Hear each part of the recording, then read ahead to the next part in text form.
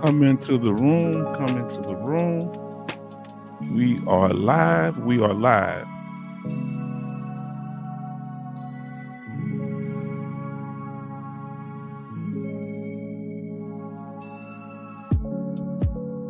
I am the H-Town Vet. We'd like to welcome you to the channel and wish those fathers out here a happy Father's Day. Thank you. Come into the room, family. Let us know that you're here.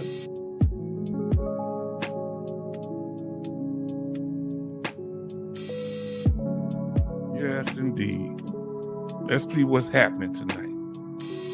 Our brother Kevin came in early. He came in early and said, Happy Father's Day, veteran family. And then we have Sister Betty Bob says, Happy Father's Day, family. They came in before 6 p.m. We didn't start until 7. I was thinking about it because I say people may still be with their family. So I guess people come on in here as they get home or wherever they're watching from. And then we have Brother Coasty. Brother Coasty says, hello, veteran family. Happy Father's Day. Yes, indeed. Thank you. And we are live. Now, Betty Bob says, hello, Coasty. Happy Father's Day. And then we have Coasty says, okay, Kevin was in. Coasty said, hey, Betty, thanks.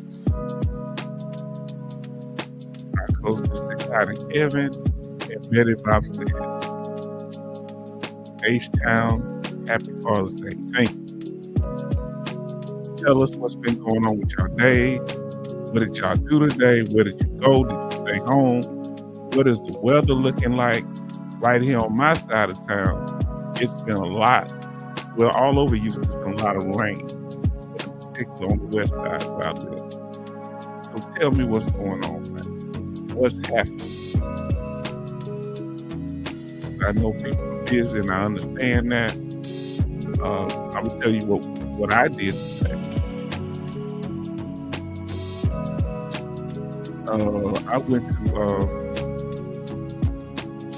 went to Cheddar's. I went to Cheddar's today, and my daughter and my niece went to Cheddar's, and I ordered some shrimp and ribs. Have you ever had seafood and barbecue on the same time? That's kind of strange. That's the first time I've ever done it. Places that sell barbecue and seafood, I've always thought it was odd that you eat it on the same day. But I got it. It's in there in the kitchen. What's up? I got some shoes. I got some shoes, some tennis shoes, some Aces that look like military brown, light brown, with little camo and mountains on it. Now, Betty, but tell us how the weather is where y'all at. Come on, fam. Betty Bob say it is 68 degrees, rainy. It was 50 degrees, raining and cold. So that weather has changed somewhere. Okay. It is 81 degrees, heavy rain in an hour, the next hour. So they tell me it's gonna be on up in here. And my concern, I can tell, having lived there for a long time, that the weather, when it rains this much, flooding coming. But I know when the ground's soaked, having lived there in Texas for so long, and it was dry for so long. Now, Coastie said that it's cloudy and 70%.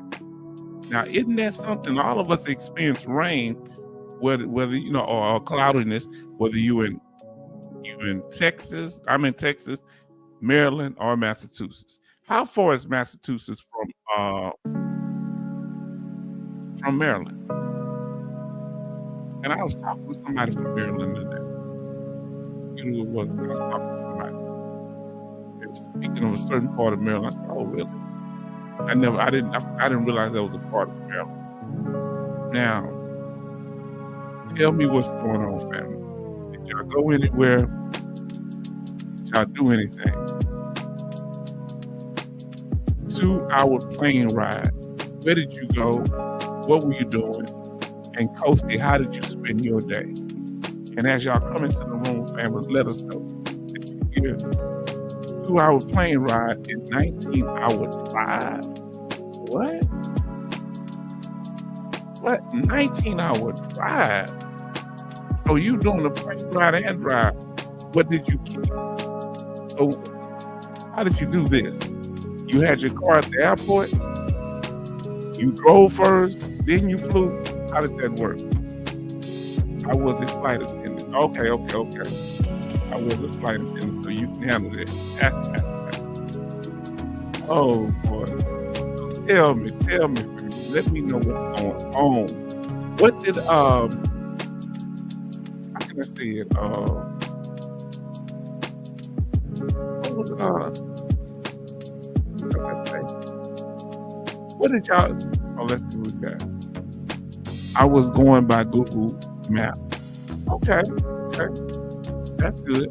Now we just gonna chop it up, family, but I do have some information in, with just some images, dealing with Father's Day.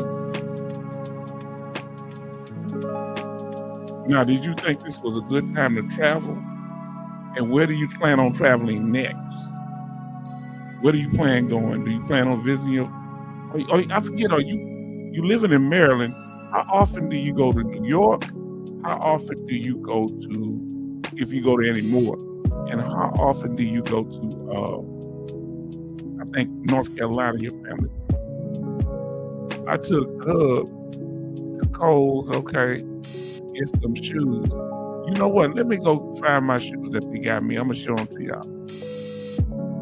Give me, listen, if y'all can hear me good, give me a thumbs up. Let me know if you can hear me clear.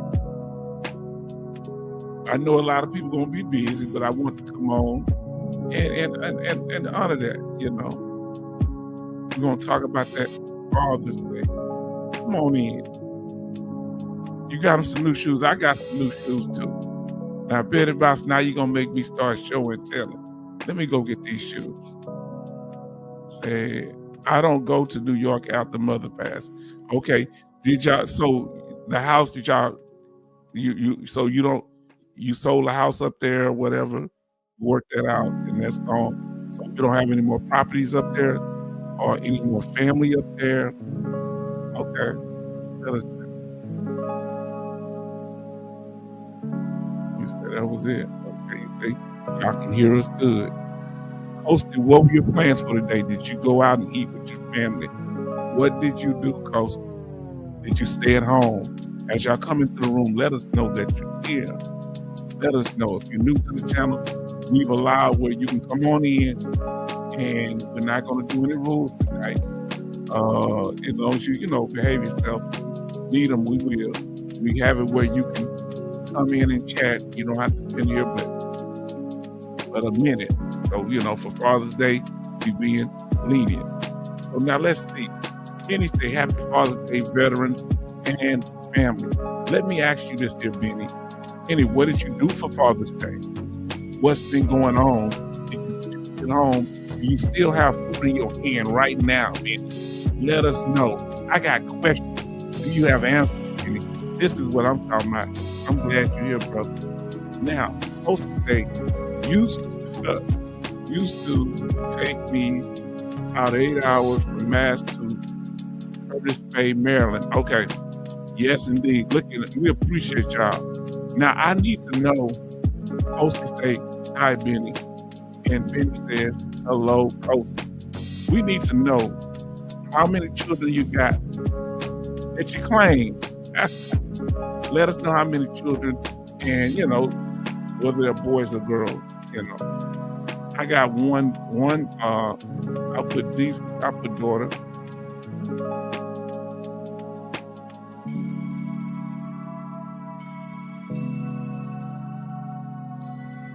I got one daughter, and she's 22 years old.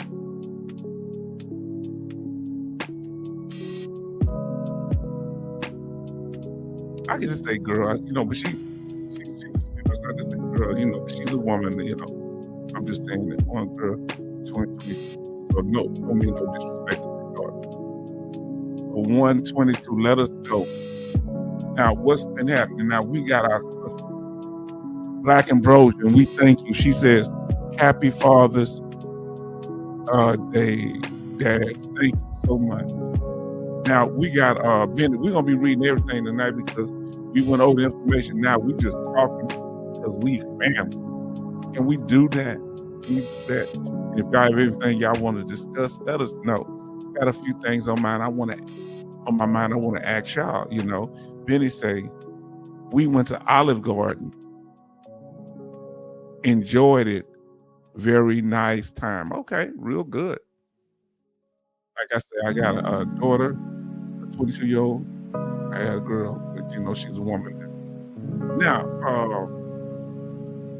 Betty Bob says, H-Town mom had a co-op. Okay, that's what it was. It was a condo owned by the city of New York, Bronx. Cleaned up the place, just gave back the key. Was there any family issues or cousins or something trying to move in there under the co-op? Now, when she passes away, does the co-op end then once you hand the key over? Let me know. Had to go to probate court to get certification to give back the key. Oh, you had to go to probate court, okay. Now, close to say stayed at home, getting over COVID, okay. Benny says he went to Texas Roadhouse, was going to this place called there's two of them. One named First Watch, and the other one, I forget what his name, Early Bird. The one close to my house. And I mean, literally, it ain't but about a mile from the house or less. About a mile. And I went there, but my daughter's going to take me there, but it's visit. She want to go to this Mexican restaurant. She want to take me to whiskey something. And I said, I didn't like all the food there last time. So she said, well, Dad, let us know. I want to go to Cheddar's. Anybody heard of Cheddar? I'm sure Black and Ambrosia have heard of Cheddar.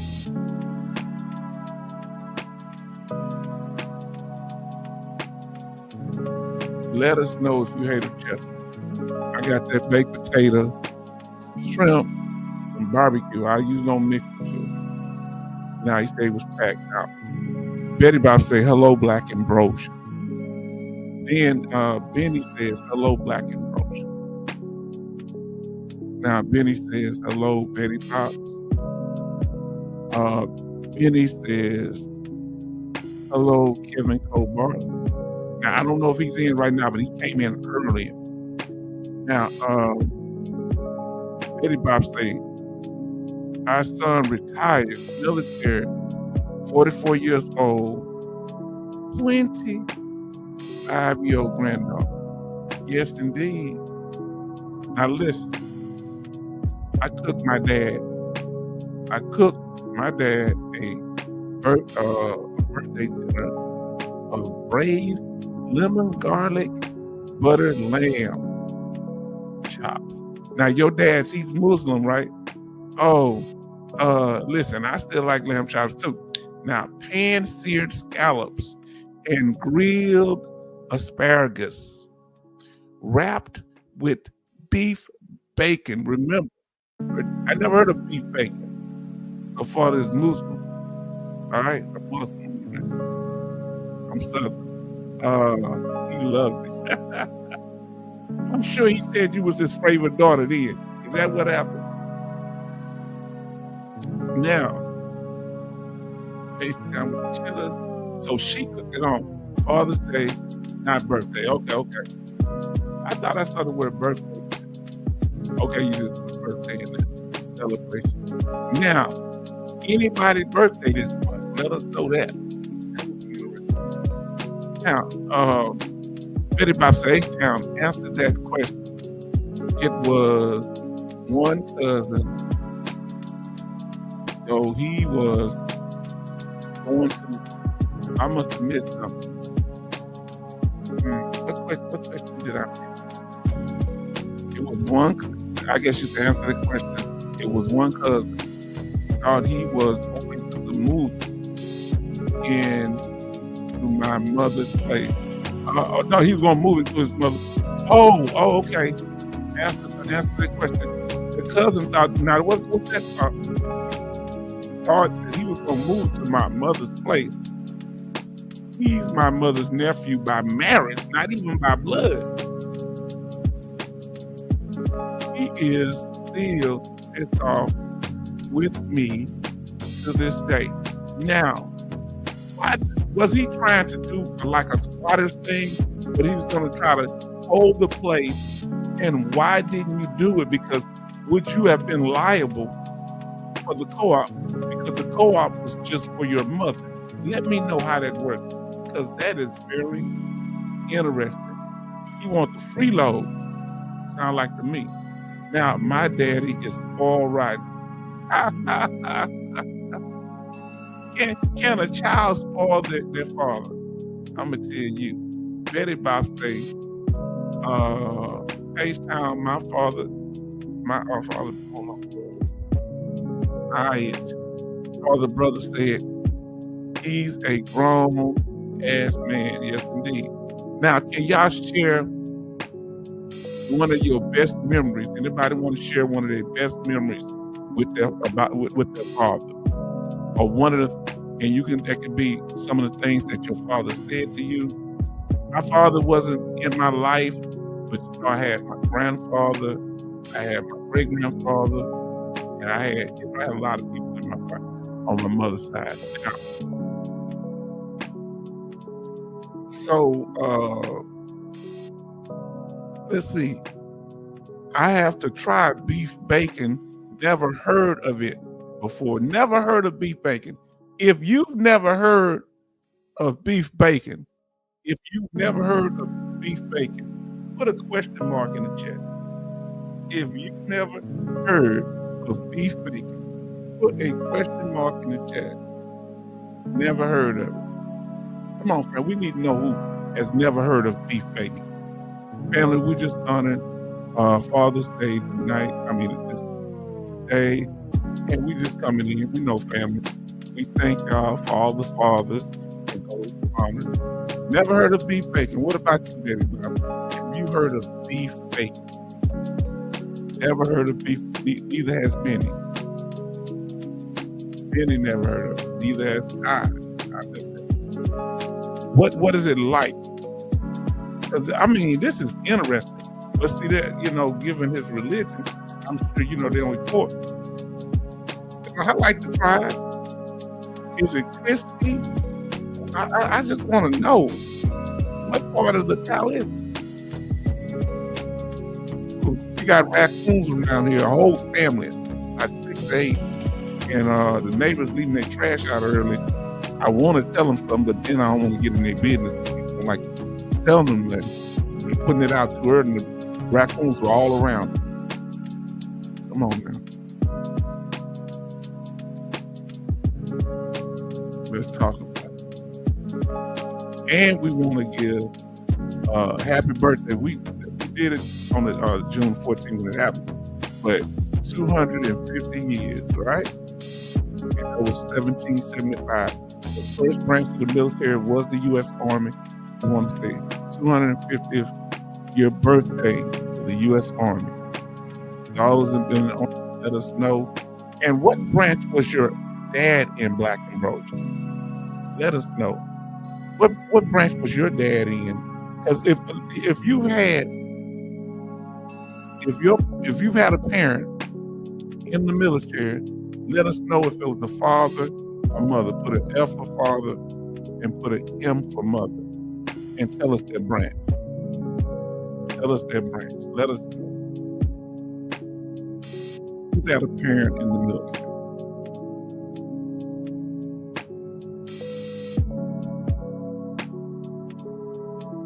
Now, like we say, what is on your father was in the U.S. Army? Okay, okay, that's for Betty Bob's. Okay,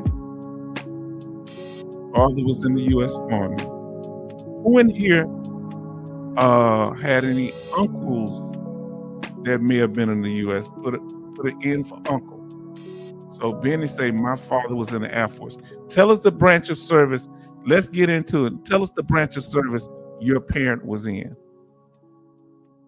If mother or father. And then let us know. I forget, Black and Broja. Was your dad in the military or were your uncle? Let us know. And if so, put U for uncle and put the branch. So neither of my parents would. Let us know. So let me see. So Betty Box went to the Navy, but her dad was in the Army. Was he in the Army when you were a child? Were you anybody in here that was a military brat that your parent moved around? Betty Box say 6 in the U.S. Army. How many of your family members have been? I had a cousin went to the Navy, but he stayed for a week and came back. They did a party for me back in the 70s. 79 or so, or 8. I think it was 79, 80. He rolled 79. He rolled back. That was a short-lived thing. I don't know what happened. He washed out quick. Now, and we appreciate it and everything. You know, all the dads. And we appreciate the mothers, and we thank y'all for that.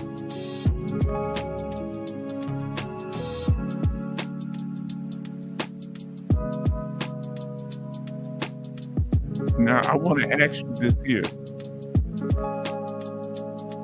Fam, what are y'all plans this summer? Anybody? Because we just talking. What are y'all plans for this summer? What do you plan on going? What do you plan on doing? Are you traveling? Are you staying at home? Are you doing repairs on your home?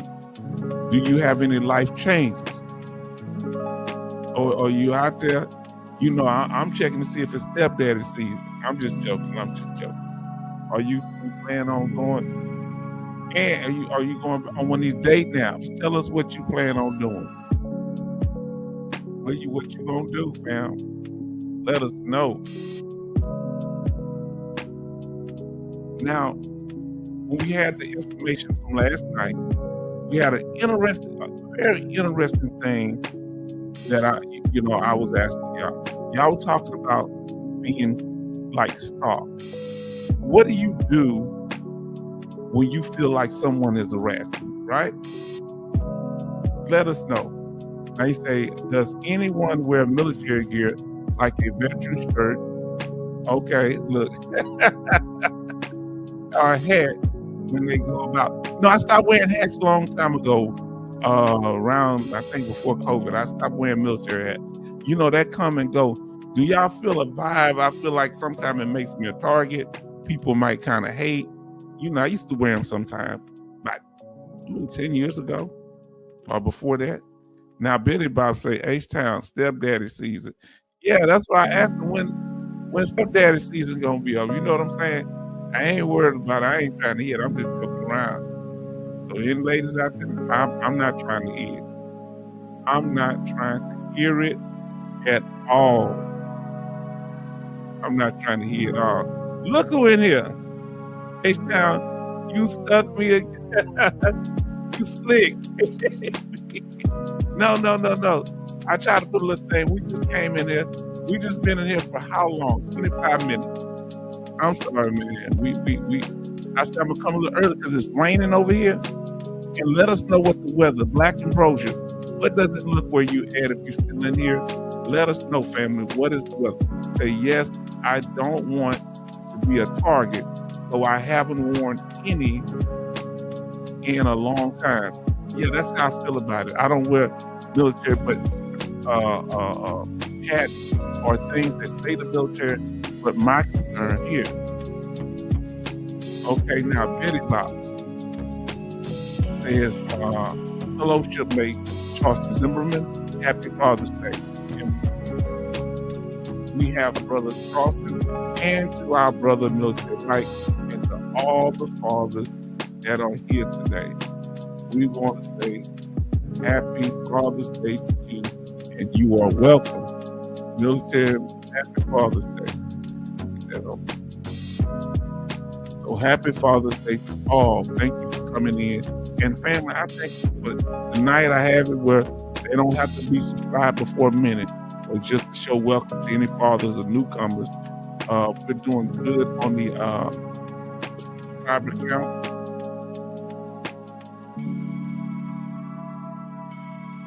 Every time I look at it, we have a new person. We have, a new number. So I want you to see that. Let's see that.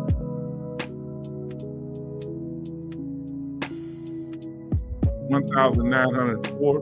We're trying to make 2,000. How long do y'all think it's going to take us to make 2,000? Do y'all think we can make 2,000 before the summer out? Do you think it's going to take to July? When do you think we're going to be able to make it to 2,000? And what is the hottest month in your state? I think Texas, the hottest month is August. I think August is extremely hot, in my opinion. Maybe June or August, I forget. Now, let's see.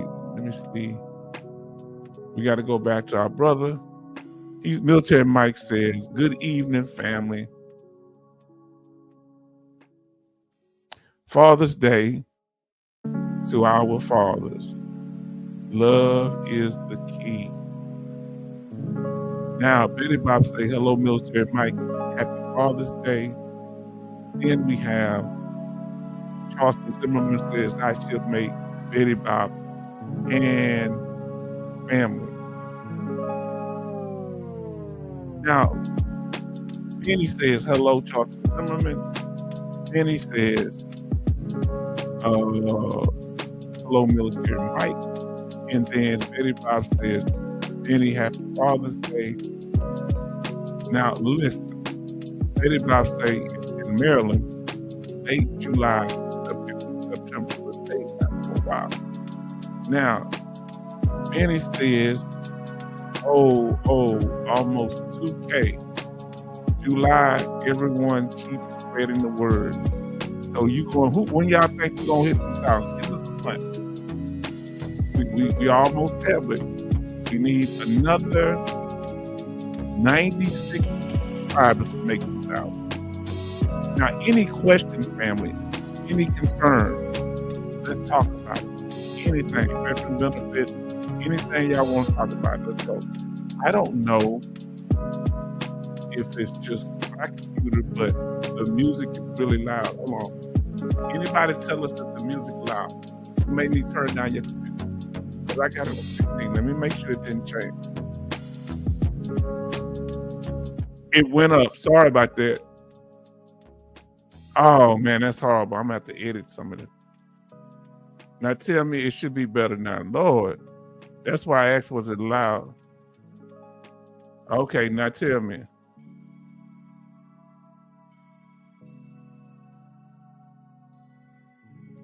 Yeah, it must have went up when I don't know, maybe it was up the whole time.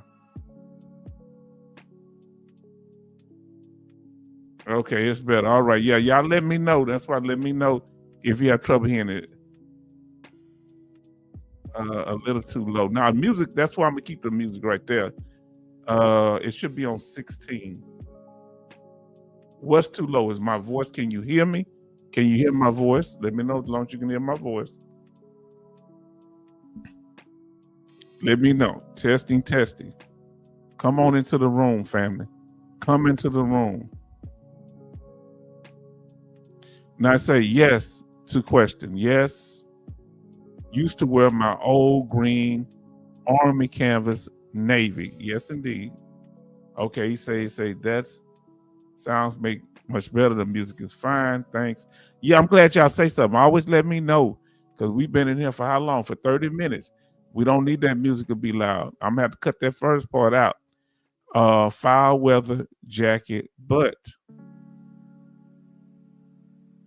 stopped a year after 9/11 because police would stop me and ask for ID after once I had no ID, forgot wallet. Do you have to carry ID in your state? That's interesting. Say stop wearing it. Okay. Now it's better. Okay. And said a little too low. And he says it's much better. Thanks. The music is fine now. Thank y'all for letting me know. And then he said, MG Smith say, H-Town, good evening, family.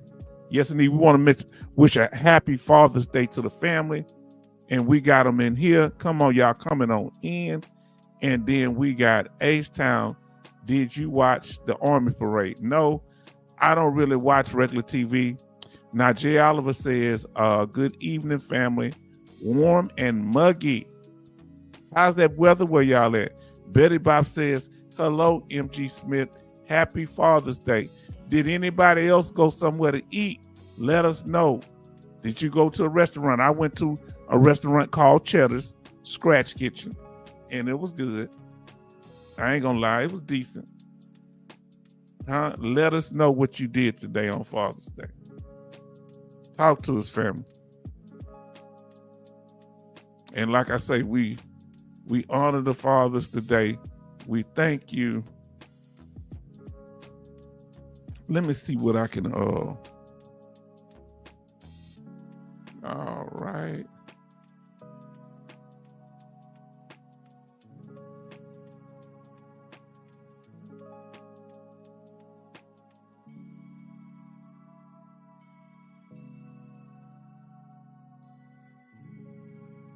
Now, let's see.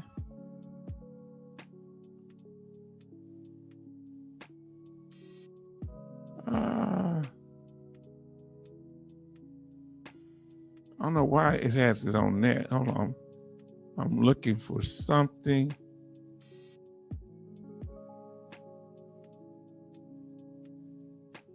All right. I'm looking for something here.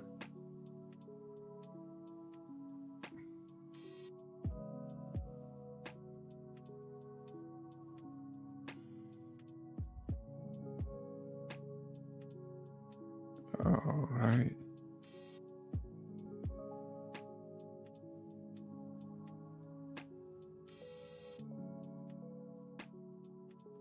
Okay, now I want to go over something with y'all here a little bit. Let's see what y'all got.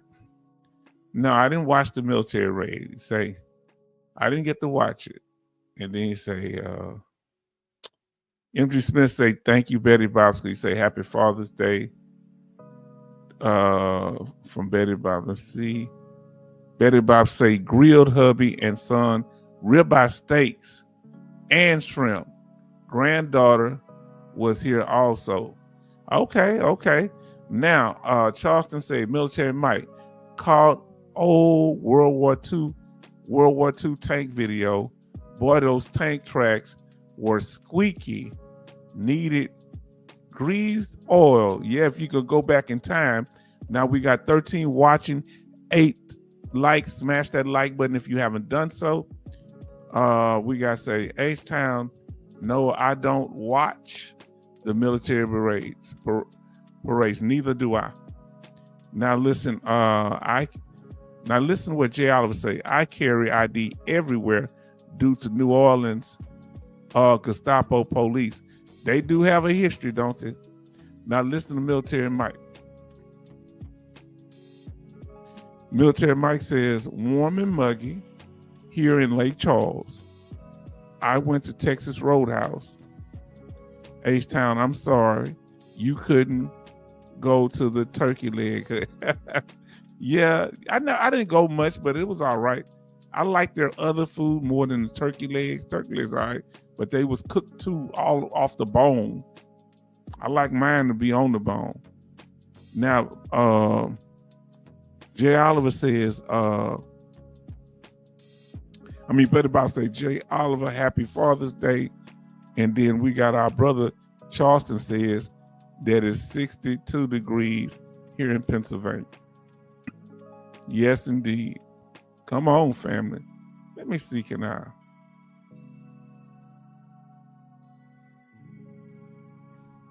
Look like they changed some stuff. It's kind of interesting.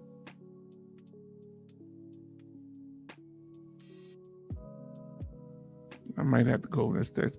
Thank you, Better Box, for sending me some things. And I'm going to have to go through it when I get a chance. Come, let me see what I can find.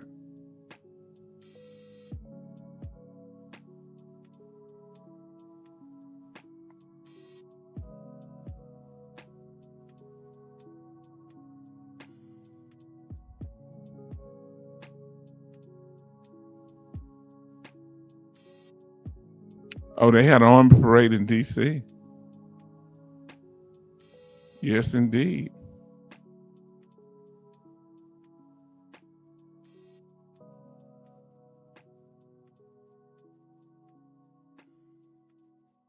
Man, they had 3 hours. Okay, let me see. Let me see. Trying to get something that don't show everything. Okay. Oh, wow. I think I'm going to pull this one up. So family, bear with me here.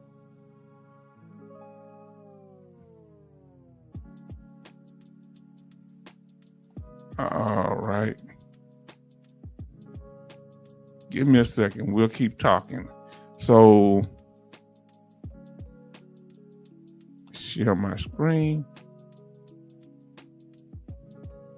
All right.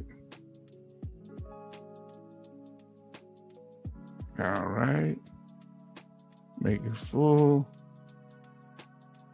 Give me a second. Oh, they brought out all the stops, fam. Let me turn the music off for now.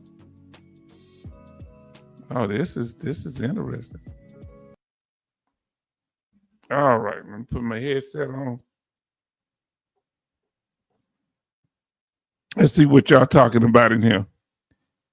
And so, what did he say? Y'all talking a lot on here. Say, MG Smith says that it's 68 degrees and partly cloudy, Cooksville, Tennessee. I think you love saying that, brother. He said Cooksville, Tennessee. Coasty says, hi, Military Mike and Jay, Mr. Zimmerman, MG Smith. Yes, indeed. Betty Bob says, H-Town sent you a Papa E-card. Okay. I don't know what a Papa E-card is. That's something else. I'm going to look. Okay. I guess that's some kind of card where, like what they call them cards. I forget them little cards where you just send people a greeting card. Now, I hope that's a greeting card, right? Hope I got it right. Now, Charleston say, hi, Coasty. Fine sailing weather, huh? Is it good to sail when it's stormy? Now,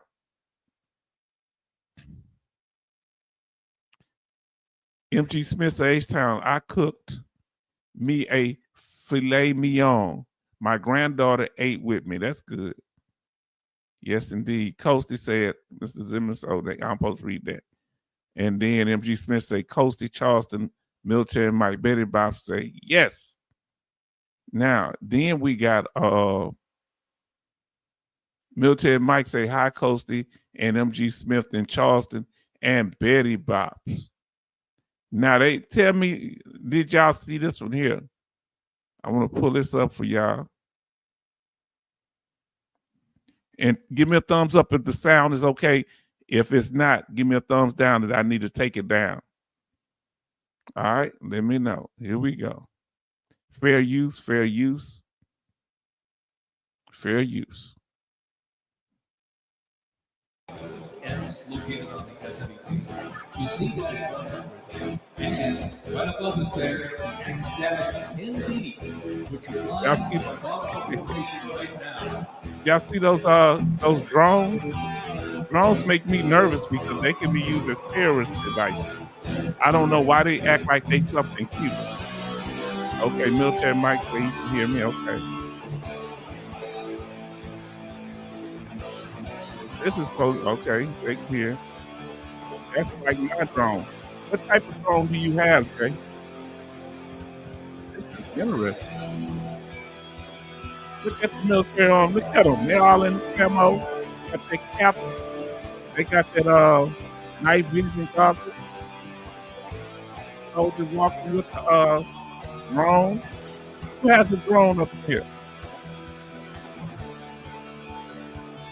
I'm gonna turn the music down a little bit.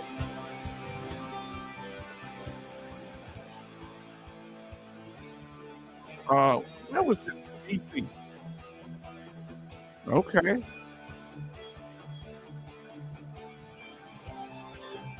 Why it looks so tactical? I feel like we somewhere in Russia or something.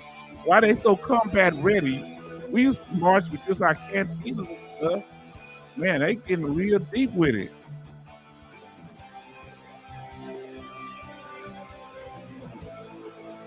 Got camo on top of it.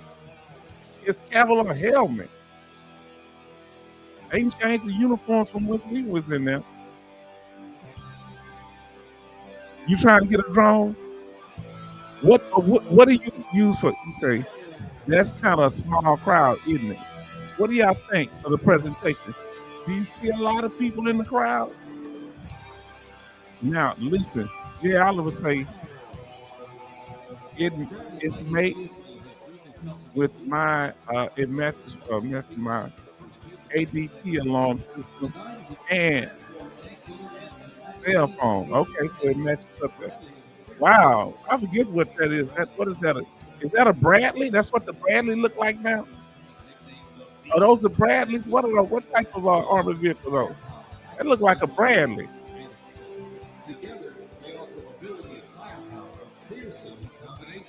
You say this brings back memories.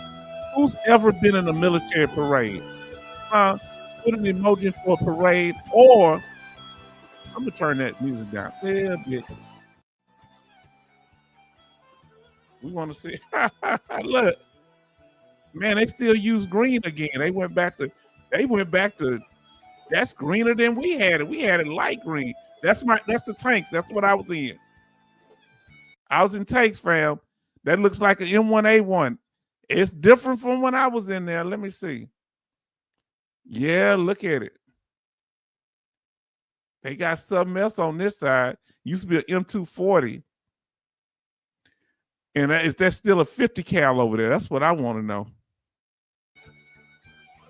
Come on, fam. I tell you, we gonna go over here. Let's talk about it. What division is that? I don't know what that is. I've seen that before. Oh, Stevens. So he an E6 staff sergeant, U.S. Army.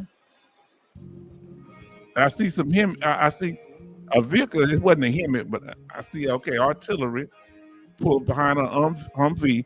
Now listen what Charleston Zimmerman say. H-Town, why in ruck step, not in locking step? Looks sloppy. Yeah, you know what that is? They not marching. They would have us marching. I can't believe they had the tanks. When they never had our tanks coming down there. That's the guy that hit Elon Musk, that tall guy right there. Is that the guy that gave Elon Musk a black eye? Fam, this guy here. Tell me this here. Maybe I missed it. I may have to go back for it.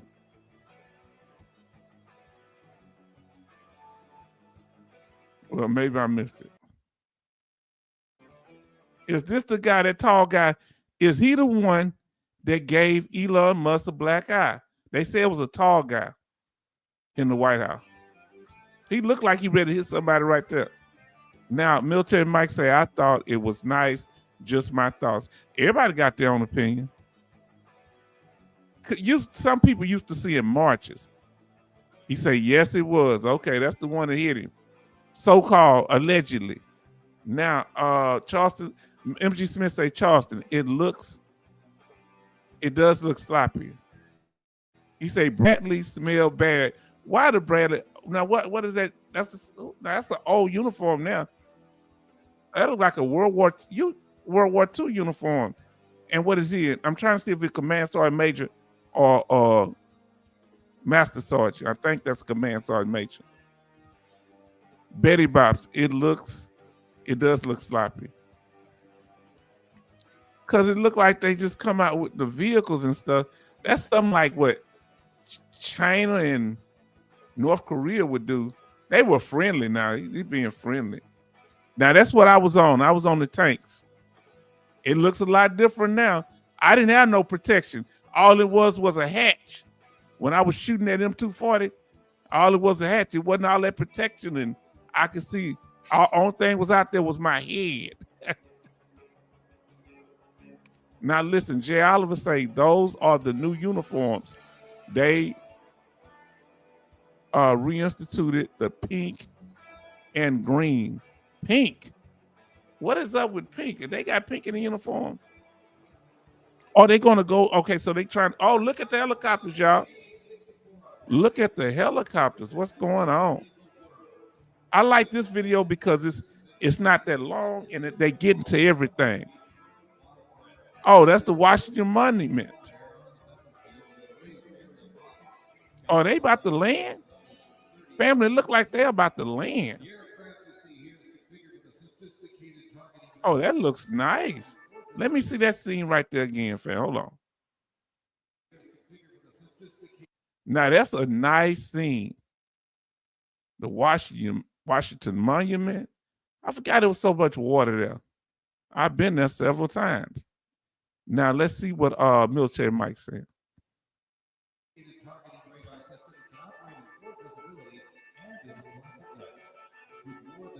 Military Mike says, we got our brother Gary in the house. Now, Military Mike say, this is the very first Armed Forces parade we had for the country. But according to Trump, if you're a gun owner who hold on, give me a second. All right, let me come up on screen while that goes through. We ain't gonna do no advertisement. Give me a second.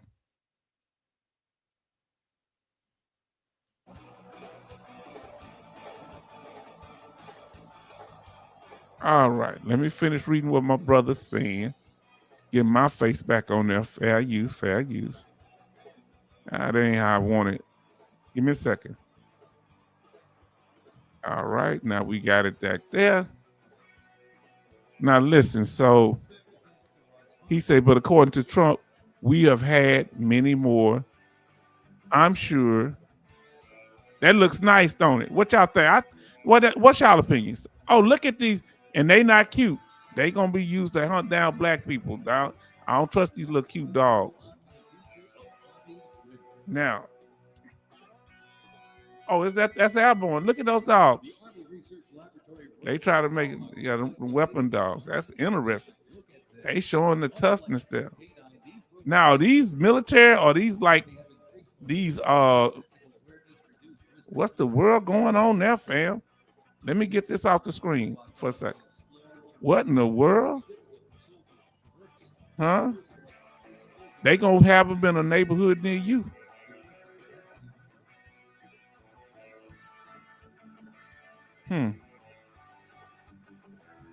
Now, so listen what it say.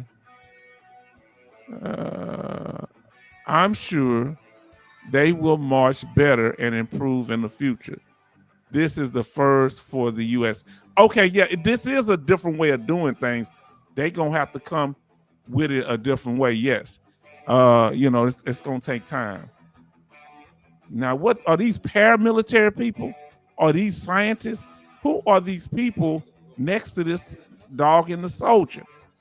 Who are they? I just have questions, fam. Now we got to say, Oliver say, Jay Oliver say, H-Town, that was going on during the live yesterday. Oh, okay, yeah, you talking about the parade? Yes. Now, Gary say, Apaches were my jam. Okay. 88 to 93. AH-64 crewman. Look at it. Now, what is this new? Is that almost look like a Bradley? What is that? A new vehicle? We have 10 watching. 10 likes and 11 watching. Thank y'all for liking. And then Betty Bob says, hello, Gary.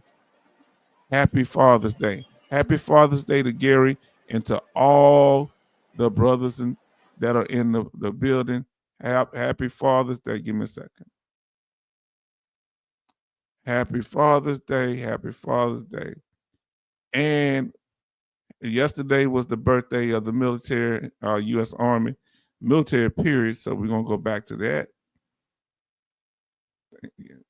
250 year celebration yesterday. Let's continue.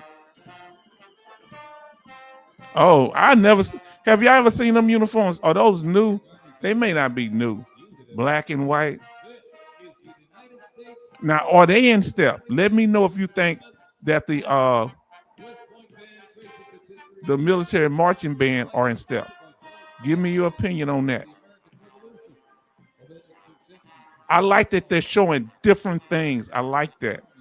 Now, listen, Charleston say, question, how the Navy going to run ships and subs down the road on flatbed trucks?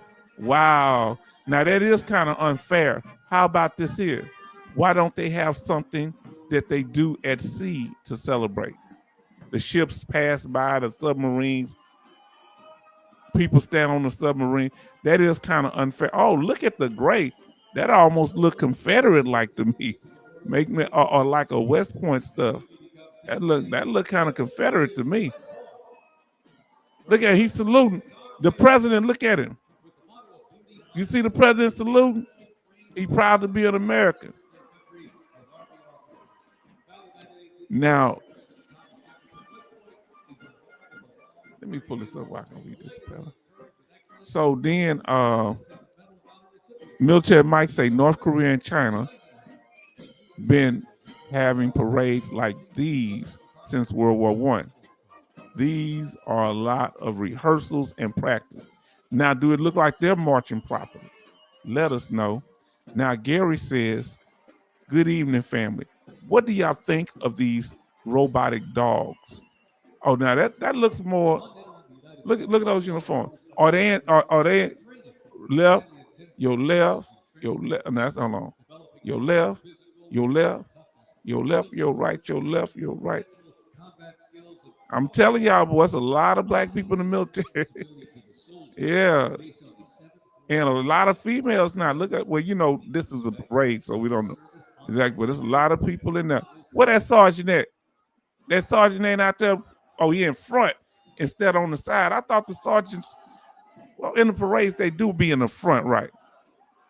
And you do, and then you got to turn your head toward the president and everything. Look at him. Look at the president. Do he look sleepy? Family. Do he look sleepy? Why is his eyes closed? Huh?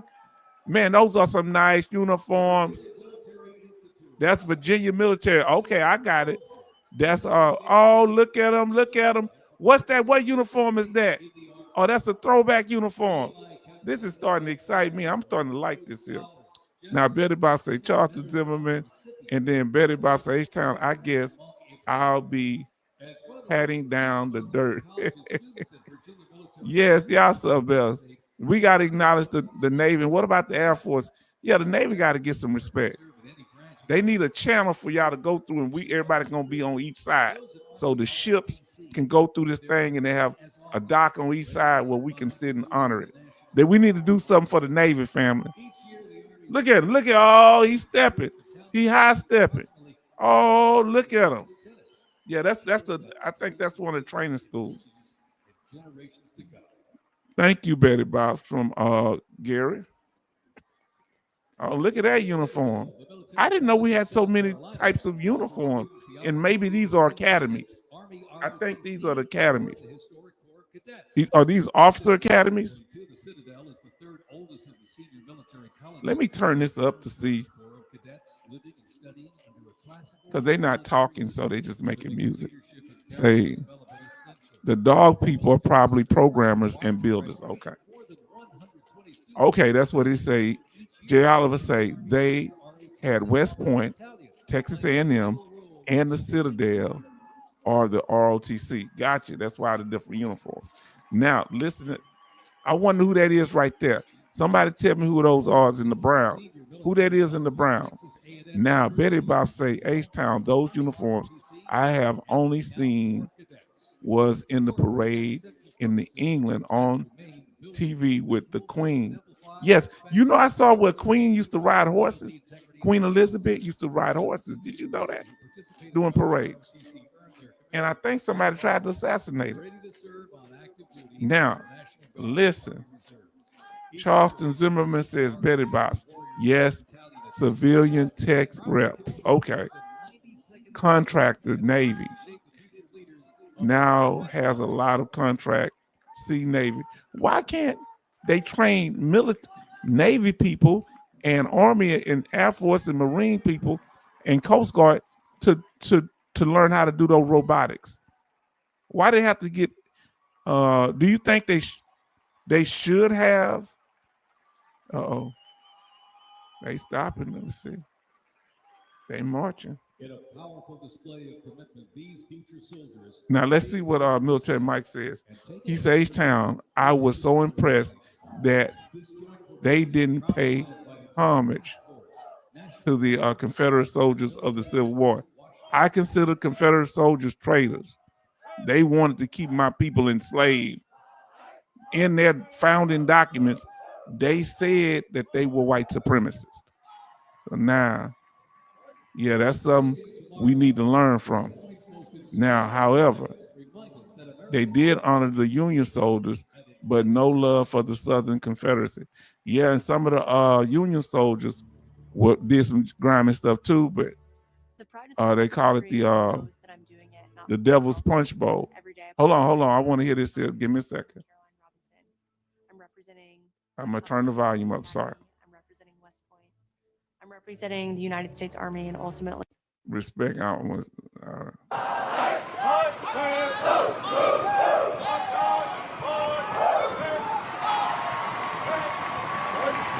Shaping tomorrow's Army, West Point's most inspiring cadets remind us that America's future is courageous and in capable hands.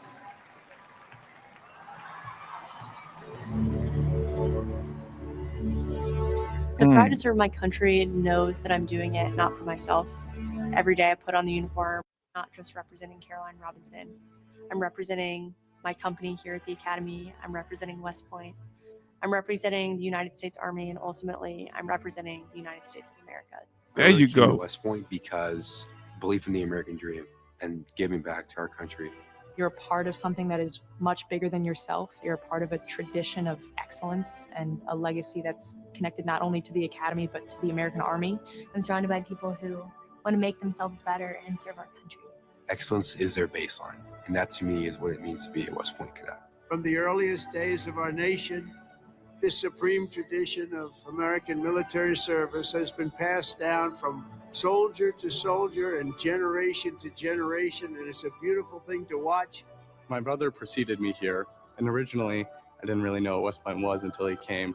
But when I saw the mission that they were committed to, of upholding the principles of American democracy and protecting the Constitution, I knew it was somewhere I had to be. Every time that we lived outside of the United States, I always developed this sense of gratitude and pride of being an American. Why didn't I wanted show to him? give back to my country what it gave to me. And it wasn't until I zipped up the blouse and I put the belt on for the first time that I realized that I was going to be serving my country, and it felt right. West Point was the place that I needed to be, and more importantly, the Army was where I wanted to be. I just looked to the left and right over basic training and realized that we all had the same American patch on our shoulders, that we're all fighting for the same thing. I mean, there was no better feeling in the world knowing that every single person around you is committed and willing to die for that mission. You came for excellence, you came for duty, you came to serve your country, and you came to show yourselves that you are among the smartest, toughest, strongest, most lethal warriors ever to walk on this planet. What excites me the most about my future in the Army is the opportunity that I'm going to have to give back to the American soldiers that I'm going to be leading. Because ultimately, they don't get to choose. And to me, it's that burden of responsibility to be the best leader. And as a young officer, that's going to be exactly what I get to do. What is No King's Day? We're going to finish that up. We got a few more minutes of it, but I got to answer these questions. What is No King's Day? Is that something that the president said? Let me finish up my brother's statement. He said, yeah, but no love for the Southern Confederacy. No, not us. You know, for people to say that they don't want us living in the past, why they reconstruct the Civil War, the South battles, they lost, but they keep reconstructing the Southern people doing that. Why do they do that? Because they doing tactics. They trying to learn where they made mistakes.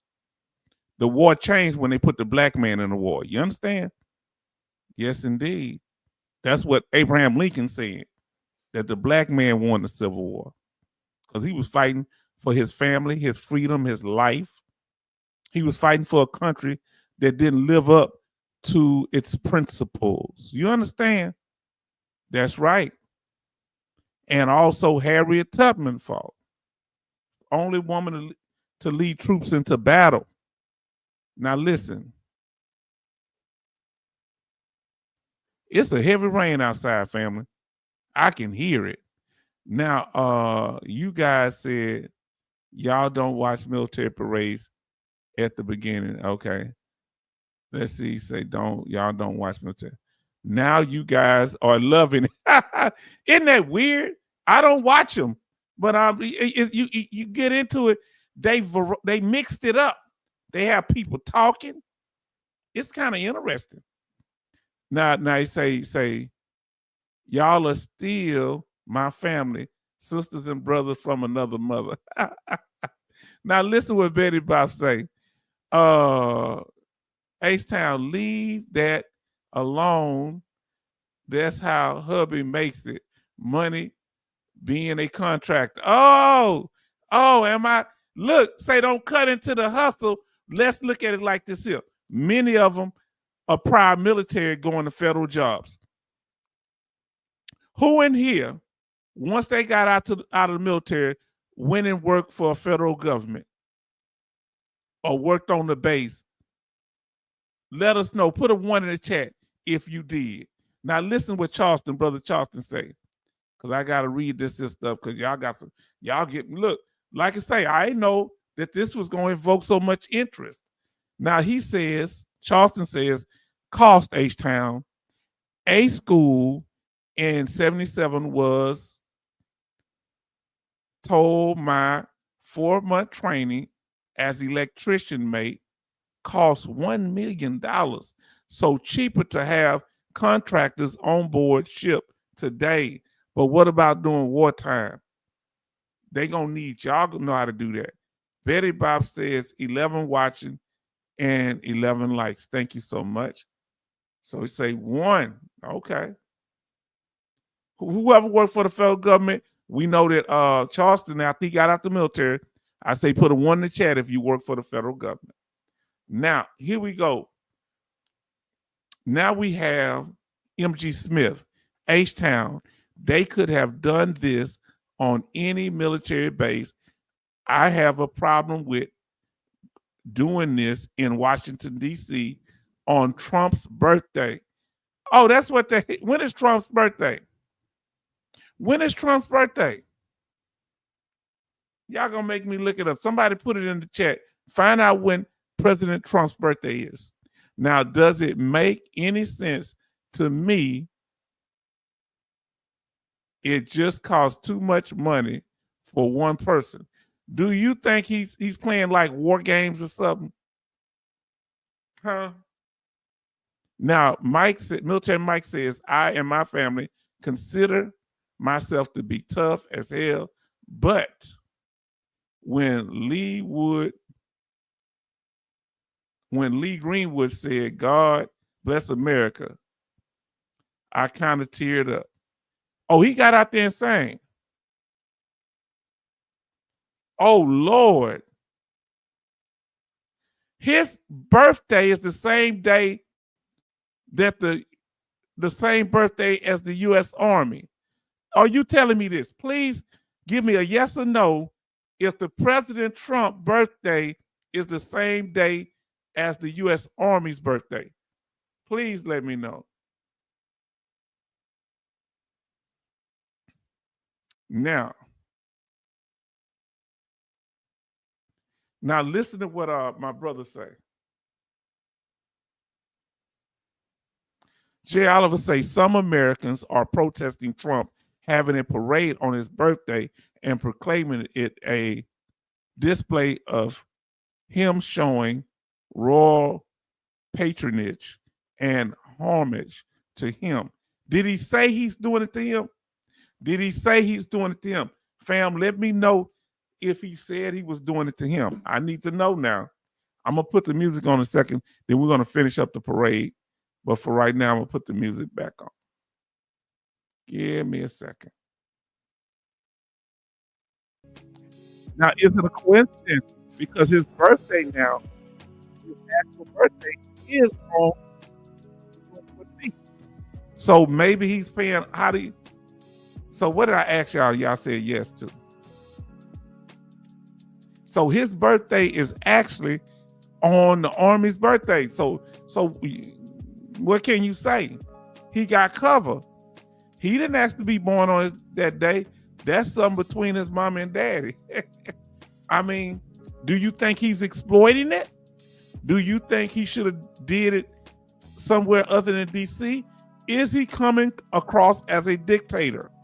Somebody let me know if he's coming across after president. Put a P in the chat for president. If you feel he's coming across as a dictator, put a D in the chat. Come on, let us know. Come on now, fam. Y'all got me concerned because I'm trying to cover for him. Say some Americans are protesting Trump having a parade on his birthday. Okay, I read that. Who came up with that term, king for a day? Did he or somebody else? What do y'all think? Come on now. MG Smith say dictator. Is he the president or is he a dictator? I mean, this day, the way he's presenting, I ain't talking about overall. I'm talking about just on this day. Is he coming across as a president or as a dictator? I put prayers. To me, he coming across as the president. I don't know. I guess I'm getting the benefit of the doubt. To me, he coming across as the prayers. Let me know. Now listen to what Gary say. Maybe not a dictator, but definitely a bully. What is your impression so far of this presentation?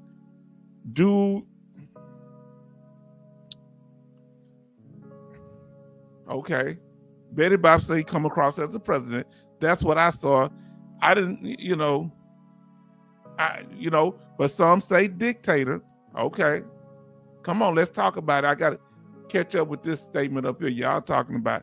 Now, here we go. MG Smith say, H-Town Trump wanted a military parade the last time he was president, but he made it happen this time. They didn't want to give him one like this last time. He got it, but is it just a coincidence, family? Are you trying to tell me that the president wanted a parade just for him? Family, hold on. Our brother Military Mike giving pushback. He say, that's BS. If anything, it shows royal patronage and homage to our Army.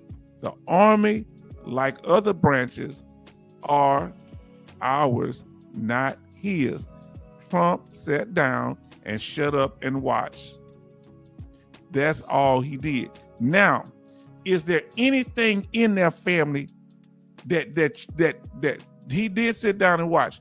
But was there any little things or clues that gave you the impression, the way it was presented, that he was trying to make it about himself?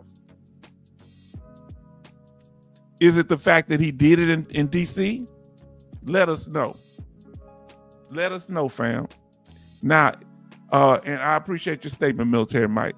Now, MG Smith said, H-Town, just my opinion, is still a free country.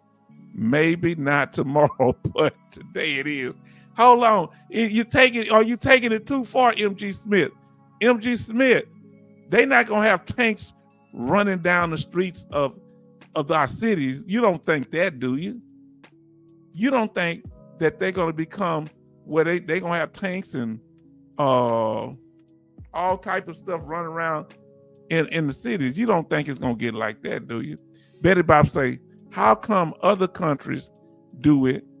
U.S. complains. That's real talk. Now, but let me ask you a question. Don't every once in a while, you got to, if your president got an ego, don't you have to kind of stroke his ego to keep confusion down? He is the most powerful man in the world, right? Do you want to really mess with him? You know he got an ego. He got into it with Elon Musk because they both got egos. He don't like nobody shining over him. Come on, I have to admit it. Now, some things I agree with he do, but I wouldn't want to. I wouldn't want to get on his bad side. I'm gonna tell you that. I'm be honest with you. He seemed like he's petty. So let him have his little parade, I guess. Am I wrong? Now, here we go. Charleston, and it seemed I liked some of the things that happened there. And the Pope, now let's see what Brother Charleston said. President, but he was behind a bulletproof shield. Why? Afraid like Saudi in Egypt, 81, getting hurt from the parade. What do you think some of the soldiers gonna harm? It wasn't nothing but military out there. Was he really behind a bulletproof shield? Please tell me.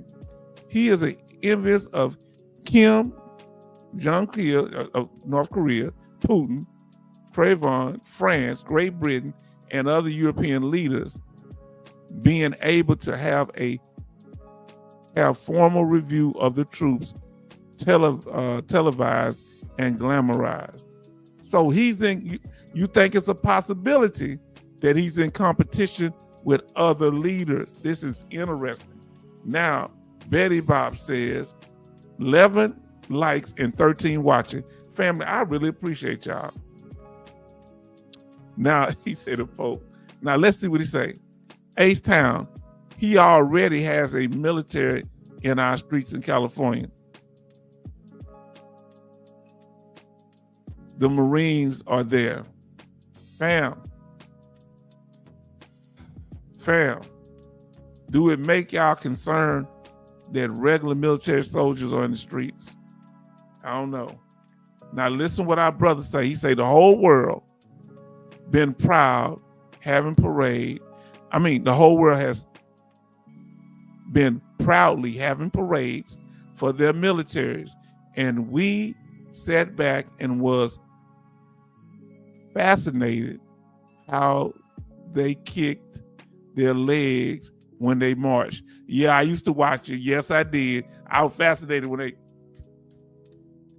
Yes, that's true. But when our country have our parade, we smirk. Now, you got a point there. I don't want y'all to stop debating. Y'all speak y'all total mind here. See, we don't have no problem with it. Why you calling this our military, mate? Maybe it's him. Okay.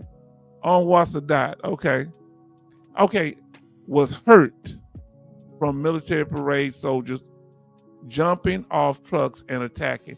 Now, which one was assassinated? Wasn't he assassinated? Was it the Shah in Iran? Who was in a parade and they turned around and started dropping them that hot lead on them? Let us know, fam. This is interesting. I'm glad that y'all have strong opinions. It means a lot to me. I'm enjoying this. Now, let's get back to it. We're going to finish it up. Got a few more minutes. Let's see what they have here. This is interesting, fam. Fam, I didn't know y'all would have such a reaction. I probably don't need to show you what the other thing I got on President Trump, do you? What I gonna do in the news when I show some news? I don't want to start no trouble. Okay, fam, let's get back to it. Let's get back to it. Got a few more minutes. Let's see what else we can the say. cadet basic. I don't know if that was me.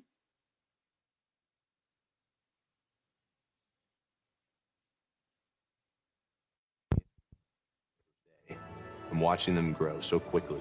I would do all the formations. I think that was them. And I looked out at these 1,000 new cadets, people who just come out of high school. They were I don't think there's another institution in the country like West Point where the student body is so committed to furthering the mission of America and ensuring. I'm really surrounded by the best of the best. And that's when I realized this is a place that I absolutely want to be. West Point itself is an amazing institution, but it only provides opportunities. The people here have to choose to take those opportunities and grow and lead and serve. And the people here want to do that. And I'm proud to be a part of that. And I would tell any high schooler who is considering it, you won't regret it. Now, I want to ask you a question. In the words of Ice Cube, hey, Jay, I got something to say.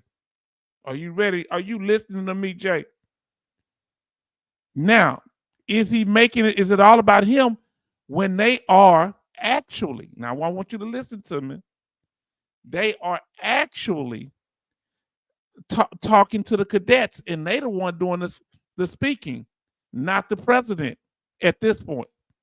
Now, what do you think about that? And my question is, they want young people to join the military. Would you actively, I'm not saying you for or against young people joining the military, would you actively try to recruit? If they asked you, would you actively try to help recruit young people to join the military? If you would, put yes in the chat. I want the whole yes. If you wouldn't, put no or put maybe. Yes, no, or maybe. Would you try to recruit? I want y'all to put it in there. Somebody to coast it for somebody to go in the Coast Guard. And you can say it for your branch of service or any branch. I want to know. Yes, no, or maybe. Please tell us. Now, Jay Oliver says, our military also took part in those parades in Europe with allied countries. Yes, we did. Yes, Sadat, I did. I didn't want to say. Yeah, okay. Yes, Sadat got put down. Thank you for being polite. Oh, come on. Now y'all gonna start another confusion. I want to know, Betty Bobs. Don't you hide on this one. I ain't trying to raise my voice, sister. Don't get your other to beat me up. I want to know the truth. Would you encourage your granddaughter to join the military? If that's something, would you, in any situation, I ain't saying that, under any circumstances, would you encourage her? Now, let us know, family. Now, MG Smith says, H-Town, I didn't have a problem with the military parades, but most of the country were protesting and calling at King's Day. Do you think it was King's Day? Do you agree with them? So Jay Oliver say he would encourage people to join the military. Why would you do that? Would you tell them the pros and cons? Why would you do that, Jay Oliver? And I'm asking all of y'all this question. Why your answer? Why would you do that? And would you tell them the pros and cons? MG Smith say maybe. Why maybe, MG Smith? What is your reluctance to give a full-throated support of them joining the military? Now, Charleston Smith says yes, Navy. Yes. Why the Navy, Charleston? Why not the other branches? Are you just being biased? Why do you think they should join the Navy? Is it because that's your branch, or what is it? Let us know. Now, Military Mike said, Jay Oliver, you are right. We did march with the Allied forces, but that was only because of the victories of the world wars. We never had a parade just for ourselves until now. I consider that a noble. Okay. I'm on the fence with this. I don't know. He meant to say I consider that to be noble. Okay. All right, you cleared that up. But I got the point. Thank you, and hope that clarified it. Thank you, Military Mike. Now, Gary says, yes, I would encourage a young person to join the military. That's a place for almost anyone. Now I got another question to ask y'all about that. Coasty say maybe. What is your reluctance, Coasty? Coasty, what is your reasoning, if you don't mind telling us? What is your concern? Is it on the military side of the game? Is it on the VA side of the game? Let us know. Is it because if you get injured, it's so hard to fight for your disability? Or is it on the military side of the game? Which is it? Let us know. Come on, family. Look at our brother in here. Yesterday was the Army's birthday. Army George say, hello all. Yes, I would.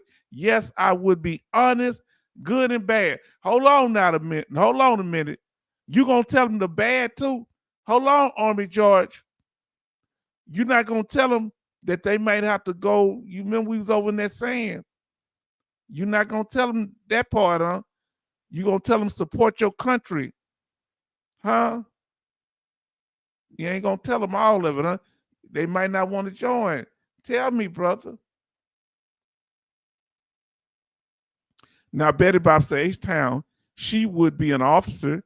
She has a IT degree and a contractor. Go ahead. Now, listen. Charlton say, I am biased. Sorry, H-Town. Boy, this man is truthful. You are biased for the Navy. You would just be the Navy. Would you want them to go on aircraft carriers, submarines? Where would you lead them toward? And what jobs in the Navy? Let us know, Charleston. I'm a man full of questions. Don't say nothing and don't think I'm not going to question or challenge you. Would you want them to be an officer? Would it be okay to be enlisted? What would you want them to go toward? Now, MG Smith said, H-Town, 8 million people can't be wrong. Oh, okay. But there's just a right way to do things in this country. Yes. But we have a leader that was elected, and we got to follow the leader that was elected, right? Huh? Right or wrong, we got to follow him. I don't mean wrong, but we got to trust his decision making to an extent. Now, Gary says, I attribute my success to my military experience and training. That's what you would tell them about. Okay. Young folks can get their head straight by a drill sergeant banging a trash can for no reason at 4 a.m. This happened. You know this happened to me, Gary. Gary, you know this happened to me. But Gary, can I tell the full story, Gary? This happened. Let me make sure this is a trend of this. I need some calming music. Let me know if the sound is okay. Gary, my brother, this happened after we did a 25-mile march in Kentucky. I want you to listen to me here. Snow freezing. Well, I don't know if it's snowing freezing. It wasn't snowing. I apologize. Going to a gun range. When we got to the gun range to qualify, guess what happened? They put us in them kind of holes, dug in the ground to shoot. Guess what happened when we got there? All the sweat. We wasn't warm no more, standing still. We were freezing cold. Did you hear me, brother? We come home, we had to clean up our uniforms, take our showers, and polish our boots before we went to bed. That was 11:30 at night. Do you know they beat trash cans the very next morning? And do you want me to be honest?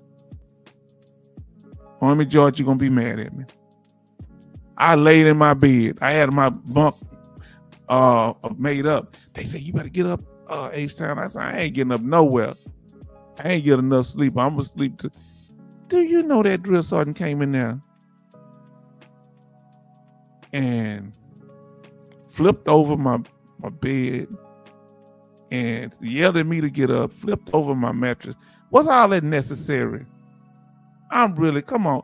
You had me march 25 miles and it wasn't 23, it was 25. They don't under-exaggerate. Now, Army George says, maybe I needed that, but I didn't like it at the time. Now, Army George says, H-Town, did you go to Washington, D.C. after Desert Storm for the parade? I was in Germany. I'm glad you asked. So what happened was, let me say, did I go? No. Was I picked to go? Yes. At the very last minute, they told us we weren't going to go. We started getting our uniforms together, our TA-50, all that stuff. And at the very last minute, they said we wasn't going. And I wanted to go because my cousin, he was going to, what is the name of that school? In Syracuse. Wherever we was at, he was up there and I was hoping to run into him. He was going to college there playing football for the college. Is it Syracuse or something like that? Now, yes, I picked, but they canceled it. I was in Germany. I guess they were saying we were too far. I wanted to go because I hadn't been in the United States over 2.5 years, 3 years almost. I wanted to go 2.5 years, I say. Jay Oliver say, I would tell them the pros and cons. I will explain the reasons for freedom and the sacrifice for those for self and success. Our land is weak without protection and doomed without focus. But are we here to sacrifice our young people to protect our country? I guess if they don't, we're going to be in trouble. If they don't sacrifice, somebody take over it. So, but we need to give them a sobering thought, I guess you're saying. Now, Betty Bob say, happy Father's Day, Army George. And whoever we didn't get to say happy Father's Day, we want to tell you we're celebrating Father's Day. And yesterday was the Army's 250th birthday and the U.S. military, because that's when they start military. I want to show you this real quick. All right, let me get back with that. So happy Father's Day to all. We thank you for being here. We appreciate you. We value you. For all the fathers in the building tonight, thank you for being here. All right.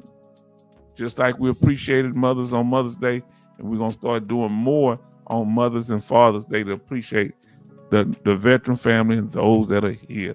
Come on, family. Man. Now let's get to these comments. All right. Now let's get back to the comment. Pull that back up. Now we got, let me see. Hold on, I didn't get the media back on. Hold on. Why I don't hear nothing? Oh, it's on there. It's on there. Okay. Now, listen, Charleston says, thanks, Betty Bob Shipmate. I was going to ask you advice. My 39-year-old daughter, she wants to be a Navy nurse, as she has a degree, would be an officer. Now, that's a good, that's a good one. Oh, look at the family. I got to play catch up. Everybody coming in here. Now, MG Smith say, hello, Army George, and happy birthday. Okay, somebody's birthday here. This is the Army birthday. Now, listen, Giallo say, Jim Jones was a leader, H-Town. Okay. Oh, yeah, you talking about Jim Jones, the man that led them to Jonestown massacre? Now, MG Smith says, let me know which Jim Jones you're talking about. H-Town, no, we still have a constitution. I'm sorry, but that's my opinion. He doesn't follow the constitution we all swore an allegiance to. And you're talking about the president. Now, let me ask you this here, but we have to follow him because he is our commander in chief. And if he wants a parade, they didn't give it to him first time, he wanted now. Now, would you, for those you just coming into the room, Junior and the family, would you recommend a young person joining the military in your family? Or would you go to a school and speak? And would you tell them the pros and cons? How would you approach it? Would you be like a recruiter? Would you do a yes, no, or maybe? Betty Bob say, I would say go in as an officer, especially a black woman. I saw one when I was over in Dustin. Boy, she was a pretty officer. She was having a business, but she was a pretty lieutenant, my God. Now, I should respect her for sure. I do respect. I was over in Desert Storm. I ain't see, she was cool looking. All I can say, handling her business. Now, you get treated badly as a woman and a black woman. Now, so you get treated badly as a woman and a black woman. So you think they need more female leadership. Okay. Now, MG Smith said, H-Town, that's all I have to say about it. He put it down. I hear you. He said, if I tell you, he say, however you want to word it, H-Town, I made my statement. Respect. Now, come on. Come on now, family. We got the family up in here. Now, listen to what our military Mike says. The person who has discipline would excel in the military, but they have to be disciplined. That's the key. A lot of young kids, not all today, and I blame the broken families, have no discipline. Now, Gary say, be honest, H-Town. What you want to be honest about? Let me know. What did I say? Let me know. I'll defend myself, my honor. Now listen, let me know, Gary, because so many people saying I need to know what I need to be honest about, because I want to respond to you. Now, Junior say, H-Town, hello everyone. If you have any children, glad to be here. Happy Father's Day if you have children. And military Mike say, and I repeat, not all. Okay. Respect. Now, everybody's entitled to their opinion here. We don't criticize you because we need honest dialogue. That and you ain't gonna never have no problem with. Only bad faith arguments, only people with bad faith arguments and talking, just stuff that's factually untrue. But if you have an opinion, that's why I say, if you support the president, some people talk about, I couldn't understand what they're talking about King's Day. I don't know. I don't know. Betty Bob say, hello, Junior, happy Father's Day. Now, listen, Junior say, did everyone watch the celebration to the big bad U.S. Army? Yes, we've been going over that, bro. Look. See that? We've been watching it. Huh? You see it right there? I'm just trying to catch up on the chat. We almost done with it. Yes, indeed. It's too many people. Look, we got all my people coming in there tonight. Now, Charlton Zimmerman says, Gary, do you still have metal trash cans, though all plastic now? Yeah, we have plastic now. Anybody have, we use metal trash cans. They good for holding like drinks, you know, sodas and stuff. Some people use beer. I put beer in it. MG Smith, because they get all bent up and dented. Now, MG Smith says, yes, thank you, Jay Oliver. I agree with you. And Army George say, thank you, Betty. And then our brother Kevin Cobarsine said, good evening, veteran family. Thank you for coming in early. Thank you, my brother. And thank you. Happy Father's Day to you and all that are in here that are our fathers tonight. Charleston say, hi, Kevin Cobart. And y'all speaking to each other. I'm trying to get down to the chat because y'all moving so fast. Now let's just say, shipmate Charleston, let me look it up, the age. Okay. Now, Jay Oliver said, Jim Kool-Aid Jones. And it wasn't Kool-Aid. It was another kind of, it was a knockoff of Kool-Aid. I thought it was real Kool-Aid. If you ever go look, he talks about it. Oh, we got this here. And that was really a stereotype because it's like all black people like Kool-Aid, which a lot of us did back then. I ain't gonna lie. But yeah, that's making it easier for them to take it.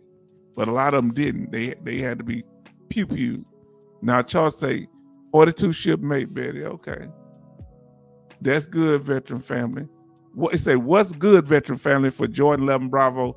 I done spoke him up. Now listen, I've never seen a parade so great like yesterday. So a lot of people, especially Army, I think he was a brother in the Army, we don't see no problem with it, but some are saying that it was almost like he was a dictator, Gestapo style, you know.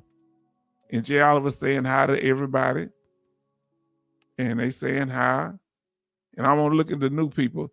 Shipping, Air Force, and Space Corps. Now, should they have a parade for the Navy? Should they have a parade for the Air Force and the Marines? I'm sure the Marines do it sometime. Let us know.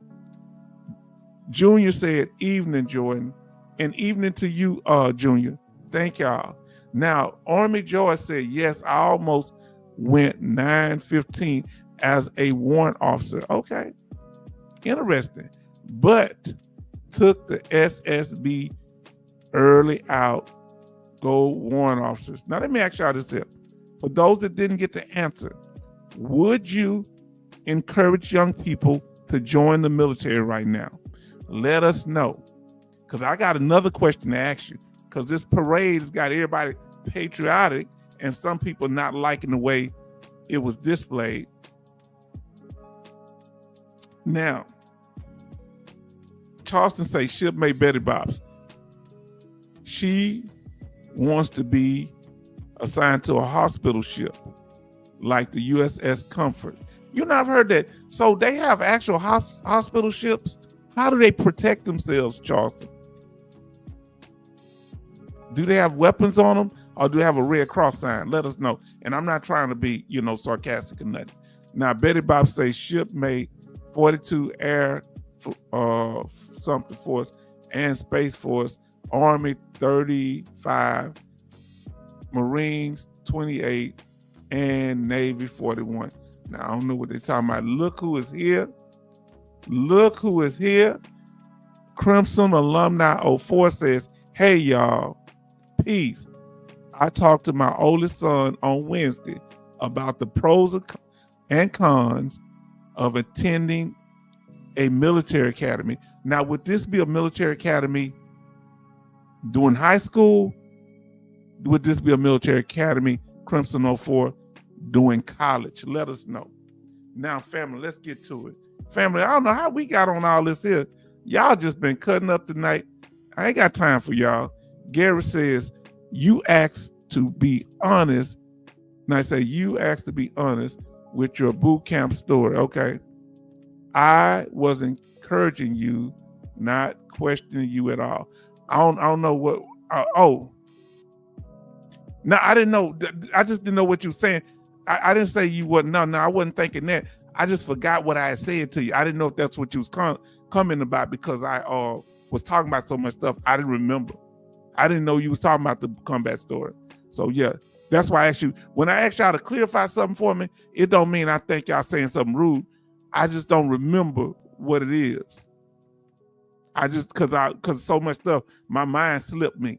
So I want you to refresh me what I was talking about. That's why sometimes I say, hey, what did I tell y'all to put the number 1 for? So thank you, Gary. So I apologize if I came across wrong. MG Smith said, yes, Army George, I had to take that SSB. Now listen, Betty say Bell. And Betty Bob say, hello, Jordan. Happy Father's Day. Betty say H-Town or H-Town. I'm trying to catch up, y'all. Now, Junior say, I'm glad President Trump at least does something special for the service. Yes. Did you see anything in there where he was trying to pay homage to himself, or do you think his ego was involved? Because we will never know what's in somebody's heart. And I guess the Army, we so excited that we're being acknowledged, but I think they need to have something. Let me ask Navy, do you think they need to have something on one of the ships? Do they need to have something where the ships can pass by through a canal and the people be doing a parade, or do a parade on and have the submarines, people standing on the submarines, the people that are, on submarines, and all acknowledge different, and Air Force do things, and for that. Jordan says, 11 Bravo says, no matter how the parties are divided, I hope U.S. service members can agree that what happened yesterday gave respect to the service branch like the U.S. Army. Hoorah. Some agree that, some don't, but some question his motives.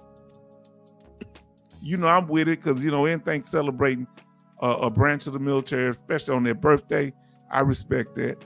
But some question, he tried to do a big parade last time. Now, y'all know his birthday, as they said, is on the birthday of the Army. So are you giving him a fair shake? And don't chew me out. I'm just asking. Now listen to what Military Mike say. Thank you, Junior. You said celebrate to the big bad Army, not to Trump. Now, listen, Betty Bob says, H-Town, it doesn't matter if they are father. Okay, if they are father, all you men are fathers figures.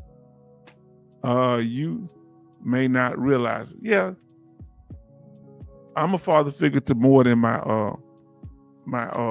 daughter, my nieces, and people that they come up and thank me for stuff, and I don't remember. I know I say that, but I don't remember telling them that. I forgot some of the things I said. They remind me. I remember it then. Now, Kevin say, I sent you a series of mental health issues. Okay, I have a series of mental health issues. Okay. No, I have. Okay. Now, Jay Oliver said Marine Corps has balls worldwide. So what do y'all do in the Navy? Come on. So the Army, we have our parades. Now, don't they have an Army ball? The Marine ball is the most popular, I know. What do y'all do in the Navy to honor the Navy? And what do y'all do in the Coast Guard, Coastie? Let us know. And what do y'all do in the Air Force? God, H-Town. Okay, see, I don't remember what it said because I'm playing catch up, so I don't know where we at. So I may have to go down here. Let me hear them catch up so I'll be knowing what you're talking about. Hello, Crimson Alumni 4. And they say, Happy Father's Day. And then we got MG Smith say, this is true, Betty Bobs, but I can be honest saying mine are all accounted for. Now listen to what Crimson says. College, we walk past some Navy cadets while on vacation in DC. Oh, really? Where is the Naval Academy at? Somebody let me know. Is Quantico, Virginia? Where is it at? Now, Junior say, Military Mike, I agree. The reason I mentioned it because all these past years, nobody gave respect to our service members.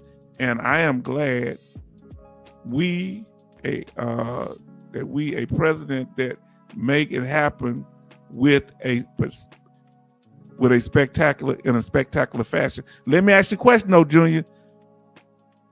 Is it a coincidence that he did it? His birthday is the Army's birthday. Do you think that could be a hidden motive? But he did something good. I agree. That's what some are saying. Now, I don't know either way. I like the parade, but people got me thinking now though. Betty Bob say, Kevin Kobarsi, I am sorry. Now, what did he say? That's why I didn't understand what he said. Oh, I'm having a serious mental health issue. Brother, we here. Everybody show love to our brother, Kevin Kobar Sr. He's going through right now. Brother, anything we can do to help you, support you, we are here. So you've been struggling for your benefits. You got a lot on your plate. They got you. Right now, our brother is fighting for his disability compensation. I received your email, brother. We'll get to each other behind the back channels. I need more of a click because it's kind of cut off. So we're gonna talk about that and help you with that, brother. Let's see what we got. Show love to our brother, Kevin Kobar Sr., because sometimes it's just hard for us, fam. Okay, thank you for reminding me of that.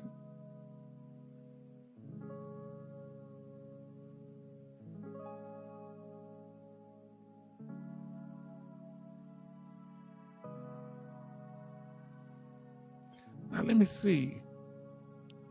Betty Bob say, Kevin Kobar Sr., I'm sorry.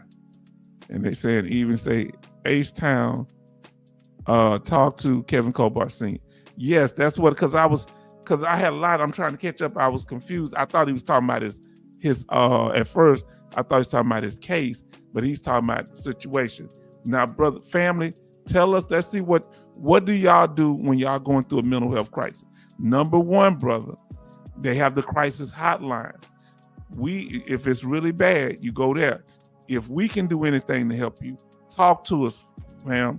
Let us know what's up, because we've had who in here, let us know if you've had a mental health crisis, put yes in the chat. If you haven't never had a mental health crisis, put no in the chat. We got to see if we can help our brother tonight. Okay? If you had a mental health crisis, put yes in the chat. All right? I have. Now let's see.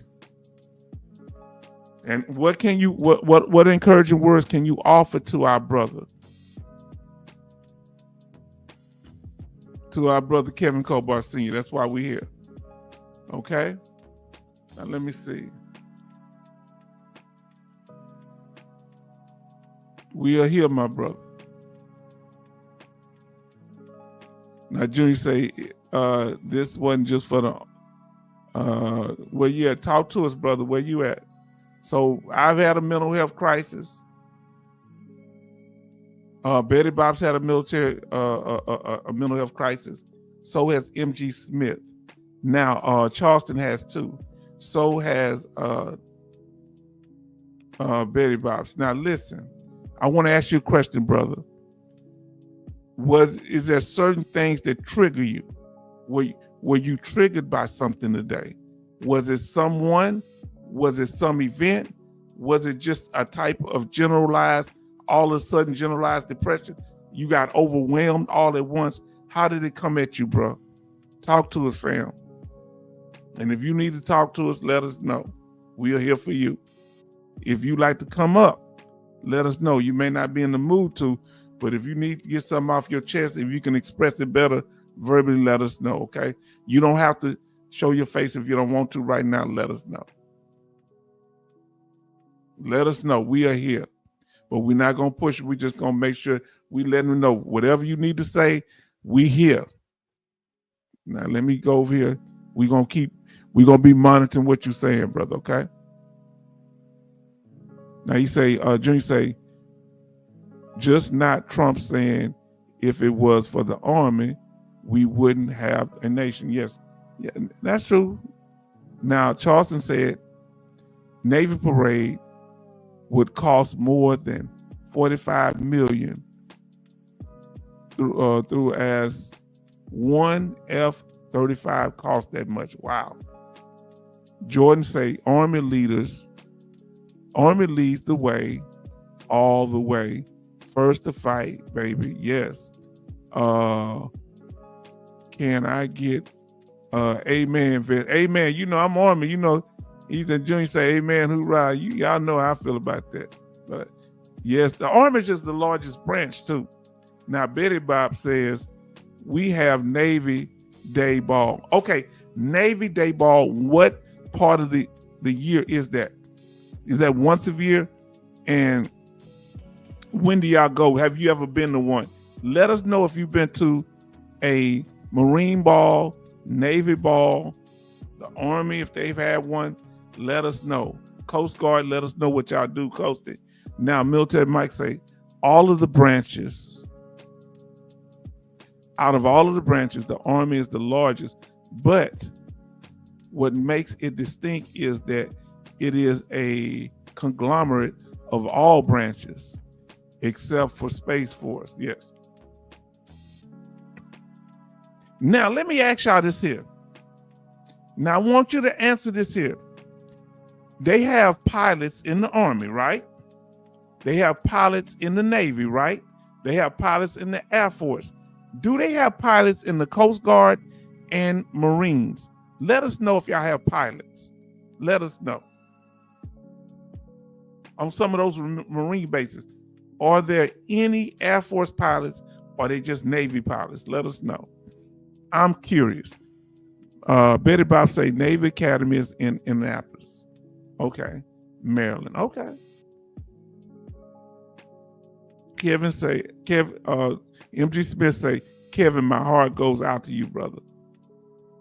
Yes, indeed, my heart go out to you. Let's say we're going to say a prayer for our brother right now. All right. Let me make sure I mute this music.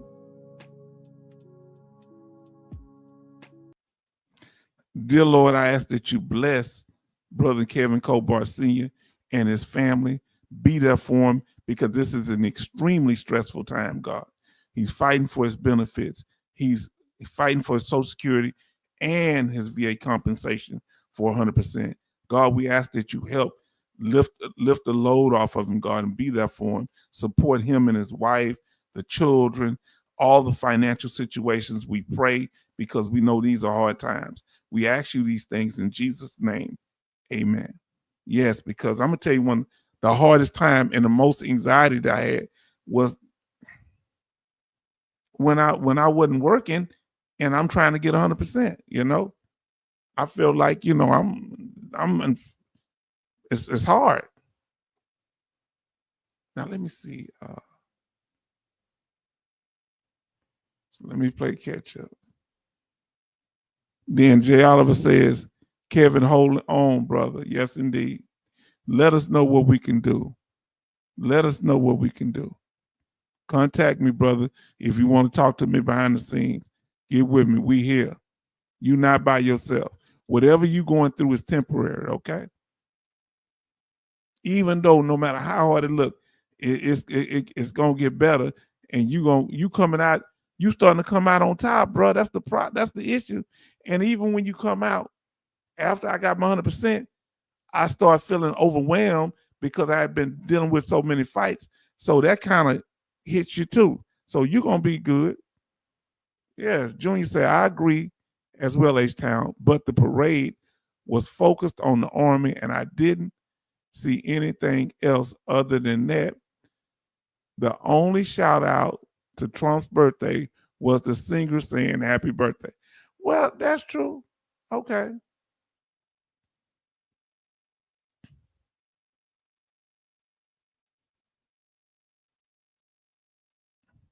And he say, amen. Okay. From Coasty, amen. From RJ Oliver. Yes, indeed. Because I'm going to tell you, we need to be here for each other. When I miss something, family, because I couldn't, I'm reading so much stuff trying to catch up. if I missed what he was saying, I thought he was talking about his claim. I wouldn't realize he, I wasn't clear sometimes. So that's why I need y'all, because I don't want to be insensitive to nobody, because that's my brother and I love him. Now, listen to what our brother say. Jordan 11 Bravo. I got to go. I'm celebrating with my family. Live, you guys. Okay. Live, you guys. Okay. Yes, indeed. Everybody say, show love to Jordan 11 Bravo. Now, and we thank you. We'll be looking forward to seeing you again, my brother. Now, Betty Bob say, H-Town, I am guilty. I sent 2 videos trying to help him that might have bothered Kevin Colbert Sr. Listen, don't feel bad. We are here. I'm going to see that brother email me. You email me, brother. You can send me your number. We can talk. I'm here because we here for you. We need you, Kevin. You bring so much energy. He's the first person in here. Let me see. I don't see my email been acting janky. Yes, indeed, sister. Yes, indeed. Brother, we need you, brother. Brother Kevin Colbert Sr. You keep the fire in the channel. Where you at? Just give us show us a hand, or put a 1 in the chat to let us know you still in here. You ain't got, if you don't feel like saying nothing, you don't have to. Just put a 1 in the chat.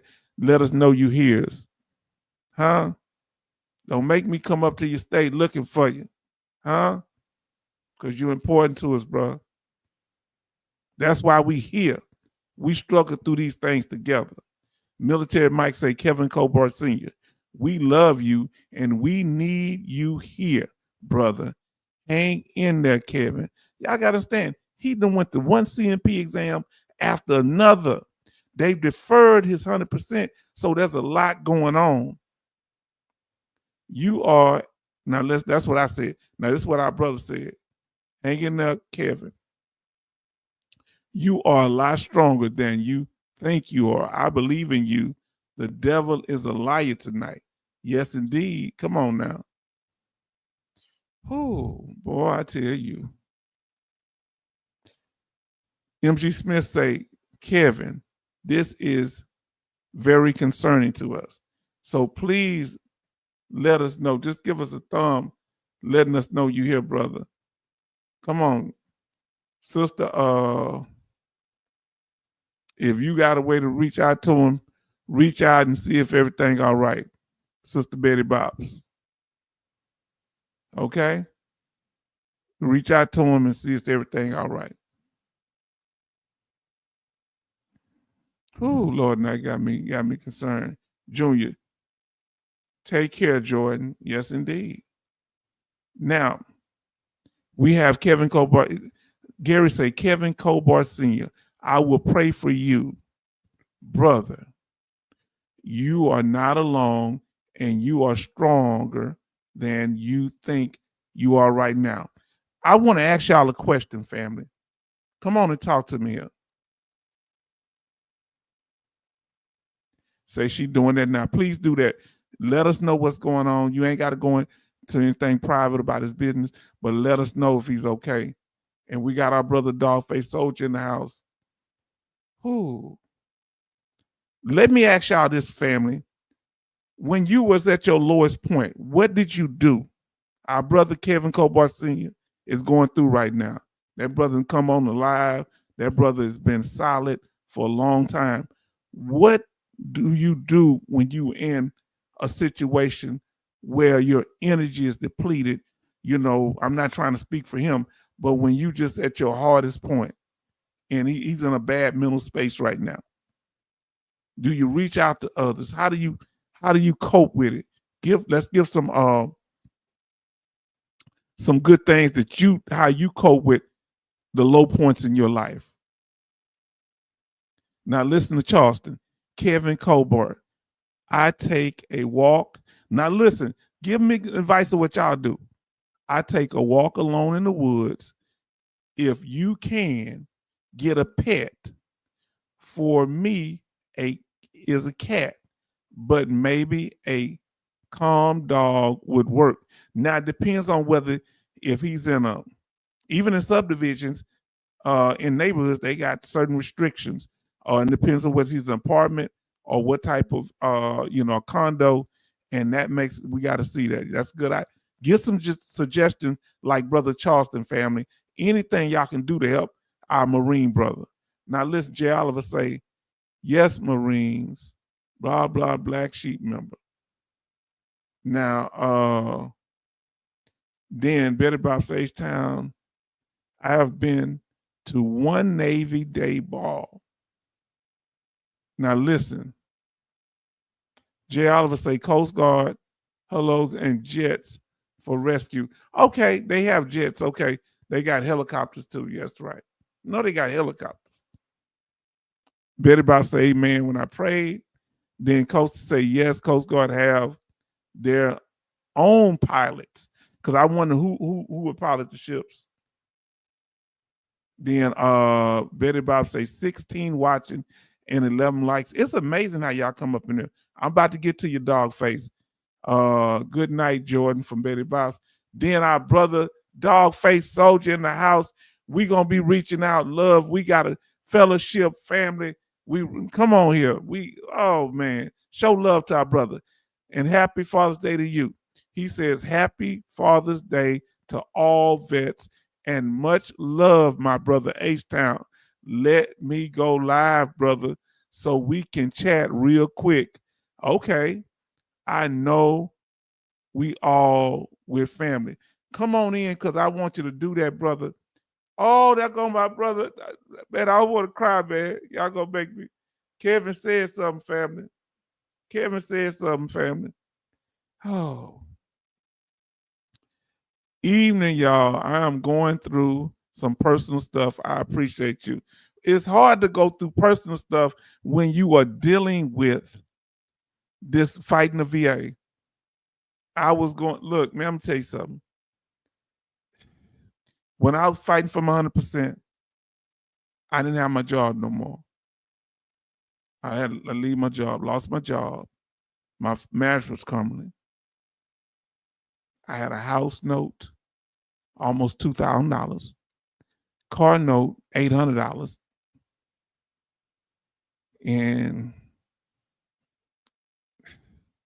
But we are here.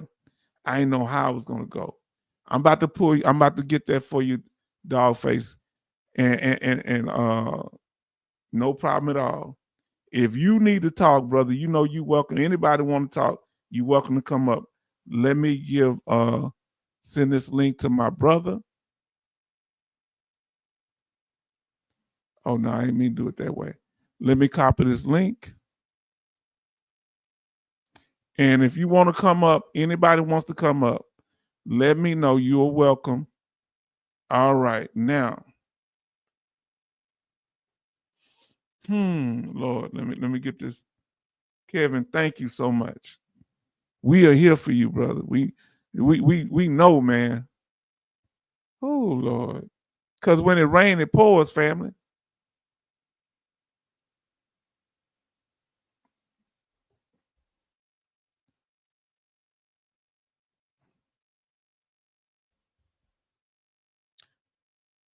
I just sent you the link. My brother just sent you the link to Dogface Soldier. If somebody else want to come up and you want to encourage, if you want to come up and speak and encourage our brother, because when all stuff happened at one time, it's hard on everybody. Let me tell y'all something. Can I tell y'all something? When we going through these benefits, it's hard on us. It's hard on our family. Am I lying? It's pressure on everyone. Now listen, and right now, family, our brother Kevin Cobar Sr. is really having a hard time. And he said, evening, y'all, I'm going through some personal stuff. I appreciate you all. He's having problems. And we got our sister in here. We see you. Now, let's see. Let me get down to you, that Sister Cynthia. Now, fam, I thank God for y'all. I don't know what I'm doing.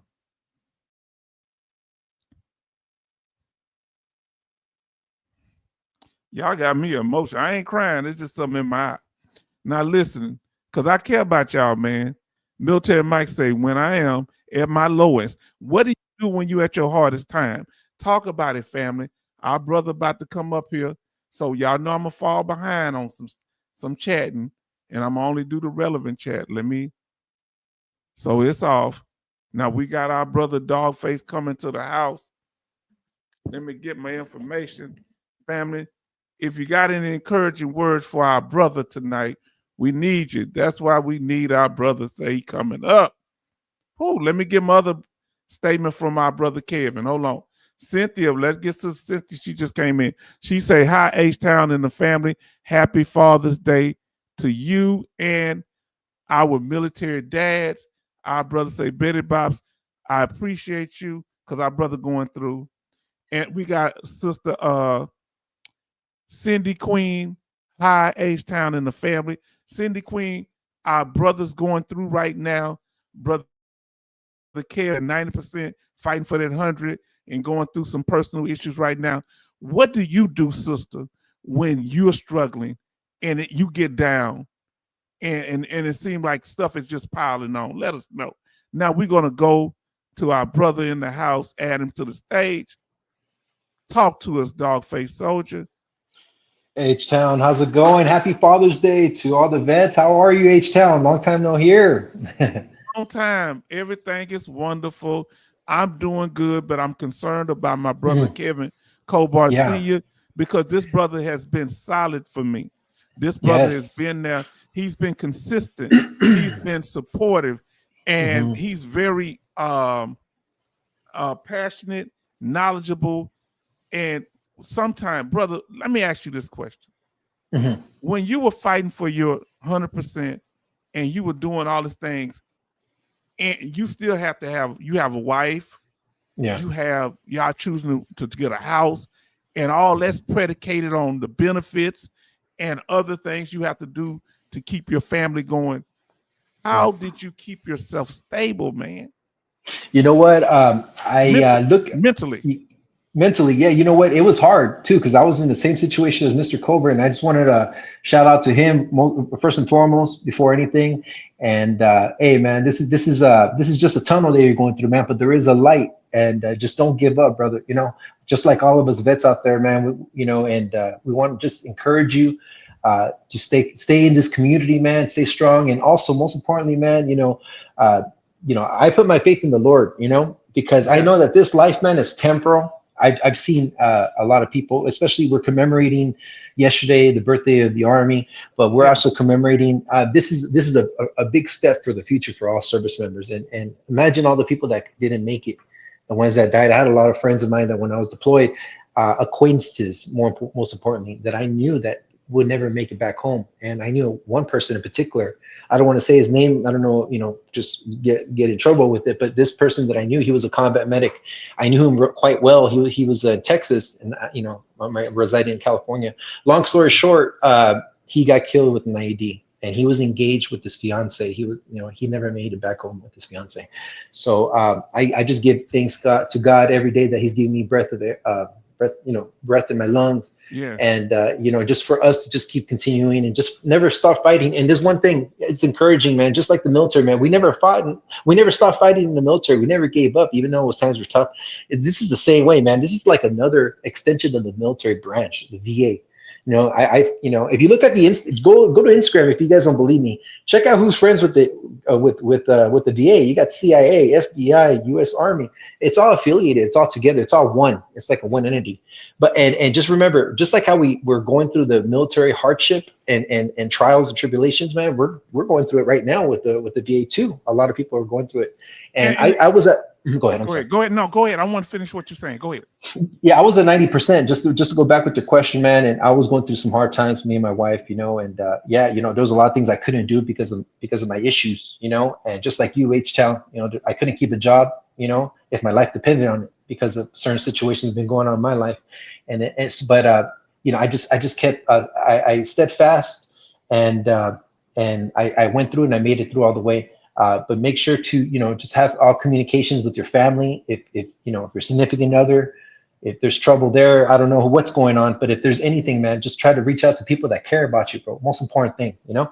And your wife, I'm sure she's right there. She cares about you, man. You be there and have that support, because that's all that matters the most when it's all said and done, man, is the support with your family, and also a lot of prayer, you know, and just be a lot closer to in faith, because God's gonna work through in your life, man. He's putting these trials in your life right now, so you could be stronger as a person, you know, just like I went through it.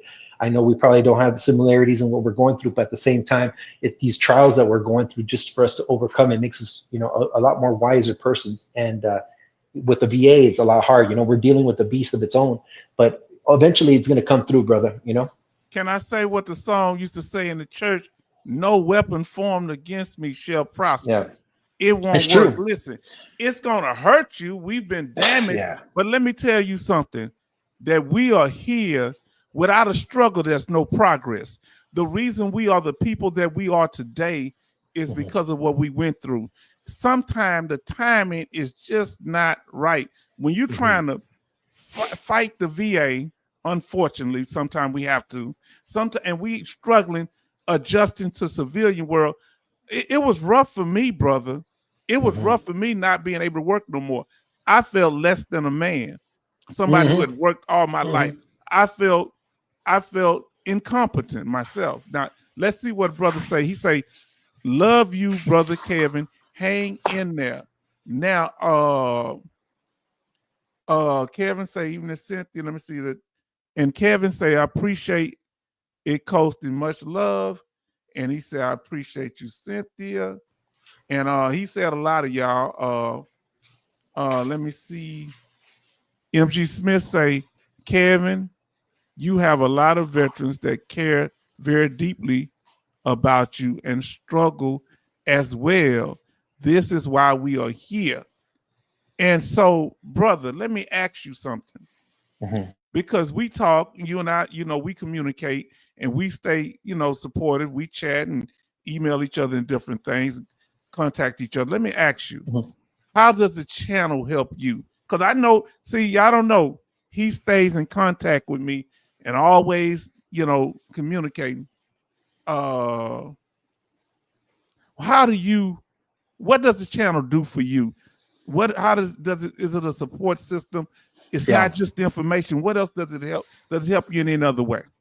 Yeah, you know, it's not only a link to other veterans and what they're going through, because everybody's going different walks of life, man, different parts of the country. You know, I was before I knew about this channel, I thought that I was the only person in California, in my area, you know, especially being you know, Democratic, you know, well, you know, I'm saying not as military friendly as other places. Let's just put it that way. I'm just saying out of experience, you know, other people may have other experience. For me, living in a state that is not as supportive, I thought I was pretty much the only soldier or service member in my area. And when I found this channel, it was a link, an open door to go into meeting other people from other states that are going through what I'm going through. I thought I was going through it by myself, because my neighbor is not going to understand what I'm going through. The person what across you the mean street it is was not a gonna link? You saying it was a link when you found the channel? You saying it just popped up on you, but you saying this was something used as a way of exactly finding people that went through what you went through. I'm listening.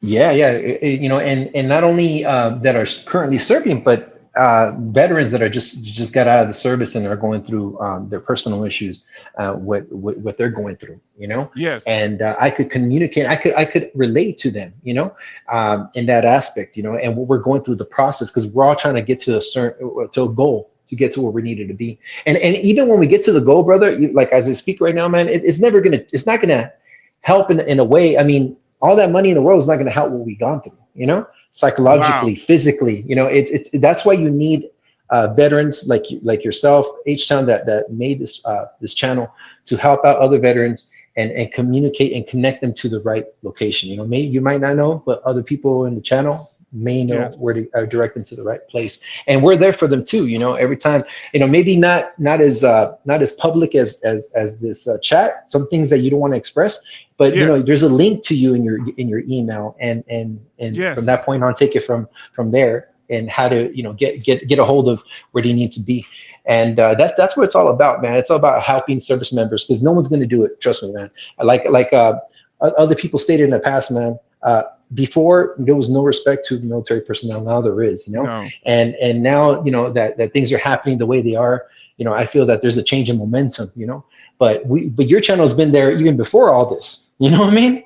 Even with all the struggle. So, you know, this is the perfect start to where they need to be right now. And Mr. Kevin Colbert, man, I know what you're going through right now, man, and whatever it is, man, especially when it comes to the VA. And just don't give up, man. And if you need any other assistance, you could get a hold of H-Town through the email, and I could send H-Town through email information so he could go and maybe get further assistance when it comes to your VA situation as well. You know? Can I say something to y'all? I got to come out with this here. Let me tell y'all something. You know, Dogface Soldier come in. He come when he able to be here. Let me tell you something.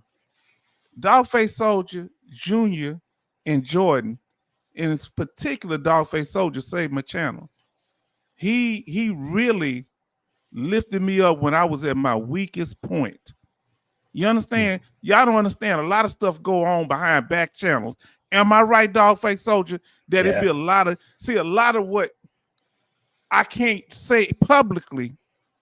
I gotta be able to express that thing. Y'all don't understand when somebody is playing in your face, but y'all busy encouraging each other, and I don't want to sour the channel. You gotta understand, I gotta know that I'm not crazy.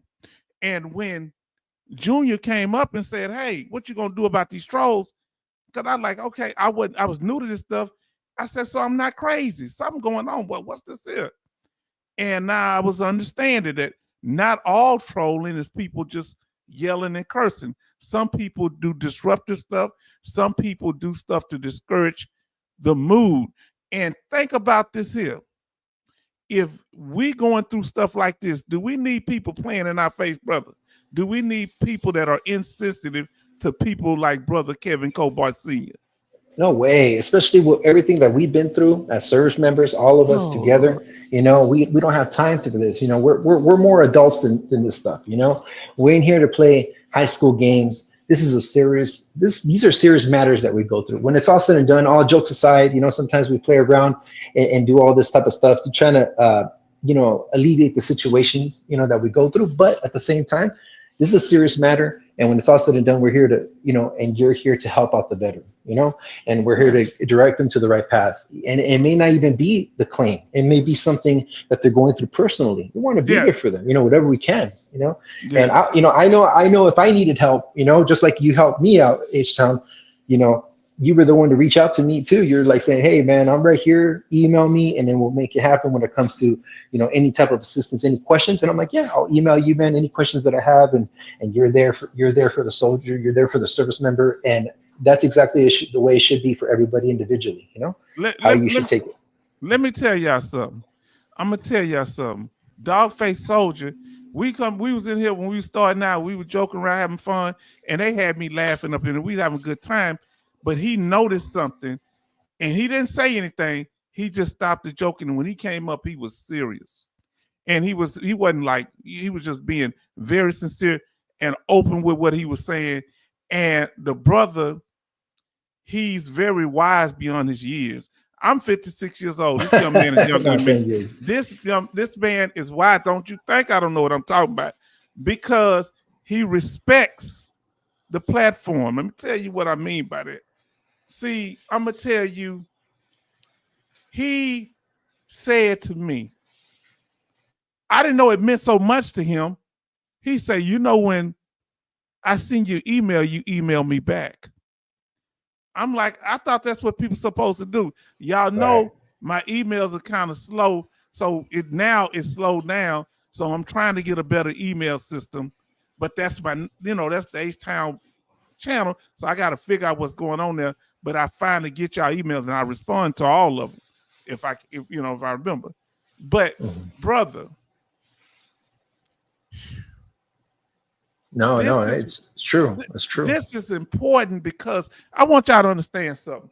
When trolls are up in here, that is not a victimless crime.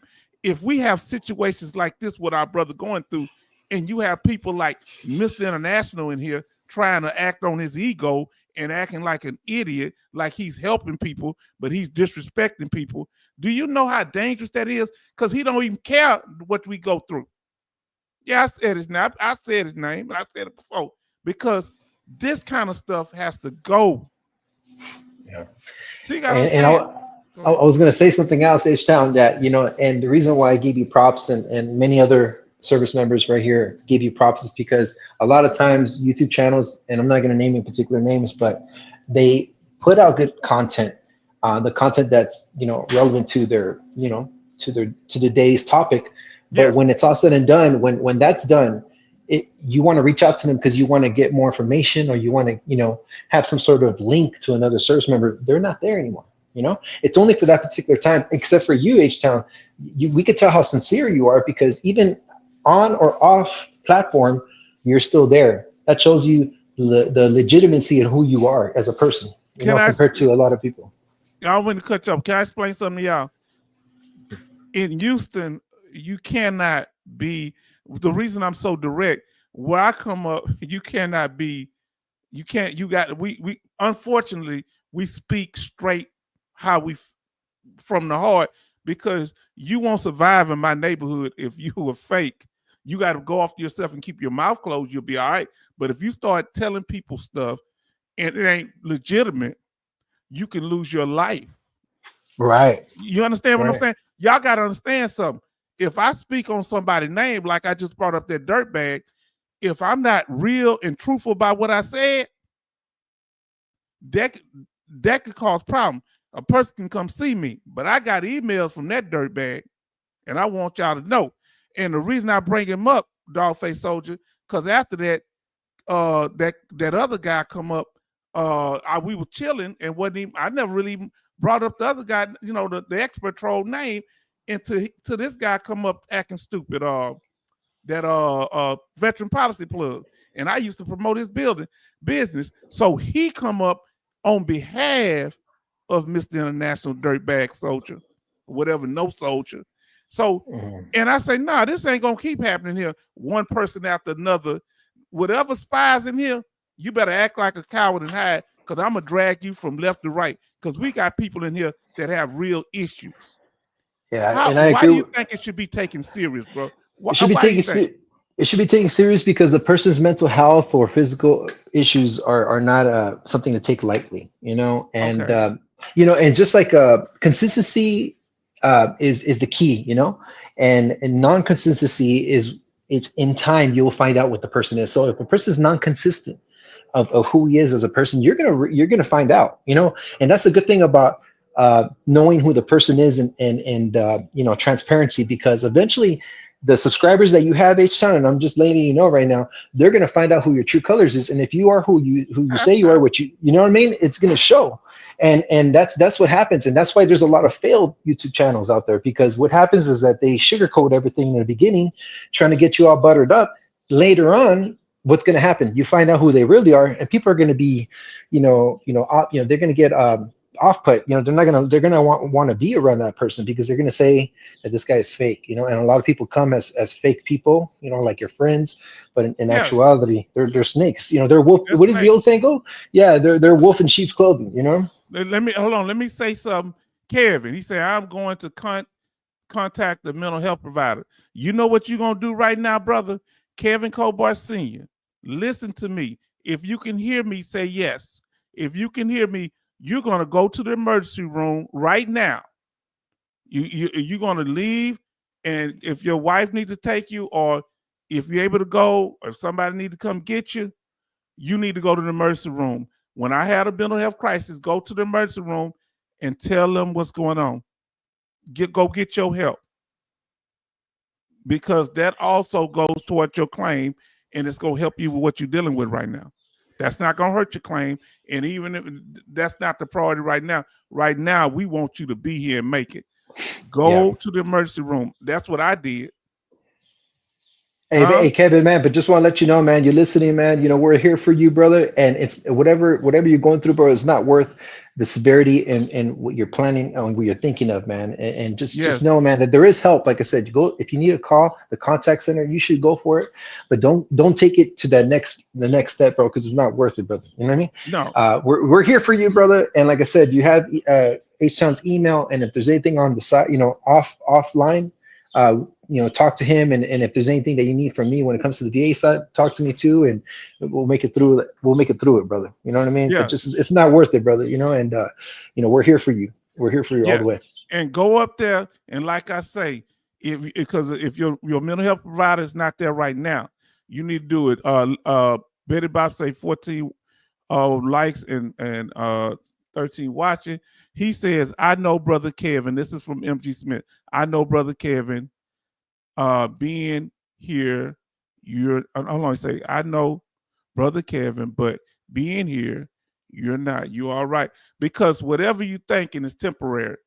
The problem is temporary, but you know, you want to make sure you survive past the problem.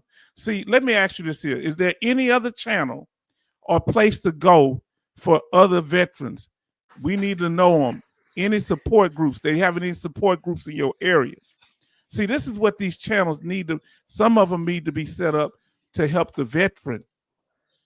And another thing too, H-Town, bro, is for Kevin Colbert, for him even to state what he stated, that is an achievement as it is. Yeah, he has to think about it like that.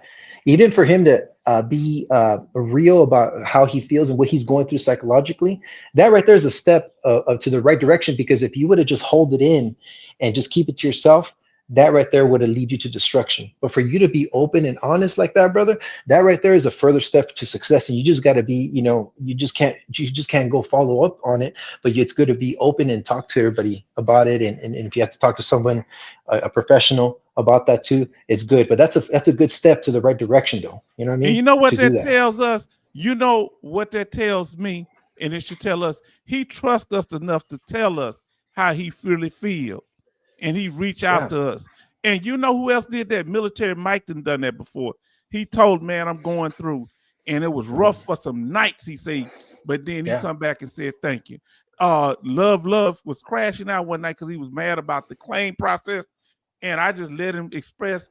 And we just there because I know how he felt when you dealing. Look, brother, tell him how some of y'all got people help y'all and they burnt y'all. Oh yeah. You try to get help. Come on now, come on. If you've ever received when you're fighting to do the right thing. Now, hold on, you made a key thing. Let me say this here. You said when it comes to other people, wolves in sheep clothing, you don't really get to know people when somebody passed away. Now let's see. Sure. Now look what Kevin said. See, that God gave me that. Brother, go to the emergency room. That's gonna help your immediate needs. You tell them what you feeling. Right. It's all documented. You all documented. You go there for your mental health. Tell them what, and when you guess what, you're gonna submit that as evidence towards your claim. There are three powerful things when you got a pending claim. One, if you have new and material evidence, the new and material evidence is what? Going to the emergency room. Okay? Any inpatient stays. Because the doctor asks you on the DBQ, have you had the emergency room visits? Well, you need to go in there because this is a crisis and you need to tell them everything that you feeling, brother. Don't hold back. Am I wrong? How you feel about that? Hey, look what he say. Hold on. Right He just said, I don't mean cut you. He say, I am going to the ER. I didn't know what to say because y'all got to understand when he's at first, I didn't know what he was actually saying. Yeah. I thought he was talking about me helping with his claim because I was trying to help with his claim. And I got thrown off. Somebody brought me back. He said, I'm going to the ER. Go ahead, brother. Oh yeah, that's a medical issue, and it needs to be taken care of, brother. And take advantage of it, bro. If the VA is offering you that, go for it, brother. I do that too all the time, man. Anything that's going on with me, I go and I call the VA or I go in person. You know, I'm not gonna hold back. You know, I'm gonna be like, hey, you know what? They're out there to help service members, then I'm gonna go and take advantage of their services. Can I say something? Yeah, I don't mean to cut you off. Let me say before Kevin leave. The first thing is going to the emergency room. Another thing that can expedite your claim, I told y'all the other day, if you have feelings of self-harm or any of that, that expedites your claim, like somebody that's elderly or somebody that has a terminal illness. So that's another thing. So, brother, we are here for you. Whatever you're going through, I don't know the exact nature of it, but we are here. But like brother said earlier, Brother Charleston said that finances is the root of our problem. Let's explain what he mean by that. What he's saying is not just the finances is what make us depressed but it's also many of us went into the military because of financial situations. Am I right? That's right. So we go in there to get help because we didn't have financial means, some for education. Now, hold on, let me see what Cynthia's saying here. Give me a second. Charlton say, yes, Kevin, Cobart Senior, H-Town family is safe zone. Now, what is your opinion of what Brother Charlton said? Is this a safe zone? We're on a public forum. How could this be a safe zone? How can it be safe here? How so? Yeah, it's a vet community, for all of us to gather together and expressing what we're going through, how we feel that the particular year, the particular day, what's going on with current events, and what we agree and what we disagree. Because there's a lot of things that I disagree with what's going on with the VA and even a lot with what's going on with the president. I support him 100% when he's out there supporting the troops and doing all that. And immigration, all that type of stuff. But there's a lot to it than that, but at the same time, there's good people out there that are hard workers, and they're not criminals. And I've seen it on the videos. They don't look like criminals, and they're conflicting criminality to a criminal person to none, and of course because they're undocumented. So it's a lot of stuff going on. It's a lot going on. Oh, let me say this here. I want to hear you, brother. Look what this sister say. Kevin, we love you and care about you. This is Sister Cynthia Morales. Her husband is a disabled veteran, I think 100%. You are not here in this channel by accident. We care about you. Go to the emergency room. Yes, indeed. Family, we see God gave us the answer once we prayed. And brother say love is the key. And then Sister Cynthia says, I will continue to pray for you, Kevin. God is good and faithful, and he loves you, and we do too. God loves you, and we do too. And Mike say love is the key. And then Charleston say dog-faced soldier, 100%. We don't judge. Yeah. Now look, I want y'all to see something right quick. I want y'all to see, brother, just stay right there. Don't go nowhere, okay? I'm going to pull myself up on full screen. Just give me a second. I want y'all to see how I got triggered today. Are you listening to me? I went to just go get gas. Now listen to me. Let me know if you can still hear our brother. Let me see. I'm gonna take you off mute. Oh yeah, you off mute. You. But look, I'm gonna try to put this up on the screen and see if y'all can see it. All right. Now look at this. This is me in my car at Costco at the gas station. I want y'all to see this man have been harassing me that worked there 4 times. There's over 20 gas pumps. This worker there, look what he does. I'm sitting in my car. There ain't but 3 people. It's early in the morning. And I drive up and I see he walks 5 lanes over. I'm at the very end. He used to act like he's checking the pump. How you gonna check the pump when I'm standing there? The first time he did it, he walked right up where I said, whoa, what? I mean, within a foot of me. Oh, I said, what are you doing? Oh, I'm checking. But I said, how can you check it when I'm right here? And you saw me standing there. He walks away. Then he would keep hovering around me 3 more times. He don't know I got a dash cam. He don't know I recorded. Look what he walked up and told me. What'd he say? Why are you sitting here? I just drove up 5 seconds before. Wow. And It ain't but 3 people there. Ain't nobody behind me. Look at this, y'all. I want y'all to see this harassment, and I got triggered today. Look at this. See him face it, and I'm talking to him. He at my door. Why is the gas man in my door? Look at him. Is there any cars behind me? Is there any car? None. You see that? So he used that clipboard as an excuse. He has no reason to be there. He hadn't even checked the other pumps. Yeah, especially if you're pumping. That's strange, you know? Yeah. I mean, I understand if you were, you know, outside, you know, a pump right across, but I mean, for him to be there, he should at least wait, you know? It doesn't take that long for you to finish putting gas. No. He did a beeline from that building that was about 300 feet away. He walked past everybody else. Man. I'm on the very last one. He had to walk about 300 feet to get to me. So no, this wasn't nothing to do with him. That was a ruse. And he come there and asked me, what am I doing there? Oh yeah. I'll tell you one thing, brother, man, and I noticed this, and I don't know if other veterans could relate to me and you, bro, but I feel that the enemy, man, attacks so many different ways. Like I feel like, man, I don't want to be in a situation myself, you know. I pray every day when I get out of the house, you know, going to work and stuff, that I don't get caught up in a situation that I'm gonna regret later, you know. And a lot of people don't understand our problems, you know. People just want to instigate and just make things happen that we don't even ask for it, bro. It's like the old, you know, like the Godfather, you know, I'm not looking for it, but they just that problem just sucks me right back in, you know what I mean? Like it's, you know, that's how it feels. It feels like problems always try to suck you in, and when you don't even try to look for it, you know. And yeah, bro. Let me tell you what I did. So that was before my daughter and my niece took me to Father's Day lunch. So what I did, I waited until after we went. I say, can y'all just sit in the car? I want to go talk to the manager. I want y'all to know this here. Now listen to me. I went up there because I don't like getting nobody in trouble. But this person, look what Jay Oliver say. He must like you. Yeah, he must like you, H-Town. Yeah, I think because it's either 3 things. He has a problem because, you know, I got disabled vet tags.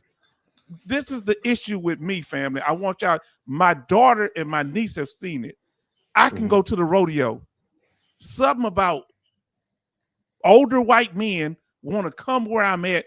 I'm just a to myself person, and they want to come stand next to me, talk to me, or if they don't know how to socially act, they do weird stuff like this guy. I'm not in the men. I whatever your lifestyle is, and what I told the manager, I say, either it's a racial thing, some kind of racial harassment, or he got something going on the sexual side of the game. I'm not in the men, or he has a problem seeing my license plate. But a lot of people are intimidated because of my confidence. I'm in Texas where I'm born and raised. Don't nobody scare me here. Don't no police scare me. I respect everybody. I just don't understand, brother, with the world that we live in, man. I you know, 20 years ago, it wasn't even like this, man. You know what I mean? I don't know. It just seems like it's keep getting worse and worse. You know, everybody has to respect people's space unless there's an agenda. Well, they feeling bold now.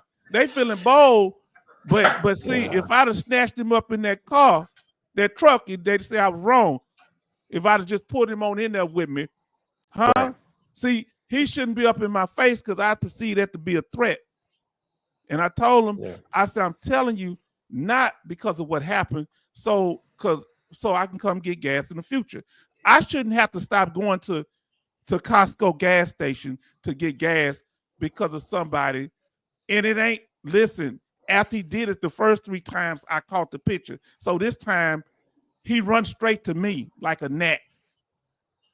Now, if it was just one time, well, maybe he wasn't checking no pump. He walked up to me this time. He didn't check no pump. He was waiting till I get out to say he was checking pump because I didn't get out the truck. Now he walked up, asked what I'm doing. That ain't his job, is it? To ask me what I'm doing when I'm pumping gas. He ain't asking none of them Indian people. See, they ain't doing that to nobody else because they want them Indians here. He ain't asking none of them other folks. And he select me because I ain't sitting there grinning. And it was another guy there. He cool. He from Chicago. He cool, white dude. But I don't like weird people. I'm not bothering you. Stay away from me. Now let's see what our sister say, and I'm gonna get. Now listen to what Military Mike say. This is definitely a safe zone. Kevin, go to the ER and get treatment. I was only asking you to keep texting us because we want to know that you're still there. Oh, definitely. No, you said right. Now, And go ahead. Even if he's not, let's say the channel goes offline, let's say you're done with the session today, man. I think he can still reach out to you, right, through email. Yeah, in case send me your number, bro. Said, look, family, when it's something like that, send me the number. We're gonna reach out to you, and I want you to tell them, talk to me. I'm trying to set up a protocol. Tell them the issue, how people were using numbers to cause problems.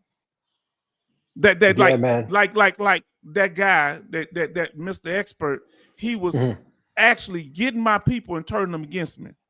Yeah, man, it's like wolf in sheep's clothing, like I mentioned earlier. So he literally, I'm telling you, that Hispanic girl that from California, Melissa, she called her acting crazy because after she talked to him, and I talked to her, and she was cool people trying to handle her business, but he contaminated her. He did that to her. We got people that what is that guy with the Arabic name, Tariq or whatever, that used to carry the baby. He don't call no more. He don't come around no more. Just disappear. Matter of fact, when we was talking, he went and called that guy to come up like they gonna check me on my channel. Yeah, I always revert to like the channel, right? For example, like you'll know when a person is loyal to you, or that the person is down for this channel and the purpose of this channel, when regardless of the information that they have, the knowledge, because a lot of people are more knowledgeable than others, they're always gonna give credit what credit is due back to this channel instead of taking that compromising that channel, right? And you always have to analyze that, and I always give information to the subscribers too. Always analyze these individuals and what the purpose is. Because a lot of times they could be cool, like I said, wolf in sheep's clothing, but what is the purpose? Are they going to try to, undermine your channel and contaminate it, or they're going to revert it back to where credit is due, which is your channel? So see, some people are do good things, but they not good. See, my ancestor now, my elder, before he transitioned with the other elders, he say some people do good, but they not good. So some people do good things, but they might have bad motives. So they doing it to get you to let your guard down. They doing it to stroke their ego. Now they might help people with their benefits, but guess one thing that Mr. International can't help people with? In the crisis that our brother just got in, he couldn't help him with that because he don't give a damn about this man. Yeah, he would be in there playing. Usually the people that always trying to undermine your channel are very selfless, they're selfish, they only think about themselves and what they could do for themselves, not contributing to a bigger cause, and hey, you could tell the difference between that and a legit person. So yeah, look, this is my life work. He say, I am here, y'all. I'm hearing y'all. You better hear us, and you better go there because we're gonna be on your case. Listen, MG Smith said H-Town, his job went to his head. Want you to know he's the boss of the pumps. Yes, because all he do is check the card readers. But how can you check a card reader 4 times in a row? And I'm putting my card in the card reader and it worked. Huh? That's his only job, to check the card reader. Well, if I didn't stuck my card in there, don't it work? If we're already pumping gas, we're crying. This happened within a 2-week period. It happened 4 times. How he make it to mine? He skipped several pumps to get to me. What that tell you? Huh? Hey, he goes running. He's in the gas. What is it? The gas store. And when the moment that you see, he goes out there running with his notepad, right? Yeah, the notepad. Look, guess what his supervisor said? Now I went in the afternoon and I say, hey, I had a problem over here, and I didn't tell who the person was. I described what happened. He said, "Oh, that's the morning guy." Oh, oh man. What that tell you? Something's going on. I tell you that. Yeah, man. he say they've never had problems out there. First thing he said, he contradicted himself. He said, we never had problems. But when I told him what happened, he said, oh, that's the morning guy. Because it was different people out there then. And then I gave him my receipt. I say, now here's the time. Go check. Go look at my Costco card and see if I ever come there. I just pump my gas and leave. And I was about to get out, but he's running over to my store. I'm running over to my vehicle. And I don't want to be nobody up in my face, because then I'm going to start cracking his head against that gas machine. I remember a time when there was a space between a man. You know what I mean? I remember that time that you didn't even want to look at a person's eyes because there was the issues. When he first did that, he was a foot from me. But that's why I got to be good, because we got Sister Morales in here. God delivered me, and I'm not going back down that old person. But like he said, he think he the boss, MJ Smith. And then Charleston say, true dog-faced soldier, it's like these fools want to trigger us as veterans to get response. Had co-worker put that from 2010 to 2016, had two Marines at work, got fired first. So he was going after one veteran after another, triggering them. He got the two Marines fired, so now he was going after the Navy at his job. You see this straight? He said, then the enemy turned to me and the other Navy. Some people don't like that we military. Yeah, or you know what? Or they could disregard it. You know, like people don't really understand what a military personnel is. You know, they just think that it's a 9-to-5 job working at McDonald's or something like that. Nothing against McDonald's, but they just think we're just an employee, like a McDonald's employee or a Jack in the Box employee. You know what I mean? But they don't understand the severity of what we went through.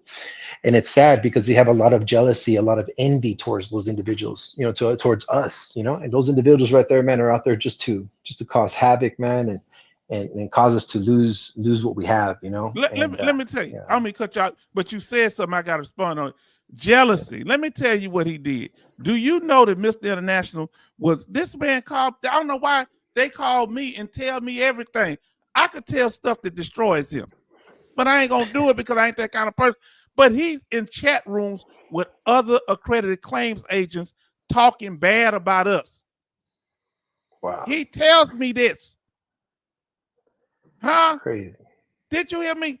They talk like us. These people that's helping you with your claim, the accredited ones with the VA, some of them they got chat rooms where they talk horribly about us. But he said he was in there trying to speak up for us. He showed how much he spoke up for us when he crashed out on the channel, and I got him up out the paint. Now listen what Military Mike say. Trolls should be blocked from the channel on the spot. No second chances. Here's the problem. Can you help me with this, brother? Some trolls don't come direct, and I got to be careful when I start chopping people's head off.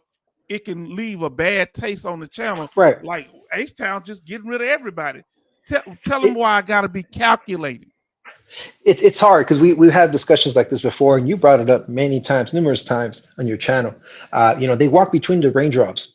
You know, it's hard to distinguish at that point of time. But eventually, like I said, you know, the bad apple don't fall far from the tree. You know what I mean? It's gonna show.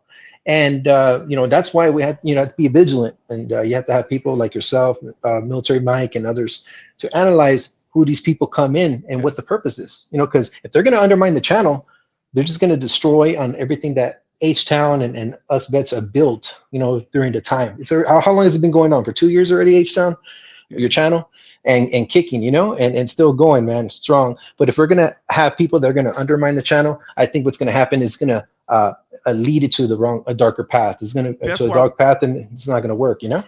Yeah. Now listen what Cynthia say. I am so happy you are turning your life back to Jesus. I am. I'm rededicating my life to the Lord Jesus. Now everybody got their own religion, but I'm a Christian, okay?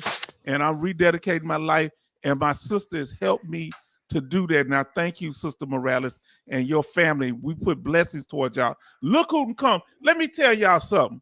See, brother Dollface don't always be here, but he's here in spirit. He's here in spirit.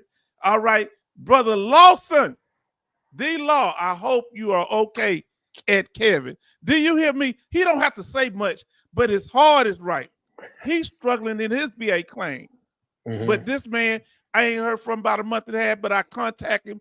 I check him doing the email. He hasn't been on here, but he loves us. Look at him. Praise be to God. I just checked in at the ER. Brother, That's good. Give me a call any time of the night. If I don't wake up when I see your call, I'm gonna call you back. Family, see what happened is we didn't know the answer until God gave us the answer, until we was able to work together as veterans and come up with the answer. See, let me tell you something by us, because that you and I, we feel that weight. Jay Oliver say, okay, Kevin.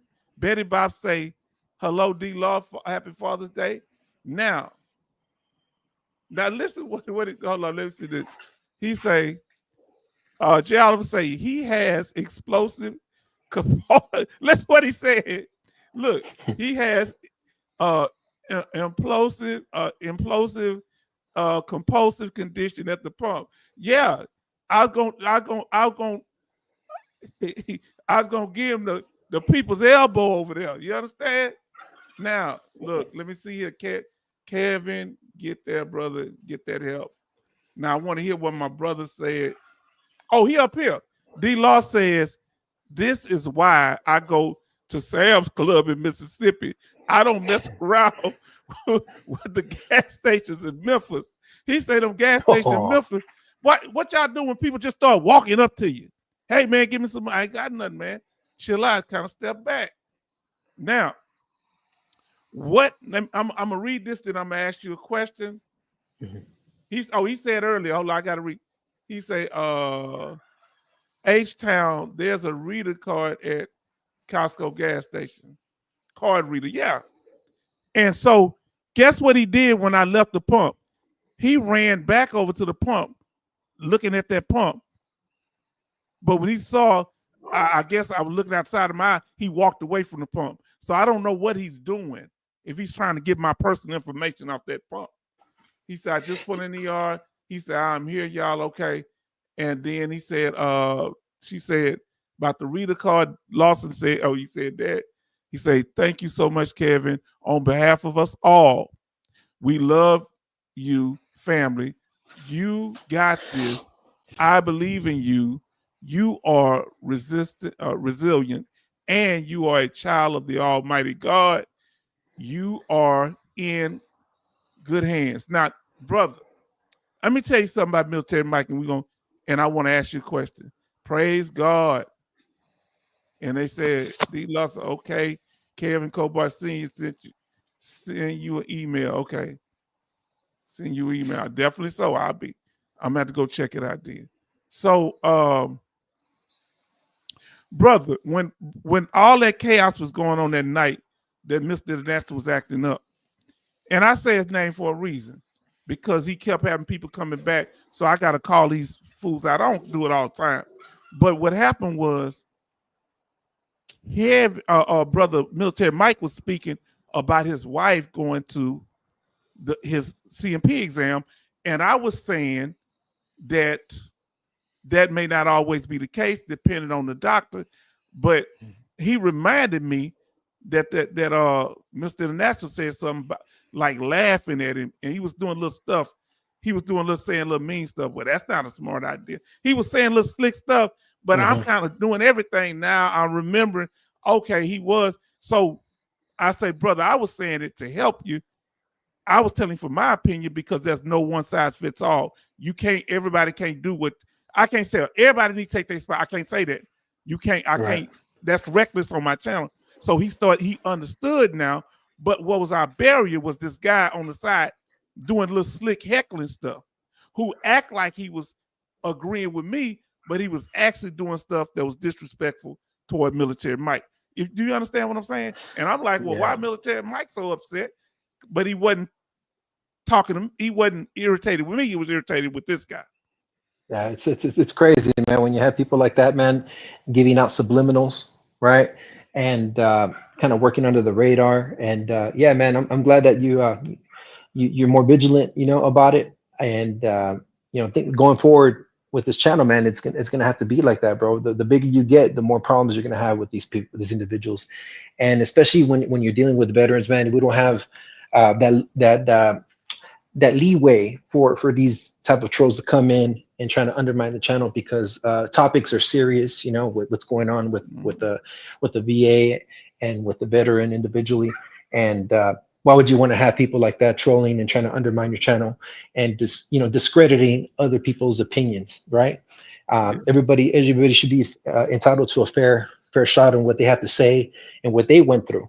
A lot of times, going through a certain path may not be the right way for that particular individual. You might have to go through another path. So there's always avenues, man, and don't feel that you're going to be overwhelmed when it comes to the process as well, man.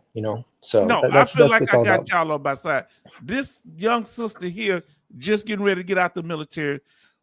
You got to understand, she going through stuff while she's in the military, and she's trying. We helping her, and she appreciated. We don't want trolls to scare young soldiers that are about to transition out, turn them away from the channel because they get discouraged because of confusion. Because some people, if they can't control things, they just keep up chaos. And so let me explain what the guy was doing. I'm explaining to you what he was doing, okay? What he was doing, white guys and women do it both. That's why they got Karens. With Black Americans, I'm talking about me and my people in particular, they feel comfortable when Black people are stressed out. Remember, they say they're scared of us, but why Karen's been around since we've been here?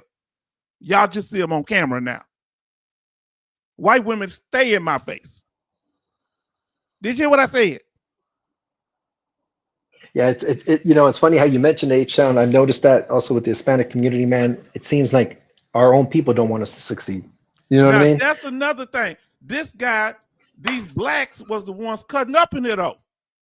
See, that's what I'm saying. They trying to say, look, you ain't got to respect him. I can't do what he do. So since I can't do it, I'm just going to clown. Come on now. Yeah, that's what you got the term haters. That's where you got haters all over, man, and they don't want you to succeed, man. They see you and they're like, hey, I don't want him to be superior towards me when it comes to knowledge, when it comes to success, when it comes to charisma, integrity, all that type of stuff, man. They don't like that, bro, and it's sad. It's sad. Let me ask you a question. I'm going to cut you. Have I ever anybody that had knowledge? Because I get at the Mr. International, he has some knowledge when it comes to VA claim process. Did I ever try to undermine his knowledge? Had I ever disrespected him in what he knew? No, not at all, man. You gave him the platform. You were fair and impartial, and that was the difference between you, your sincerity, compared to I guess other people that just trying to take advantage of your kindness, and they're utilizing for weakness. So he didn't see that as something. He didn't see that as something that should be respected. No, I mean, it came to the point that he got his head got out real big, man, and he was just trying to undermine your channel eventually, because where the old saying goes, man, if you give them an inch, if people that are trying to undermine your channel, you give them an inch, they'll take a mile, right? And that's exactly the progression that was happening, unfortunately. So guess what was happening, family? While he's supposed to be talking to me, he only came up because other people came up, like Sister Bionic Woman and brother and my brother here, Dogface Soldier. Then all of a sudden he wanted to come up and talk, because he the first one to say he talked, but then I said, come up. He just sat there like a village idiot. So now listen to me. While he's supposed to be talking to me, he was chatting with the people in the chat. And I said, this guy thinks this is his channel. He was chatting, doing stuff while he's supposed to be talking to me on the live, like Dogface Soldier talking to me. He chatting with people in the chat like it's his channel. And he the one brought that woman talking about sexual positions. He the one brought her here, and she looked like an OnlyFans model, almost flipped up and said, I said, this a only. I said, oh, I had to cut myself off. Look like war paint, and some of them people would most likely him, his LGBT side of the game. Now listen, what he say here? He say, okay, yeah, we'll get to that once we get him out, but we want to talk about that too. Let me see. He got his benefits, military Mike. Now listen what Betty Bob say. Hello, Cindy Queen. Do you need to fly out and you take care of that first idiot? Say, do we need her to fly out because she having problem with that old first sergeant trying to give her a hard time? I want to come out there and be there for our sister. I want to take him to them stairs or something. You understand? Now Charleston say, H-Town, now I realize trolls have been around even before YouTube in civilian life, all along. What the trolls do back then? They just come around gossiping, keeping up confusion. So my question to you, Dogface Soldier, how going forward should we deal with haters? And our brothers say, I am checking in and in the back. Okay, keep us posted.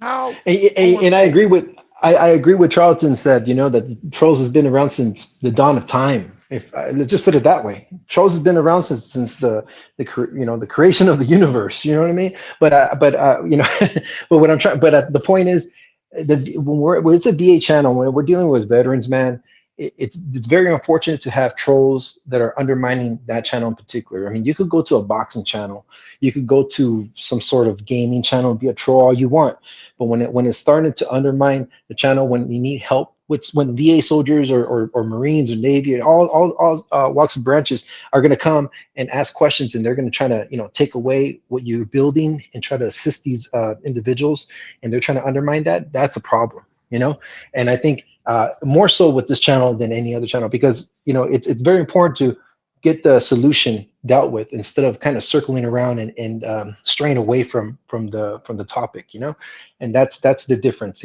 So I think we have to be much more caring and much more understanding when it comes to this channel, more so than any other ones. Now, look, what I wanted to avoid, and I want y'all to hear this, and I want to see what your opinion is, but our brother says, thank you all, because he just checked in. Cynthia Morales says, okay, sounds good. Keep us posted, Kevin. Yes, indeed. And look,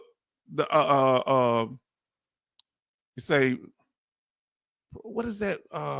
And I don't know. Oh, Pharisees and Sadducees. Yes, indeed, in the Bible.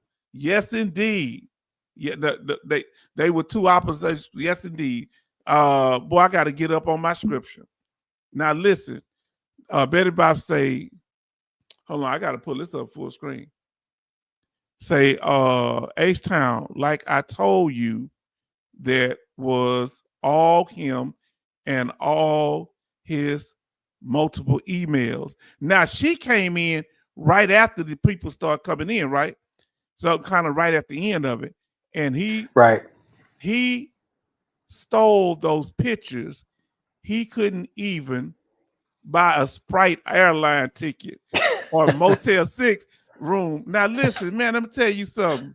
But is she cutting up? Betty Bob say, stay safe, Kevin. And then MG Smith said, Kevin, you would do this for any one of us too. He would. Kevin would be there for us. And Kevin, we know you would. Now, because you got to stay around, because I want you to have a channel, bro. I want you to have your own channel. You got a story to tell. Now, Military Mike say, thank you for letting us know, Kevin. Keep all of us informed. We are very concerned for your well-being. You got this. Yes, indeed. Now, see, the issue is that why do negative people like being around positive people? Why do I say, yeah, man, you know what? I guess, like, for example, negative people love to be next to positive people. I mean, it's because they want to emulate something like that. He wanted to emulate, or people want to emulate you so much. And when the moment that they can't do it, they start, to doing other things that are not right. You know what I mean? Instead of having respect towards you and the person that paved the way, they get jealous. Jealousy sets in. You know what happens to evil? Every heart of a man is evil. Because we're living in this world, man, and it's a fallen world. And, sometimes, jealousy comes in because the devil he whispers in your ear saying, man, this guy's trying to be better than you and blah, blah, blah. And what happens if you cater to that temptation of you trying to feed it? Yeah. And feed it. What's going to happen? That's when issue starts coming about, so y'all didn't know. Go ahead. Mm-hmm. No, and that's what I'm saying, man. I wish all the Vet family here, man, could be my neighbors. You know what I'm saying? It sucks that we have to, be live only for a little bit, and then the moment that you're done, we're all back to, our normal life. And, then we have to deal with freaking ignorant people. Look, I got literally a neighbor who just killed his grass, and because we got the fence, he had to work with me. He got the fence. We got the fence straight. So guess what I'm doing? He realizes now that by me watering his grass on my side, 3 feet of grass then grew on his side, from my side. And all his stuff is dead. So I'll be willing to put some grass down because of the fence. But people, they will just shoot themselves in the foot. Now listen, oh Lord, listen what he says. Jay Oliver say, energy drains and reacts to power. That's right. They try to drain our energy and they react to power. Do you remember what I kept asking him? What made you come here? You have all this knowledge. Well, you were different. Now listen to what he said. Listen to how the devil speaks. You understand him? You were different. You were doing something nobody else was doing. And your platform, you came at a different way. You let me know that this was a valuable platform. That surprised me how you talk. I say, well, dog, when you came up, I'm like, dog, I was looking around like, who is he talking to? Now, listen, Betty Bob say negative people like to be around nice people. They try to manipulate people. Yes, indeed. Negative people don't like being around other negative people, do they?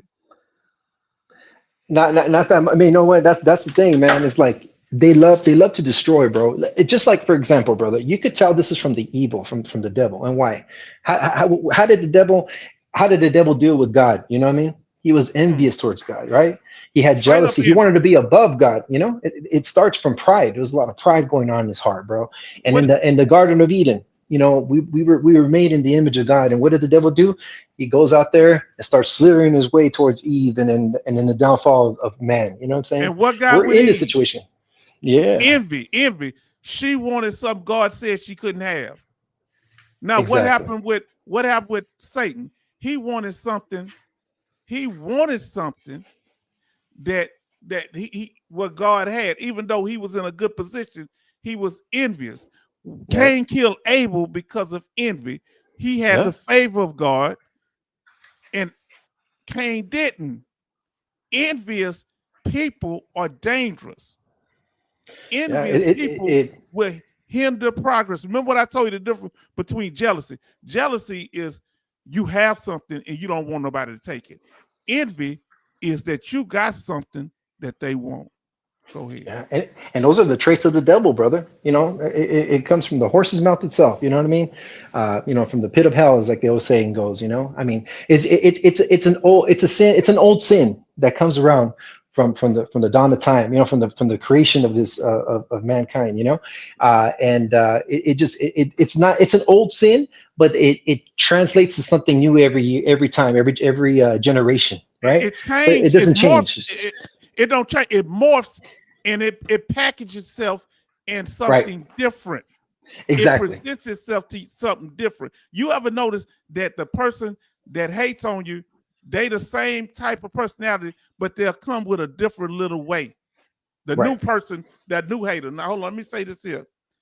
Betty Bob say, H-Town Spirit Outlines, I am not a good speller. I'm not a speller. It don't matter. I'd rather you say Sprite Airline. That's funny, ain't it? Because Sprite Airline makes them look like a joke. See, here's the thing that people want.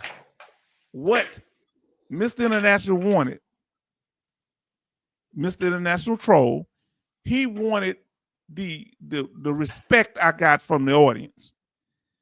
Yeah. Am I lying? He wanted the people to reverence him. But in order to get respect, you got to do what, brother? You have to give respect. Oh, isn't that simple? See, the Bible says if you want a friend, you have to show yourself to be friendly. Yeah. So how can you get friend? See, even God said, by love and kindness, I've drawn you to me.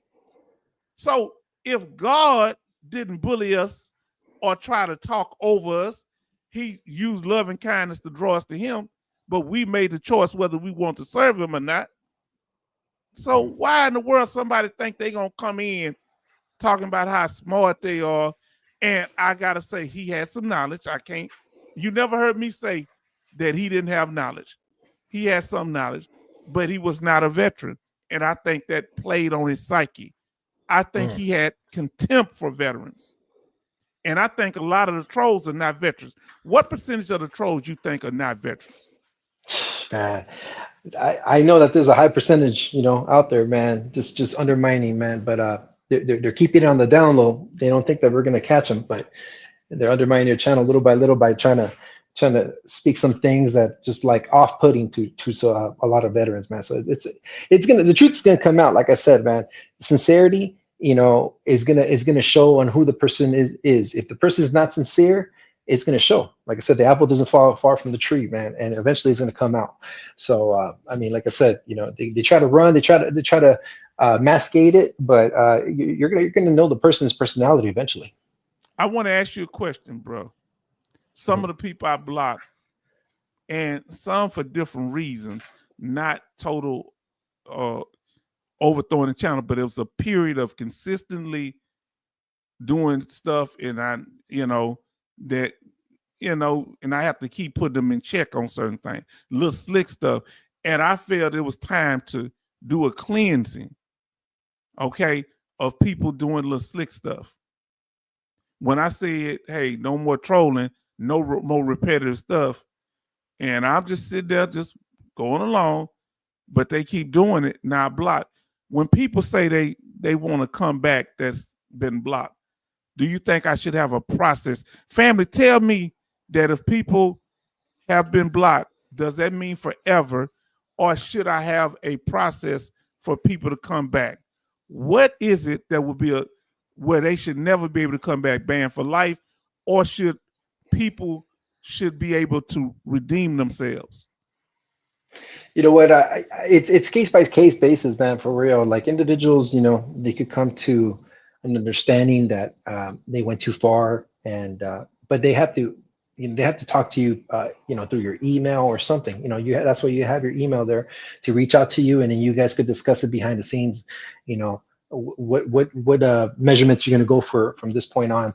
But yeah, I mean, it just depends on the individual. But I always recommend with you, H-Town, since you're progressing your channel, to always have like a consent before getting into your channel, and like an agreement consent saying, you know what, you can't be doing this. And if they agree upon it, then they're aware of the repercussions, right? Well, we do that, and I know you do something about doing what. I'm gonna get it together. What really worked and just pretty much killed everything if they have to be subscribed for 5 days, and that just people don't want to stay subscribed. Now listen, Betty Bob say banned for life. So let me tell you the difference. This person, couple of people that hit me on the back channel, at least one, what I was listening for when they were saying, "Oh, I guess I'm not wanted around," I'm listening for them to take responsibility for their actions. Because me, I don't go off on nobody the first time they do something. I keep letting them, hey, what do you mean by that? Explain yourself. Then I get with them in the back channels, and they play shaky in the back channels, saying, hey, man, what about this, man? What is that about?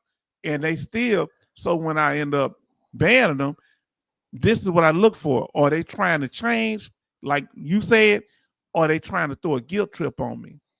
Now, the reason a person like Mr. International could never come back, because he's a total slime ball. He is a person, he has a personality that's so insecure and immature.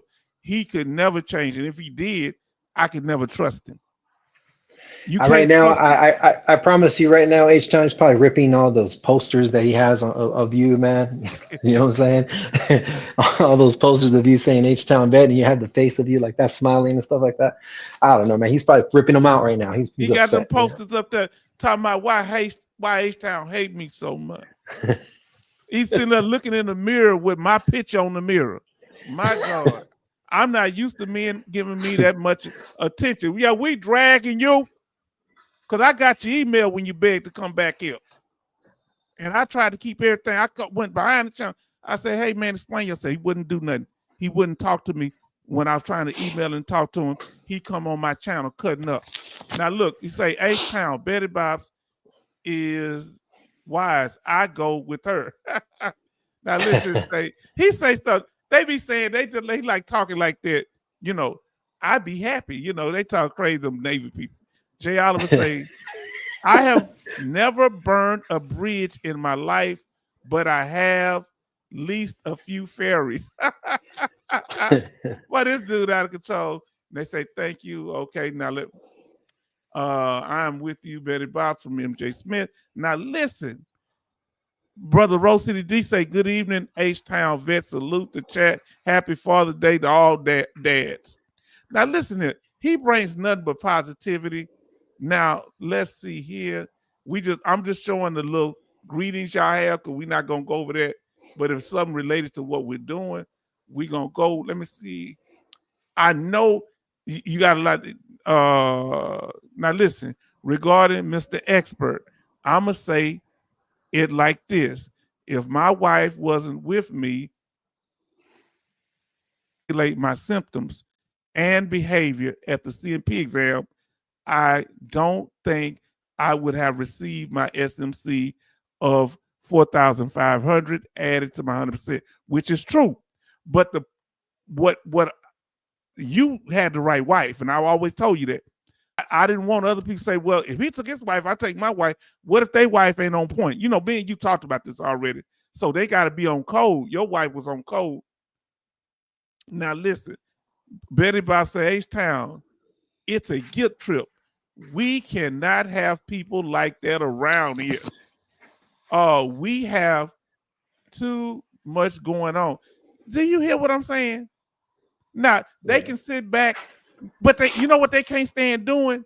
Brother Dogface Soldier, they can't stand not interacting. This is the weird thing about it. They want to be around us, but they want to be able to act a fool at the same time. Right. And that's the thing, man. They get it's just comfort. It's like they get comfortable, you know what I mean? And like I said, once that comfort sets in and the ego starts getting fed, you know, into their heart, bro, that's when things do change, you know, for the worse, unfortunately. You know? Let me ask you this here. Are you surprised that most of them that do it are guys? Yeah, I mean, it's that testosterone, brother. It's that alter ego, you know what I mean? That they got going on in their head, you know, that they think, you know what, I could do better, or I could make this channel better than with the person that created it. You know, it happens like, oh, hey, check this out, brother. And there's this movie. I don't know if you guys have Netflix, but there's this show. I was just strolling around. I forgot this one, but it's with what's his name, Michael Keaton. Michael Keaton was playing this show, and this guy was now the owner of McDonald's. But what happened is that he ended up going with the real owners of McDonald's. He was just a person that's just like helping them out. And what ended up happening is that he ends up taking over the McDonald's guys with franchise.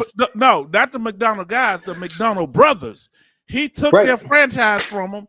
Why is that? It was because it was an evil ambition. He's like, you know what? You guys opened the doors for me, and I just took advantage of it. He's like, I'm not here with ideas. I'm right here to make things like he was pretty much working behind the scenes, just like the devil, brother. And what ended up happening is that the McDonald's brothers never got their compensation until they died. I guess they got it afterwards or something. They never got compensated from that. And that man that didn't even create the brand, he just helped the brand. He's the one that took it off for himself. And he was proud of it too. And listen, now that's business, that's ruthless business. Yeah. But here's the thing, family. People think because we nice that they can treat us like the McDonald brothers. But listen what Betty Bob say, H-Town, you need to let them F around and find out. Listen, let me tell you something. Listen, we say, H-Town, women don't have enough time in the world to do the foolishness, but that type of person is never doing his work. Yeah, he's never doing his work. No, he's too big. Because if you got time, now listen, with women, women now thank y'all. I got about 15% of the people in here are women now. Thank y'all for feeling comfortable being here. Women, if they gonna do something, they're not gonna constantly troll like no dude. They gonna make little comments. Like the woman made the little sexual comment, then she disappeared. Or they'll come in, if you say something they don't like, they just disappear. They kind of do stuff like that. A woman ain't gonna troll on a constant basis. I don't see that. But the guys, they want to get in close so they can put that blade up under your rib cage. Let me give you an example, H-Town. If you put two male dogs together, man, I mean, that I've experienced, man, two male, like older dogs, they will fight more, harder than a woman. I've seen that, a female dog, like, or another example of the chickens. You put a coop full of chickens, they're not going to fight each other. I haven't seen that. But if you put two male roosters, what happens? They kill each other. They're going to fight to the death. See, yeah. Women, even when I know y'all don't like this, even when women fight, most of the time they not trying they ain't trying to mess themselves up. Men can sit there and choke each other to death, standing right there to each other. Both of them can choke out. Yeah, men can with their hand, and I guess it's the testosterone. But yes. Look, a perfect example. Look at the prison system. Look at the statistics. Women are more they're caring. They build bonds with each other. They build groups. Even in prison, women even in prison. Bonds. Look at the males.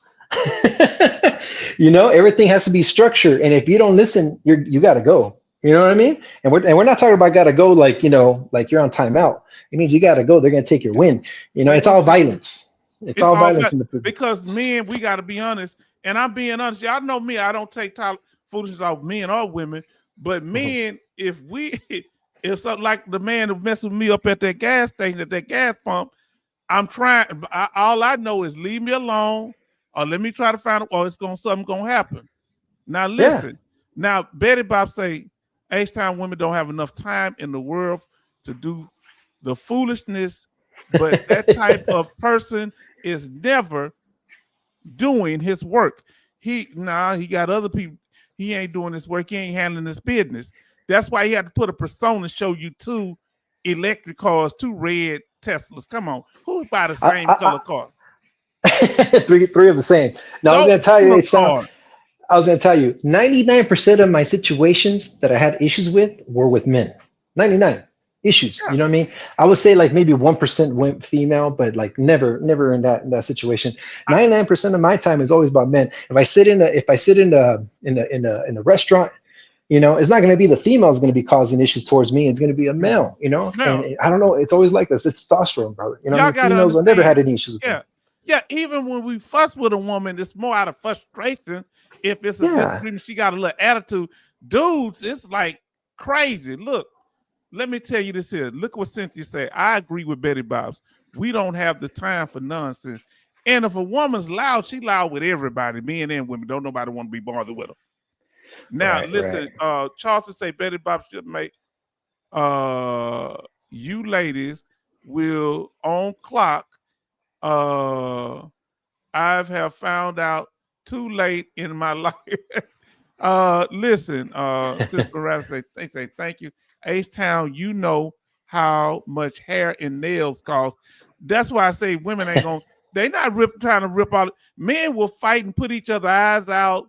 We'll have cuts upside the head. Some of us in here got scars from fighting people. Some women think that's sexy, you know, scars. You know, Yeah. What was the old saying goes? Chicks dig. Was it? Chicks dig scars or something. Dudes with scars, yes. Dudes with scars, yeah. Now, I guess. yeah. So, and you know, we get in bar fights. Our bar fights is different than women bar fights. They gonna do a whole bunch of swinging, pulling. Women ain't got time when they pay for that lace front. They don't want you messing their stuff up. Now, what's the key thing is we having a balance of men and women in here. This is good because it helps the channel. Here's the issue. We didn't talk about the elephant in the room. Can I mention the elephant in the room, my brother? Yeah, go ahead, man. Sometimes, and this is what I noticed, family, ladies, are you listening? Y'all beautiful women in here, y'all kind women, and y'all orderly. Even when other people are cutting up, the women they just in here. They let us powwow it out. Sometimes guys be wanting to show off in front of the women. Sometimes. Isn't it some of these trolls trying to show out in front of the women to show that they the alpha male? Yeah. Is that possible? Time. You say every time. That's right. Oh, yeah. And what I was gonna say is that, man, women are a blessing to mankind. You know what I'm saying? When it's all said and done, man, they're like more. It gives you a little bit more order. I feel that without a woman, man, we would have been on destruction, bro. And even though we just destroyed the whole world. Yeah. There's always a balance. You know, you come home, who's there with you? Your wife, man. Your wife is out there to help, to cater. I'm not saying all situations might be that, because you might be in a toxic relationship. For the most part, when relationships do go well, you know, majority of the time, the woman is always there to help the man, you know, to overcome obstacles and overcome drama. Like, there's been so many situations in my life, man, that my wife, you know, helped me out. I could have been in the fight many times with people, man, just random, you know, in my house, in front of my house, you got people that just want to start stuff. And I want to go out there, and my wife calms me down. It's like, hey, don't go out there. Don't go out there right now. It's not worth it. And if it wasn't for my wife telling me that, I probably would have been in jail. I've been there. You know, yeah. Now so look what he said. Either I would have been dead or would have been in jail. Two ways, because he might have had a gun, and I'm out there without a gun. So he might be shooting at me, or I might go in jail, might hurt the guy. And what happens? You know, I ended up going there. And what for a situation that could have been prevented. A lot of times, you know, you don't look at it like that. You know. But it's worth it to him because he wants your attention that bad. Like I told y'all, I'm not used to men showing me so much attention. Now, Betty Bob say, "Dog-faced soldier, being a torn up man is not cute. I got to roll over and look at you." Yeah, but you're still in the bed with him. Cause look, I got scratches all here. I got a hole right there. What that little hole? I stuck myself. I slammed the fence one time. I got mad. You know those little holes on the fence? Yeah, man, I was mad at something and poked the fence and stuck it in my arm. Oh. Man, you know, man, we look, Military Mike say, that's why I rely on the word karma is real. Galatians 6:7 states, do not be deceived. God is not mocked. For whatever a man soweth, he will also reap. If I sow hate, I fear I will receive hate. That's why we ain't got hate, but people want to be around because they want to. Some people are just disruptors. So they can't do anything peaceful. Right. Amen. Amen to what brother Military and it's our pride too, as good people as well, man. We also have pride, man. I'm not gonna lie to you. There's sometimes, man, like my wife sees it all the time, brother. Like I hold myself so much, like, you know, and I'm sure Military Mike and Charles Zimmerman and Kevin Colbert are going through the same thing, man. It's the pride. You don't want to turn down You don't want to turn down a situation. You know, if the guy looks at you or says something about you, you'll be the last person to turn around and walk away with your tail between your legs. You know, but sometimes, man, you know, you have to pick your fights, man, and it's not worth it. You know, I've been in situations like that, man, that I had to turn around and walk away, man. And that feeling that you get, women, I don't know how they feel, man, but as a man turning around from another man and trying to start with you, bro, it's hard, bro. It is extremely hard. You got to know when to hold them, when to fold them. Now, here's the thing. Oh. He says sometimes, because sometimes we'll escalate. But if somebody, I'm going to tell you, Sister Cynthia Morales, if somebody bothers her and her husband is there, let me tell you something. When a man really that's hard. That's hard. If Betty Bob's there, her husband going to have a few more scars, somebody messing with her. Huh? I know Military Mike would jump onto the first word that comes out of the guy's mouth. No, Military Mike, you better turn the other cheek. No, but you know what? But then I look at it like this, brother. You know, because situations like you handle your business, but when the cops show up, let's say the cops show up and you have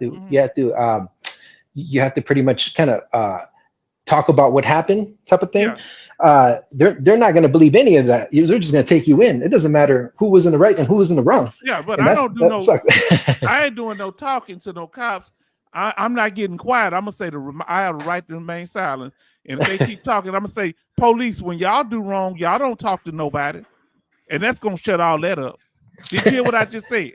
I say y'all don't talk to anybody, and you legally, I'll ask. She got that. I say, officer, don't you have a legal right to lie to me? Did you know that? You think they're going to answer that question? And were they going to say no, or they going to talk around it? I'm going to say the lie detector determined that was a lie. Give me a lawyer. You just got to plead the fifth, H-Town. Plead the fifth and say, look, don't give them the right to search your vehicle because they can rip the vehicle up and you don't have to pay for it. You tell them, I don't give you permission to search my vehicle. I'm exercise my Fourth Amendment right. You need to watch Hampton Law. That guy out of North Texas, Dallas, is good. He talk about them being able to have a machine that can X-ray through your house and see you walking around. Oh, and he tells you crazy. They can put something on the telephone thing and pole and reset your cell phone signal. That's pretty much infringing in private private property, personal property? Yeah. Yes, crazy. He talks about all kinds when they knock on your door, what to do. Hampton Law, please look him up. Now, Military Mike say, I'm here to sow love. Love is the key. Maybe Mr. Expert isn't even worth talking about. I'm just saying, we'll cut it out on there, but you're right. Now here we go. Dollface Soldier, yes, I feel that way. I think this is not worth going to jail for. Now, some things ain't worth going to jail, but there's some things when you protect your family, I ain't worried about no jail. I try. You better keep you some money on retainer because there's some situations. If somebody talking disrespectful to your wife, walk away, but they keep following you. Now we got a problem. Or you saying something too out of pocket. You ain't gonna call me too many N-words. I can care less who you are.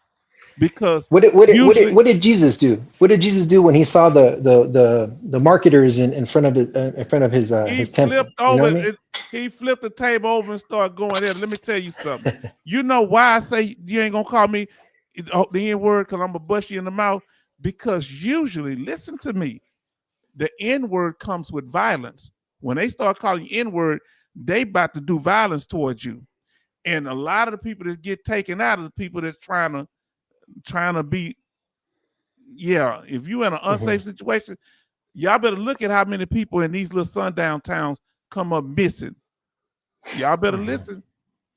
Now, but I got you. Now, let me see. That's why we don't have sale. We want to track like a dog. Yes. Now let me ask y'all this here, family. I'm going to ask you, brother, where do you see, what direction do you see the channel growing. We're almost at 2,000 subscribers. Let me see where we at right now, family. We are at. Oh, we got even another one. We got 3 subscribers since we've been here. We're at 1,905 subscribers. Wow, that's awesome. That is Where awesome. do you see the channel going? And family, y'all tell us in the chat, where do you see the channel growing, or what do you want from the channel? What do you help us to say? Well, let me ask you more like this here. What do you want? Give your input of what you want do to help with the direction of the channel. What do you think you want for the channel when it comes to what we're doing? Yeah, like I said, well, first of all, the sky's the limit. Keep doing what you got to do, brother. And also, more, like I said, more interactions. If people could go live and speak to you and talk to you more about your problems, and like I said, different topics too. It doesn't always have to be, sometimes other people want to go a little off topic and talk about, of course, military related, but things that they want to get off their chest, and you could talk about it. So different current events or situations. Give me some hot topics that you think would be interesting. Just like, okay, so for, what the president is doing for these, with this term, I know it's just a short term that's going on. We can never judge the person, but at the same time, we have to judge the actions, Yes. And to see what's going on and where this nation is going, and if it's going to the right direction, or if we're going backwards, just like the last administration. Also, what are they doing? What is this administration doing for the veteran? Right? Most importantly, because it's relevant to us, because we're going through it. We're going through the struggle that a lot of people have it. So what are they going to do to help change and shift towards that direction instead of it being towards another agenda? And I have nothing, nothing to say about any other organization, but if they're going to rather tend to them instead of the veteran, then there's a problem. Because if it wasn't for the, let me ask y'all a question. Do you think claims are moving faster now? Did you get your claim approved after he became president, or was it right before? Well, it took me a while. I mean, I feel, almost a year is quite some time. So I could speak only for the last administration, but I don't know. I can't speak for the person that, for Trump's administration. So I don't know how fast that's going. But when it came to my situation, it took me almost a year. It felt like it was tedious, but I had to keep calling. I had to do my part. So I don't know what's going on right now, but that's okay. What I could speak on my now, head. Yeah, I got another question for everybody in the chat, because we had our brother Kevin Kobar Sr., and he gonna keep us. I'm gonna call him on the back channel once he get everything. I'm gonna call him first thing in the morning. I got a question. What do you do to stay grounded in your life? And I'm starting with you, my brother. I put God first, brother. I have to put God first. And then also your family. Family is very important. And if you don't have family, you do have veterans like ourselves to reach out to. So it is a family of its own. If you don't have an immediate family, you could reach out to veterans, the VSO. Reach out to resources like that. That's going to help out a lot. But more importantly to me in my life is of course God first. You know what I'm saying? Because God gives me breath every day. And there's a lot of things that I get frustrated in my life, but I have to always revert to that first, and then my wife, and then my family. All that comes down from that point on. Okay, okay, thank you, brother. Brother Charleston say more Dougie talks. What he's doing. Okay, let me ask you this here. So more Dougie talks. What do you think, brother, Sister Betty Bops? I mean Sister Cynthia first. What do you think we can do more dealing with families? Dealing with the dependence of veterans. What more topics would you like us to talk about? I got one. Go ahead.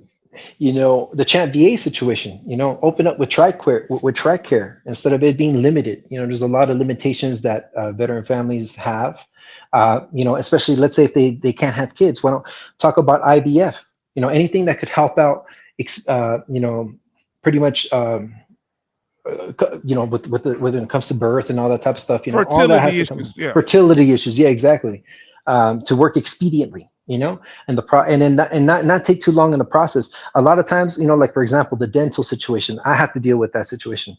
I called the dentist side of the VA, and they said that you don't even want. They even tell me don't bother going to the the third party, because it's going to take months for you to get approved. What You might third as well just party? come in person. Third party means if you go to like a clinic that it's a veteran connected. You talking about You, community care?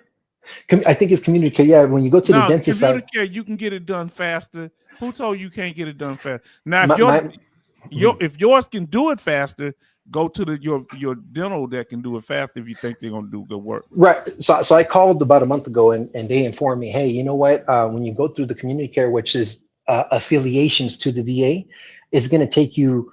Right now, it's a 4 month. I think it's like a 3 or 4 month waiting just to get approved.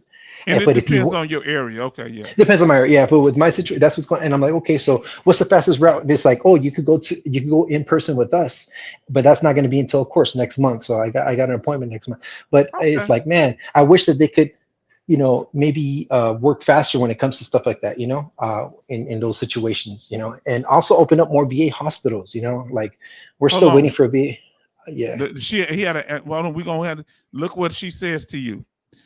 Betty Bob says, Dogface Soldier, go to patient advocate. Go to a patient advocate. Because I had to go to the emergency room for my dental. I was in so much pain. I already been to the community care dentist already. I went, you got to call community care and get on their case. Like I need to call them now on Monday and again to tell them, hey, because they already did my teeth cleaning. They just getting waited for to be approved with the VA. Go to patient advocate because sometimes they don't want you going to the outside doctor. But if they getting to see you quicker, tell them you needed something in a couple of weeks. You go to the emergency room, they gonna schedule something faster. That's what I have to do that. Yeah, because like I went to like a dentist, that was affiliated to the VA, and they did my checkup and everything. I need root canals taken out and stuff or do in process I of need doing a root it. canal. Yeah, I need to do 2. So I was waiting for an answer. I never got any word from them. So I waited, and it was my fault because I shouldn't have waited this long. But I'm like, you know what? It is what it is. So I called them and I said, what happened? They informed me that I got approved, and I never got a call from them. And I said, okay, so what's going on? And they're like, oh, well, right now we're backed up, blah, blah, blah. I'm like, okay, so what do I need to do now? It's like, well, you could wait. Or, I don't know how she worded it. It got me confused. Now, are you talking to dental or are you talking to community care? I think it might be the dental side. I think, yeah, because they transfer me to. They have an incentive to keep you there because they don't want you going outside. Go tell them you want to talk to the community care representative and a community care for dental. Okay. Tell them you want to talk. Tell them, okay, y'all got me set up. Keep that appointment, but I want to talk to the community care because first thing they told me just now, I'm about to go get a colonoscopy, and they say, well, it's going to be another till January or something or to something. They say you want to go to community care. I said, cool. So they gonna do that quicker because so you need to talk to a patient advocate because when they tell you stuff, they can lie. Now listen what our sister. I'm gonna get back to you, military Mike. Dogface Soldier, go to IT patient advocate. TI patient advocate. You get done on the spot, Johnny on the spot. Get your community. See if they get you. Talking about the community care. Check it out. I like community care, but check it out. Now, military Mike say, the Most High God keeps me grounded, no doubt about it. Even though I walk through the valley of the shadow of death, I feel no evil, for you are with me. Your rod and staff, they comfort me. Yes, indeed. Now, so that's why I'm glad you called in. Y'all see all this knowledge that our brother Dogface Soldier have. He run into the same roadblocks. So balance what we saying and check and see are they with patient advocate and talk to you, find out who your dentist is. Now, are you listening to me? I'm listening. At the VA, what dentist you assigned to? Not the front desk people. You go in there and talk to your dentist, tell him the situation, and he'll see if you can go to community care. At least I know that they're able to take you in case of an emergency, which is pretty good. But I have to drive. That's what they informed me, that I have to drive to that location, which is about 45 minutes away. But in case of an emergency, I could do a walk-in. But it's funny because their hours are from 8 to, I think their hours are from 8 to 11. So they're only like open 4 hours a day or No, 3 hours. It's if crazy. you get it becomes a problem. I went to the emergency room. Let me tell you, when I went to the emergency room, that upset everybody. My primary care doctor, I went to emergency room for dental. You know, my primary care doctor had the nurse call me, find out why I went to the emergency room, because I guess it makes them look bad. But they not in, look. She said, Sister Cynthia Morales say, it took a year for my husband to get 100% with the last administration. I don't know if that's bad. Is that bad or good? What you think? And I wish it was sooner, man. Like I said, it took, yeah. I mean, it should be sooner for sure, brother. But let me ask you, how long did it take you to go from your last rating to 100%? From my last rate to 100%, about the same. Yeah, like about a year, you know. And you know, it was just, and they kept telling you, you know, it's just because they have piles of people, and that they're short staffed and all that type of stuff. And it doesn't help when you know, vets are leaving, you know, because of the whole situation. So I disagree on that, you know, firing veterans when they're just coming in, because those are going to be assisting other veterans. They hired them back. Can you believe that? They had to hire them all back. We went over I there. bet you. Yeah, because they were probably overwhelmed. Watch our video. Oh, am I plugging my video? Dougie Goes to Congress, part 1 and 2. Now, and he says in one of those videos, we had to hire them all back. Yeah. Now, Betty Bob said, you know, go to your patient advocate. You're going to go to your patient advocate. Right. We're going to find out the patient advocate is. You letting us know. I'm asking you. You said, okay. Are you going to go check on who the patient advocate is? Yeah, for sure. You know, I got to get on it. Like I said, I talked to they directed me to the dentist side, and they already have an appointment for me scheduled already for next month. But I definitely, you know, for future references, I'm gonna have to look into all the stuff that you guys are posting up, because at least I could have that. Check in the patient advocate anyway. Even if you don't want them to do nothing, you need to get informed about them. Okay. Because you can't go on their promises. They can sit and say, "Oh, we're scheduling it farther out." Yeah. Now, you understand? They say, "Oh, we moved your appointment. We canceled your appointment." They can. So you want to have something else going on. I don't mean you need to mess up what you're doing, but you need to also talk to patient advocate to see what your options are. All right. Now listen to what Cynthia Morales, our sister, say. This is good information about community care. I didn't know about that. Yes, indeed. If they don't have an appointment within a certain amount of time, you can go to the community care. I prefer community care for my mental health. No, because my mental health doctor is excellent. Who has a good doctor at the VA that you would prefer? Let me ask you like this here. What would you prefer to go to the VA for instead of going to community care? I would, for me, I would say, you know, like my, you know, my back issues and PTSD. But like I said, it depends on the location. Like Texas could be different from California. Like I feel like in California, my doctor, nothing bad about her, but it feels like it's more like an interrogation questions instead of like, you know, like the way her demeanor is different, you know. And I'm not saying it because, you know, I got 2 words for you. I feel that way. I got 2 words for you. You know what the 2 words are? Are you listening? What you think the 2 words? What our sister say, patient advocate. What our sister Betty Bob say. What our sister Cynthia say, patient advocate. You don't need to be fighting this by yourself, because we can't defeat these doctors. They've been dealing with patients and they handling us. And if they're not doing what they're supposed to do, if they're making you feel that way, you need another doctor. Yeah, because there's certain things like she asked me questions like, like she's trying to test me if I remember my last appointment or what she said, and I don't remember, but I'm like, okay, some of the stuff, and I may have said the wrong thing, like, oh, I remember you said, like, we were talking about this. Is like, no, that's not what I said last time. Do you remember? Like, you know, kind of like very, and I'm not saying it in a condescending way, but like more like what he's saying is the interrogation when you go in there.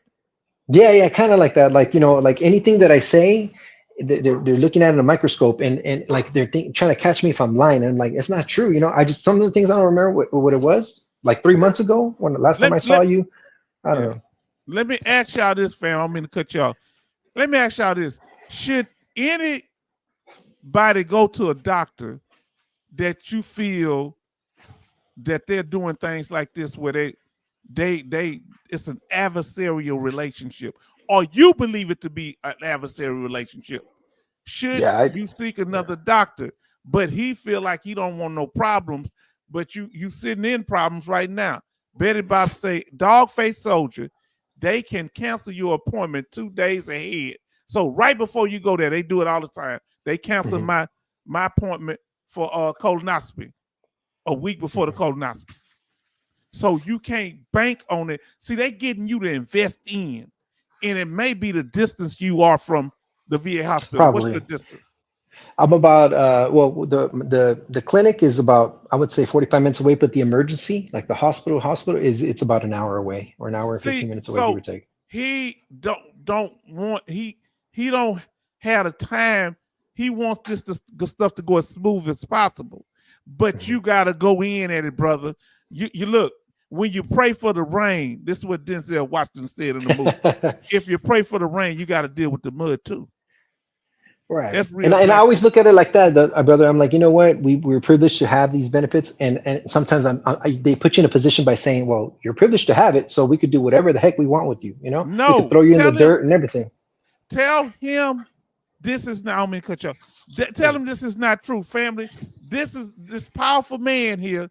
He getting handled because they working on him as a group, just like they worked on me the same way, had me feeling the same way, like he privileged. No, you earn these benefits. Yeah, it kind of sets you back, like if you're back in basic training, or like, you know, it's just like yes, drill sergeant, you know, whatever you say, you know, screw me over if you have to, you know. Now listen, as much as our brother help us, now it's time to help him. No, it's just how you feel sometimes when you go through it. Because we get beat down by these folks. Tell the truth. Now listen, make it your mission to go to Patient Advocate.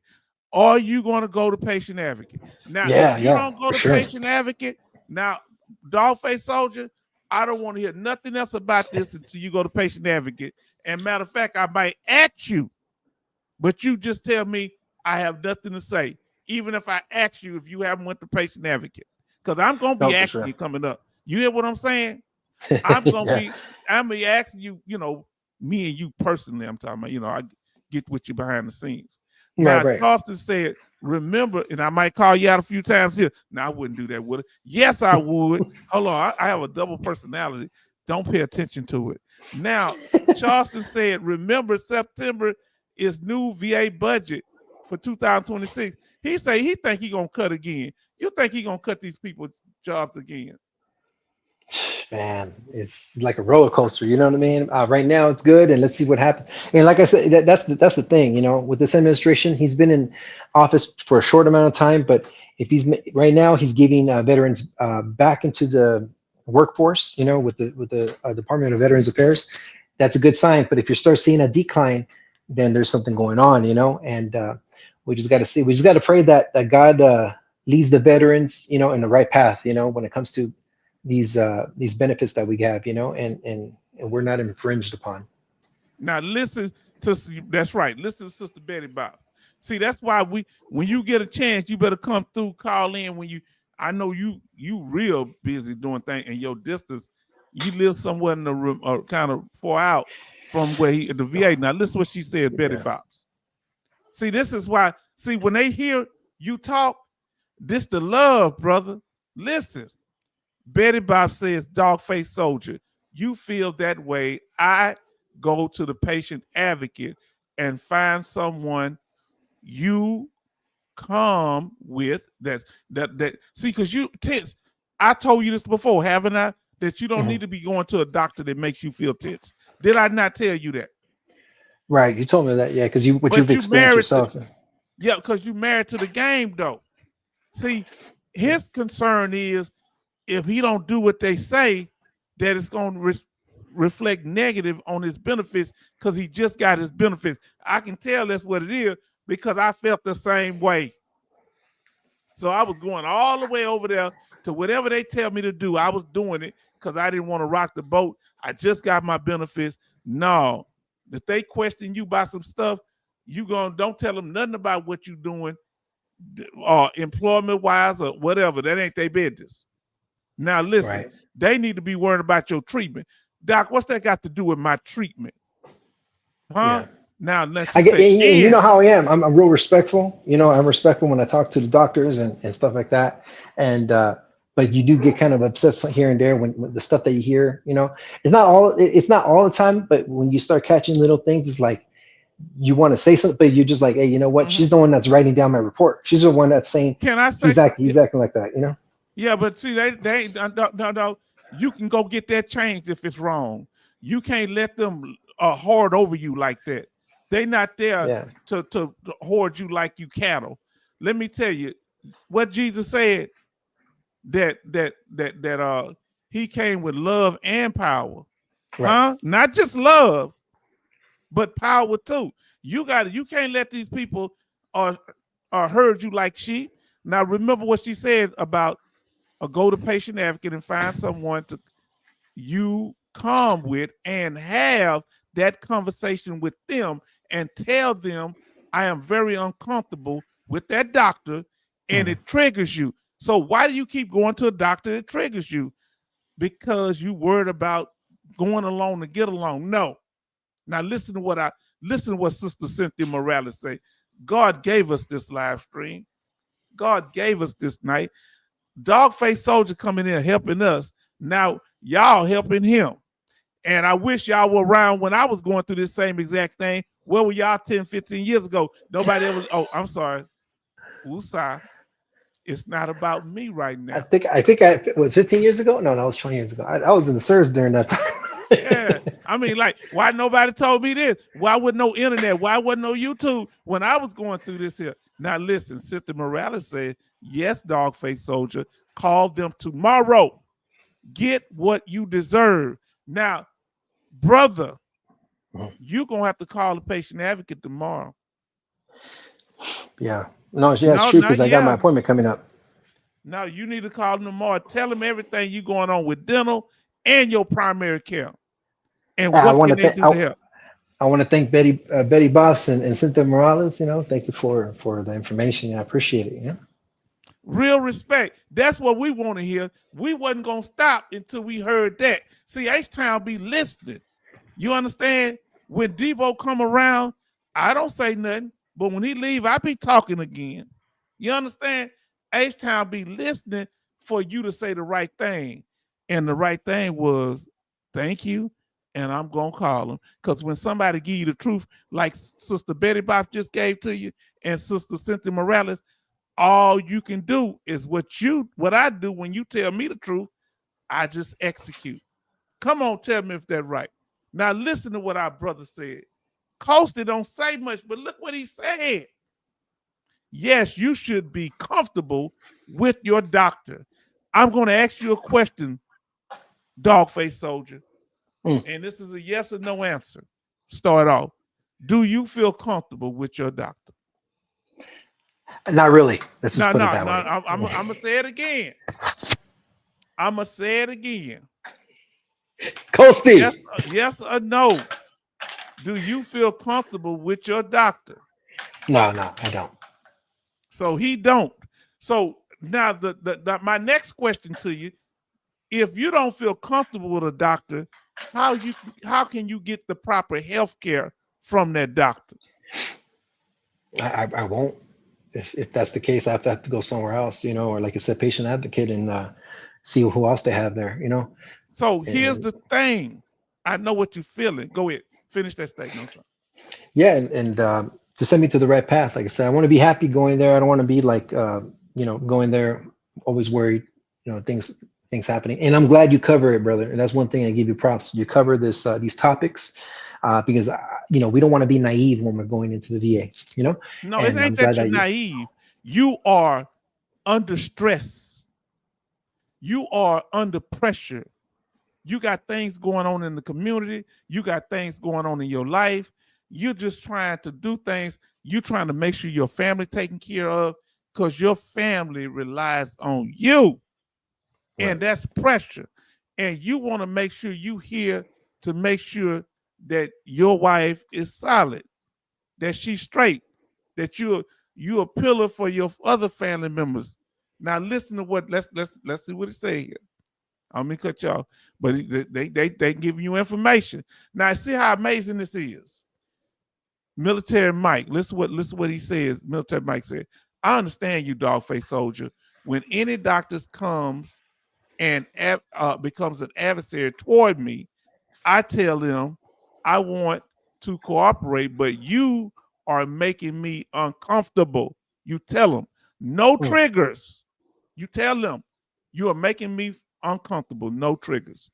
Let's see if they write that in the chart. I tell them that for real. You know what they try to talk to you?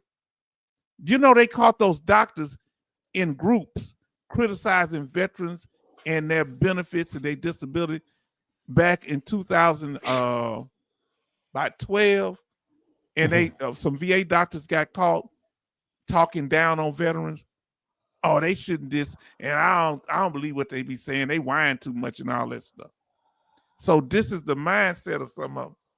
Now listen to what Charleston say. Military Mike, that's what Vietnam veterans told me years ago. VA doctors back then enjoyed triggering veterans. Do that sound like we need a live stream on? Yeah, definitely want to cover that for sure. You know, because a lot of times, you know, we go through the process because we do what we have to do to help each, you know, to help ourselves in the opportunity, what do you call it? Programs that they have and medications. You know, talking to the doctor, we're doing our part. But when doing our part is being made difficult in the other end, sometimes it does get kind of hard, you know, to go through it. And yeah. The first thing is to do no harm. The first thing of a doctor is to do no harm physically and to do no harm psychologically. Am I right about it? Yeah, that's true. So if they are abusing you psychologically, invisible wounds are just as destructive as physical ones. I'm 100% for post-traumatic stress disorder. Yep. That is an invisible wound that you cannot see, but I suffer from. Sometimes I feel just like Brother Kevin Cobar Sr., sometimes even worse. Now listen. Now and you know it's funny, Sean, just to talk. You know, kind of to stack up what you were talking about is like it's not all the time that it happens. It's like it's very subtle. It's a very subtle thing that happens when you're in the hospital, you know, and when you're going through it. It's very subtle. It's not like, you know, straight to your face, but you could tell little things here and there, and you could read it, you know, but at the same time your mind plays tricks on you, or you know, the environment plays tricks on you by saying, hey, just deal with it, you know. No, listen what they're doing, family. Sister said, I'm gonna get back to you, Military Mike. She said, yes, H-Town, do a video on this topic. See what they do. One of the triggers is to make you anxious, to make you self-doubting, self-conscious. They want you to have anxiety. They can manipulate you if you have some type of fear. Am I lying? Yeah. Now listen. So if a doctor's to do no harm, but they play more games than the hustle on the street, what's the difference?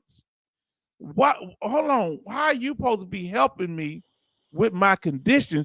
And I'm assuming this is your primary care doctor that's doing this, right? Yeah, exactly. So is she trained to play mind games? Is she your mental health provider? Yeah, exactly. Mental health provider. She's your mental health provider? Yeah, she provides the medications and all that. No. Let's walk this back.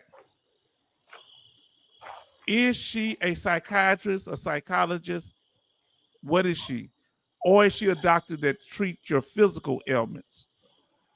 She just prescribes. That's what it is. No. Doctors do more than prescribe. What type of general practitioner is she? What is her specialty? With psych doctor. She's the one that gives me for my PTSD. Okay, so here we go. We got a psych doctor abusing a veteran. So this is what's going on, family. I thought it was primary care doctor playing this game. This is a psych doctor playing doing psychological warfare on a veteran. This person is supposed to be trained to help him. Do y'all understand? We got to be here for this brother. He's supposed to be able to open up to her, but she got him caught up into like a cult. She got you believing you can't leave. Oh yeah, that's true. And it's all it feels like it's scripted too. Like, you know, she's just there for doing her job. When you express, you know, how you're feeling and all that type of stuff, it's more so like, I'm just doing my job. I really don't care what you have to say or how you feel. You have to take it to someone else. That's how I feel. So, yeah. A doctor that doesn't care. Now listen, especially if you remain calm and stoic, if you tell them they are making you uncomfortable, they will respond in your favor. Sometimes I just go mute when they act like that with me. I had a psychiatrist, and he was a Filipino psychiatrist that only wanted to help white people because he thought he was white. I'm going to tell you, he's a psychiatrist. And he did everything. He told the white guy all he had to do was drink alcohol, and he was okay. He didn't take no. Do you hear what I said? So don't think I'm just playing on race card. Then he act like I didn't even have. He said the social worker and other doctors said I had it, and he played it like I was a joke. Sure did. He had a bigotry toward black people, and when I got from under him, I got real help. You understand? Yeah. Because that doctor was telling, you got PTSD, huh? He was laughing. Damn. And I was like, well, dog, I must not have it. I didn't want to have it anyway. And I told him my grandmother had passed, and he was making light of that. Man, that's crazy. And I would get mad. Now listen what Betty says, Betty Bobs. Dogface Soldier, you will probably send they will probably send you to community care. You need to go to community care for mental health. Ask them for go to community care for mental health, please. Yeah, now, listen, I will. Tell them you don't want to go to you want to go to community care for mental health. See, they got you hooked, and I was hooked, but we trying to break you loose. Now listen to what our brothers say. VA patients generally have the right to request a different doctor. I've told my brother about requesting a new doctor, but he's invested. She is his mental health doctor, and she got her claws in his brain. She got him thinking she's implied threats. Listen to what I'm telling y'all tonight. She's using implied threats. She beat him down so much. She letting him know, if you don't do what I say, if you don't dance the way I want you to dance, you're going to lose those benefits. Brother, am I right? Aren't you concerned that if you don't do what she say, it might cost you 100%? Come on and talk and tell the truth. No, yeah, exactly. Little things like that creep up in your head, you know, when you feel a certain way towards the medical provider, and it just feels that that's the only way to go about, you know, especially, like I said, being military, you only focus on one way only. It doesn't matter if it's good or bad. You just have to go through it. And sometimes that transitions to the civilian life, and it transitions to another organization like the VA. And like I said, it's not all the VA, but like little things like that. It's a very subtle thing that comes about. And we just got to be aware. And it's good that we have a community like this to talk about, you know. And you know what she did? It's very formative. What she did, she listened to you, and she used your triggers to manipulate you. And that's unfortunate. And that's malpractice. That's malpractice, brother. You can request a change in primary care provider, PCP, and specialty care doctor, such as a mental health doctor. Now listen, Betty Bob say, Dogface Soldier, I have a private therapist who is a Marine veteran, mental health, and she had to teach me to be hard on those doctors. She is worried about my health at the VA, and she told me to go to the patient advocate. I'm sure that's what she said. Yes, indeed. Now listen what this was said. Now, how y'all think? What topics I need to cover? And I need to know from you too, brother. I want you to think about it for a second. When we dealing with the dealing with something with You know what we talked about right now, yeah, like these topics like that, very very useful and insightful for other people to listen, so they could know ahead of time what to expect when they go. Maybe some people have never been to a VA and they're going to go and try, go to the VA and they're going to have to receive this type of treatment. You make sure you go about and you have the resources now to go and do it. So these topics like that are very useful and beneficial for us veterans to be aware. Now listen, that's right. Look what Charleston says. H-Town, you should do a video on mental health doctors, as Cindy Queen, that's our young sister about to get out the military, will face them soon. And when we don't know, like you just getting into your 100%, I was going through the same thing and I was being mistreated the way you were right before I got my 100%. So that doctor, I ain't never forget that man. That doctor, he was real dismissive. But when I saw how he was sucking up to the white man and other white people and giving them whatever they want, because he want to be white. And I say, wow, you using this position to, that's why all that minority thing, a lot of these people had the same hostility. So it's the mind. It ain't the person, it's the mind. Anybody can have a bigoted mindset. So H-Town, so that doctor must have been related to Tiger Woods, no? Oh God, no.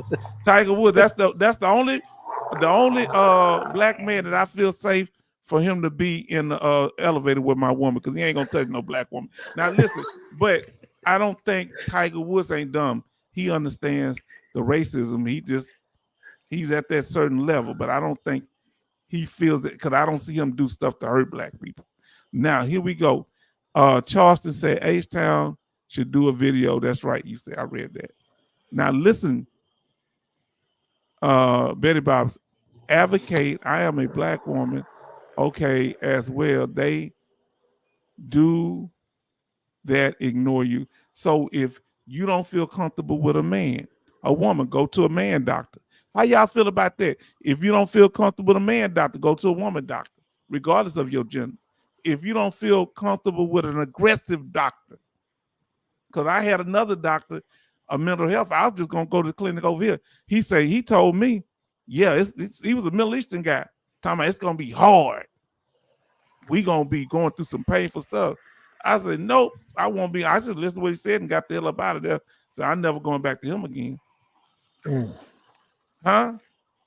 So now the patient advocate might be good or may not. That's why you find out. You test them out. Now listen, dog face. This is what Military Mike say. Dog face. I know it makes you feel. I know it makes you feel as well if you are going against the grain, my brother. But remember, going against the grain is a key perspective in mental health patients. It's expected. It's expected for you not to comply. She wants you to go along. What she's trying to do, get you to say everything all right so she can work against you. She wants to beat you down. And I understand they have to go through the procedure of saying how you feel, but at the same time, when you start giving you scales from 1 through 10, how do you feel today?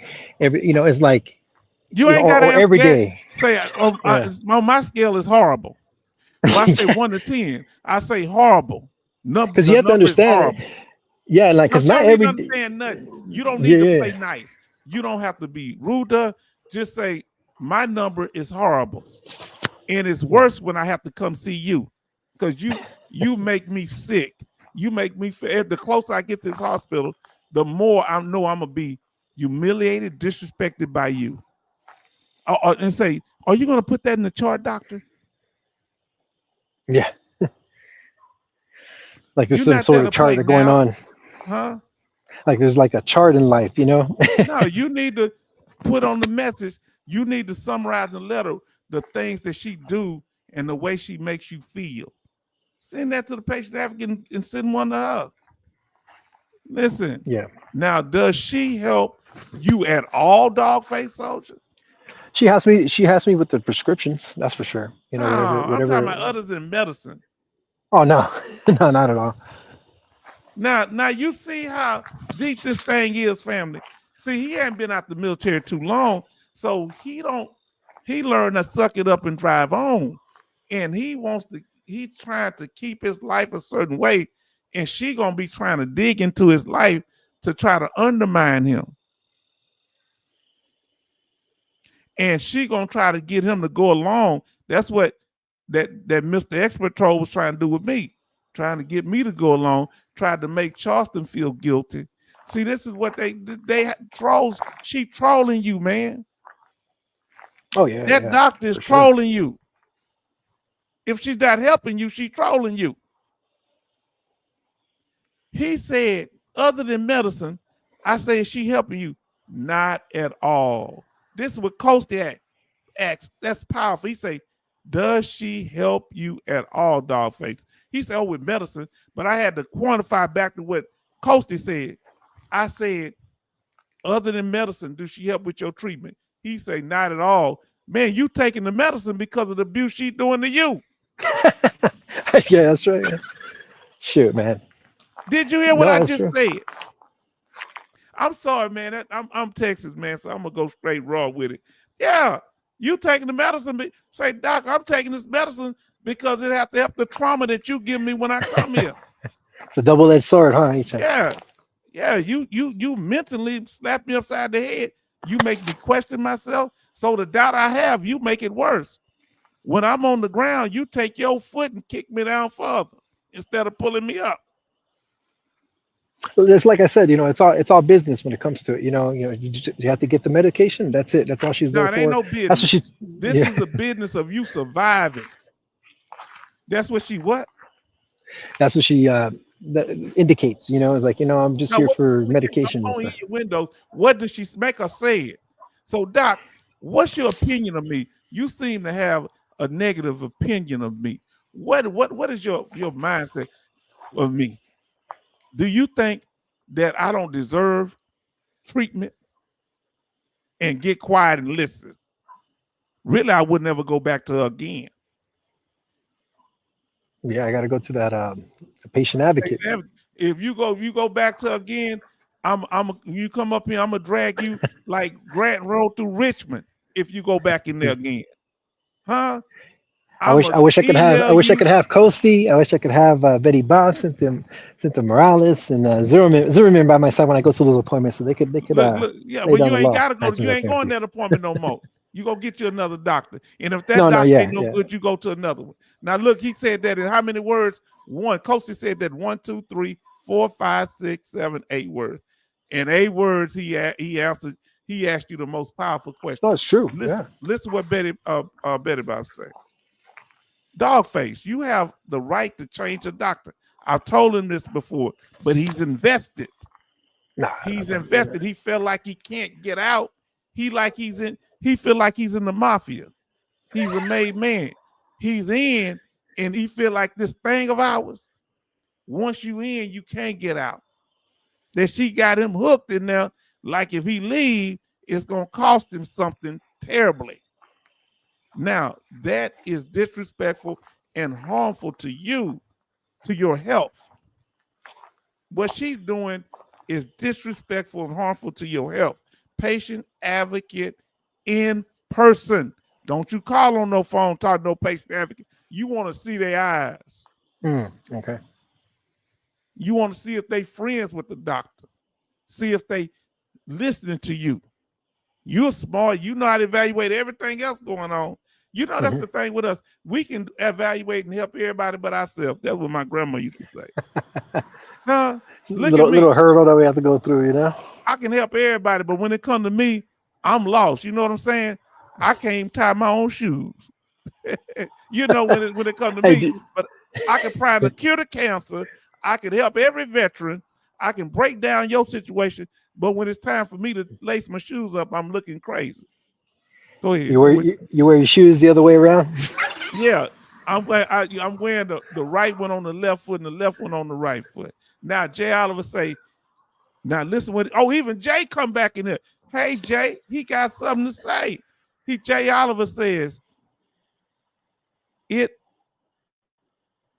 she doesn't put the exact way you are feeling in the notes and your attitude, you will have to go to a private office to amend the My Healthy Vet records. I don't think you even read what she said about you in the chart, do you? No, it's all about medication. It's all about her. That's all she does. Like she just reads what I've taken, and I make sure that if I taken it the right way, you know. Do you understand that you don't even read your notes, do you? Do I read the notes, or does she? I'm gonna say it again. It's for a third time, brother. Do you read the notes that she does? No. That's all I need from you. See, they got him so caught up on this medicine on a transactional. You know what I'm saying? You know, like with the dope dealer and the dope fiend, it's a transactional relationship. So he's in a transactional relationship with her. She gives him the medicine, he takes it.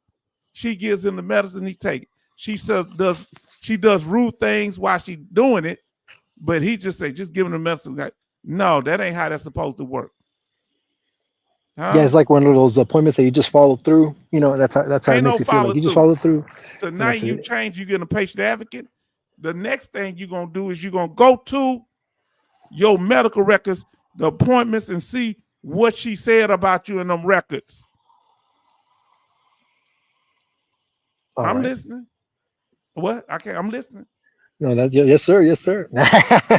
No, for sure. I'm going to do that for sure, man. This is good information for me to go. This is what I need you to do. And you need to tell your wife or somebody, tell her that I need to do this. And if I don't do it, come back and get on my case about it. Hey, and it's true, dog. It's true, H-Town, because I'm going to go back to what I just said. You ain't going to talk around me, my brother that I love. Hey, it's true, though. Go to your wife. Now, don't worry about it's true. You know what? A whole bunch of things true. Huh? Whole bunch of things true. That ain't got nothing to do. You know, look, you know, a whole bunch of things true. I wear bifocals. That's true. That ain't got nothing to do with the price of tea and China right now. No, for sure. I got it memo. And tell her, hey, baby, you know what I'm going to do? I'm going to go, because see, you don't want to tell her this, but I'm going to go up there and I'm going to do this here and I'm going to change advocate. I'm going to look at my medical records. And she ain't got to know what your records are, but just tell her, ask me if I did it. Give me a week and ask me if I did it. And you have to be honest with her. Huh? No, for sure. For sure. Accountability. Because you can't do this by yourself. They got you overwhelmed like they got me overwhelmed. See, they working as a tag team against you. Did you hear me? It ain't just her. She has a group reinforcing her. She's just the representative. That doctor's just the representative working against you. She has a team that's working with her. Remember, them trolls are working as a group against me. Now let's get to the statements, because we've been up 4 hours. We ain't trying to go no 5. Now listen to what our brothers say. H-Town, the doctors think and act like this is a game. I've been through it. See, you are a blessing to us tonight, brother. First, you come in with that powerful information. Now you telling us your story, and you just trying to keep it moving, but everybody's being triggered because they getting treated. They've been treated by their doctors the same way you have, and so have I. And we feel it. No, we ain't going for this. And we ain't going to let you go for it, because we're going to wear the hell out of you. Now, listen. So I played them. Listen what our brother Charleston say. I played them. I told you before this, one department head tried to take my driver's license away. Man. That's what they're trying to do to you, bro. She act like you ain't got no real ailment, bro. Now listen, what You got everybody. Look at all these chats we got here. Man, I got to get to this. Hold on. Coasting says she's just throwing meds at you. You need to move on. You ever been in a relationship, it was time to go, but you just couldn't do it? Oh yeah, for sure, man. Huh? That's toxic. You know what I'm toxic, saying? yeah. It might be a time. One time the girl just had to break up with me because it was time to go, but I ain't left. Huh? Like Yeah. told one guy, you know, they have a song down here. The guy say, man, he took my woman. I say, he didn't take your woman. She was just ready to go. That's crazy, brother. You understand what I'm saying? See, you want to wait round until she break you so down that you so damaged you ain't gonna trust no doctor. Do you want to get it like that? I ain't gonna have no dominatrix. I'm not gonna have no dominatrix. That's what she's trying to dominate you now. Psychologically, no, she's sitting there with the bullwhip. Come on now, hold on now. Hey, that's what we got this channel. Ain't that right, guys? That's what we got this channel. Did it. She's sitting there with all the baby oil. She's trying to manipulate. Yeah. Now what we need with 100 cases of baby oil? Somebody explain it to me. Now, hey, Sean, doesn't she understand I'm married? For crying out loud, what's going on with that, man? Sure. Women want to dominate. They want to dominate. See, I didn't really till it was a doctor that was attracted to me, and she was trying to do things to try to degrade me, asking me to do stuff. I said, no, I'm not doing that. I said, well, I got to do all that. If you're just checking this, she wanted me to pull this off and pull that off. I'm not doing that. What is your problem? I say, what's next? You gonna dim the lights? Now she wasn't no bad looking woman. It's just that you my doctor. I'm not here. You shouldn't be here using your position to try to remember, doctors are human beings. So she was attracted to me. Okay, but you don't use your position to express your desire. That is abuse. Teachers can't do it to students. Doctors can't do it to patients. Come on now. Listen, Military Mike say, when they asked me, how are you feeling? I told the nurse, who wants to know? Then I looked over my shoulder and turned around really fast as if I was looking for somebody. Yeah, you're talking about all that old crazy talk. How you feeling today? What you talking about? If I was here, I wouldn't listen. Would you be going to the hospital if you were feeling good? That's the dumbest question in the world. See, that's what he was saying. That question, Military Mike saying that question was so stupid it wasn't worth answering. The hell did you think? Whatever I go in there, you say, what's your pain level? Oh, it's a 0. So what in the hell I'm doing there if it's a 0? Or 1. Now, Betty Bob say, Dogface Soldier, you have to be mentally prepare yourself every time you think about seeing this woman. And I hope you don't see again. You go start fighting, but that she knocked the energy out and she got him. She's hovering over him. That's how my ex had me. Even though I was broke up with her, I was, man, this woman was so treacherous. I was worried about her destroying my daughter's life. Finally, I'm totally relaxed now. But try to manipulate you, H-Town. So I had to get distance for a number of years. So you're gonna need some time away from this woman. Listen what she said, Betty Bobs.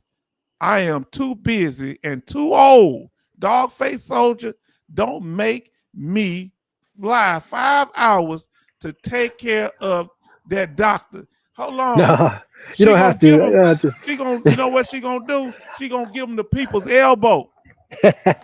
You know what? I don't want to send special forces over there. It's all good. You know? Now listen to what she says here.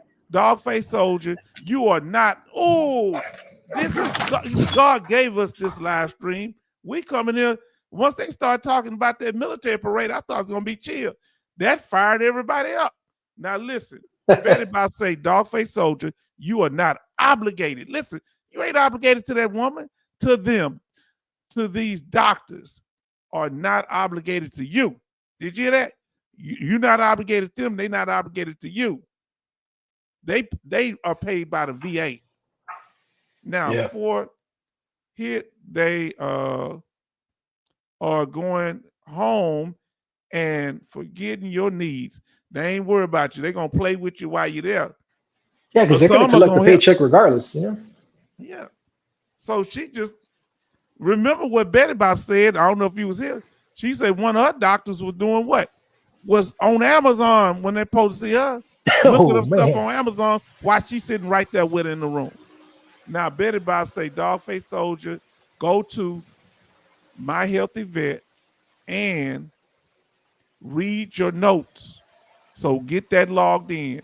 You might need encouragement for a family member to motivate you to do that. Because see, when I went up there, when I went up there today to talk, because I usually won't report people that act that way, because where I come from, snitching is not we don't believe in snitching, but this ain't snitching when somebody commit a crime, when somebody doing wrong. Now look, she said, I'm going to have to call the police. You're going to want to hurt someone. Yes, because what's going to happen, you're going to explode. So we want you to stand down, soldier, because it's going to build up to a point that everybody, that doctor don't know she playing one dangerous game with veterans. I ain't saying just you, veterans in general. She poking the bear. Huh? Now listen what Military Mike say. Dogface Soldier, did you know that you could go to the blue button on the website and access your medical notes?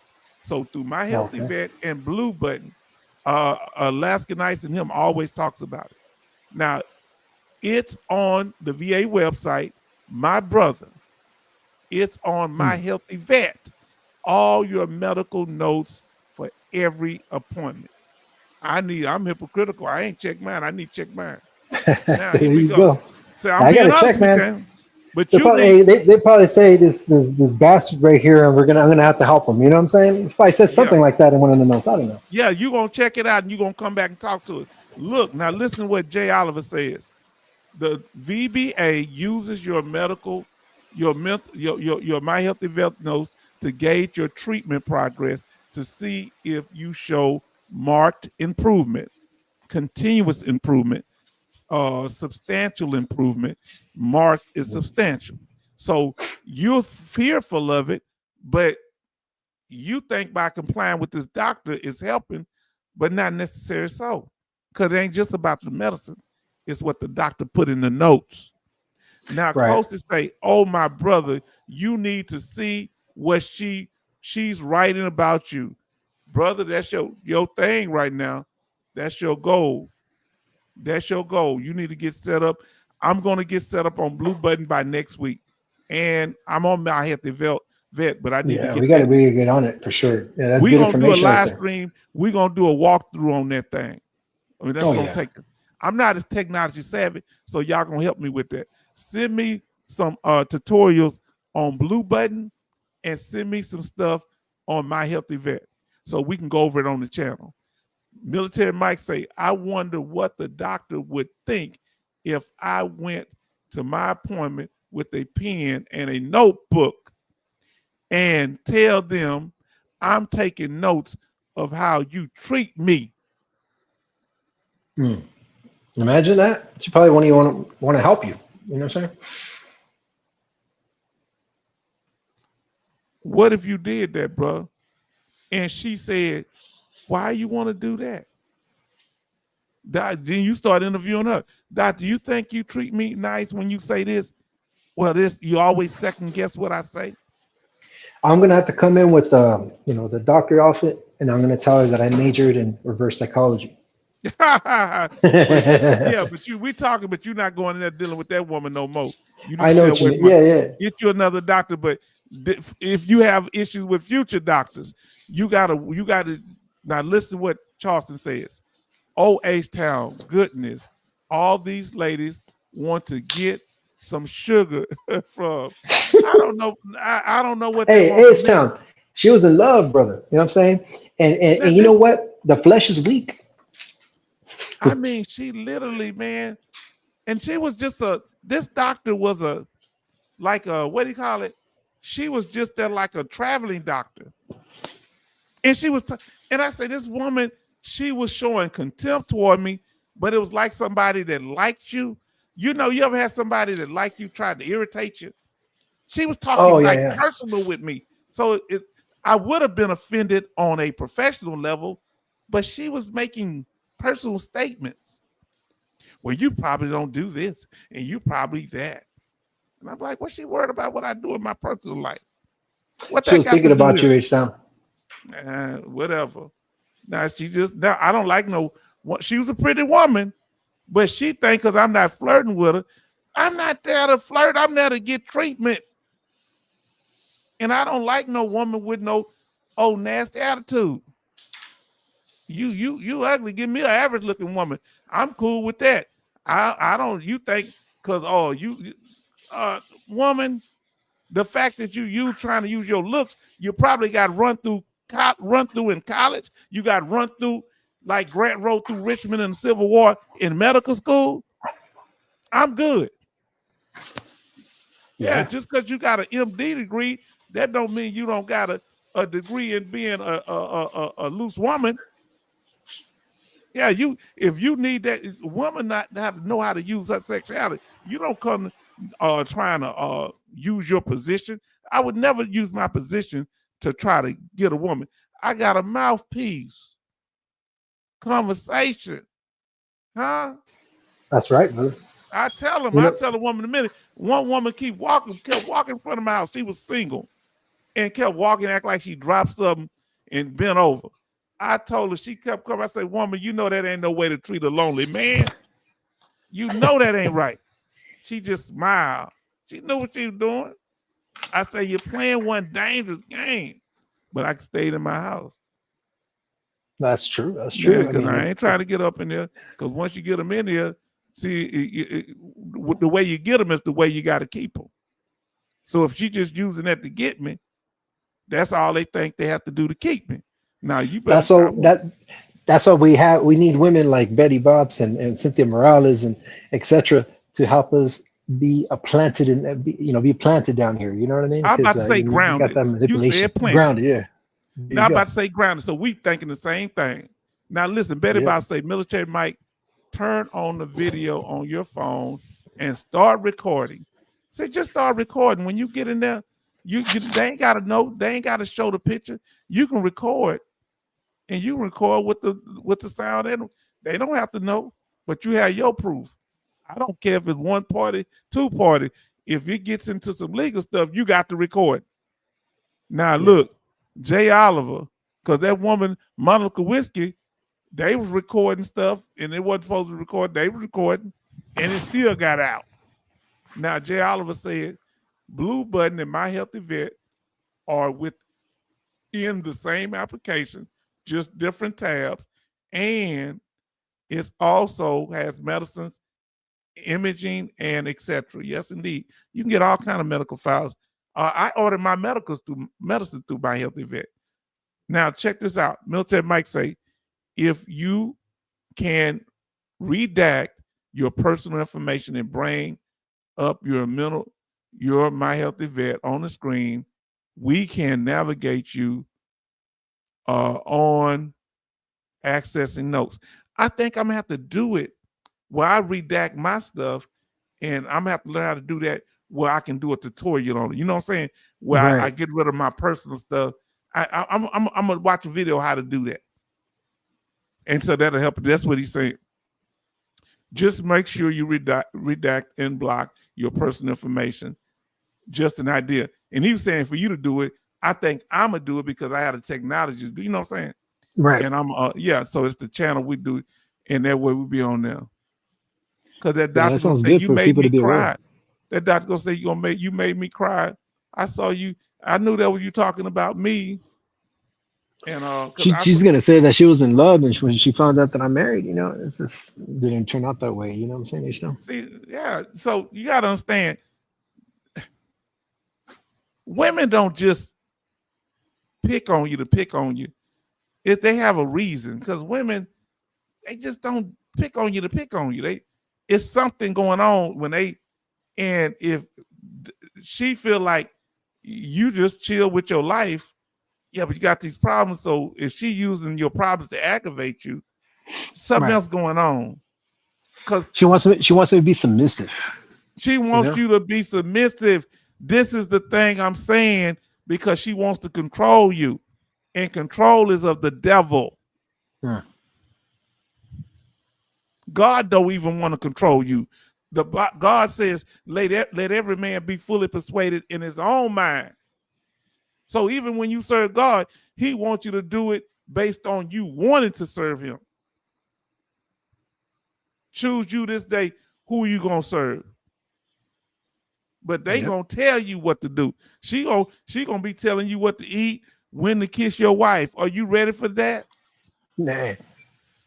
Huh? That's what a guy told me. I say, man, this guy, he messing with me at work. And he say, yeah, if you don't do nothing somebody, he gonna be telling you when to kiss your wife. Huh?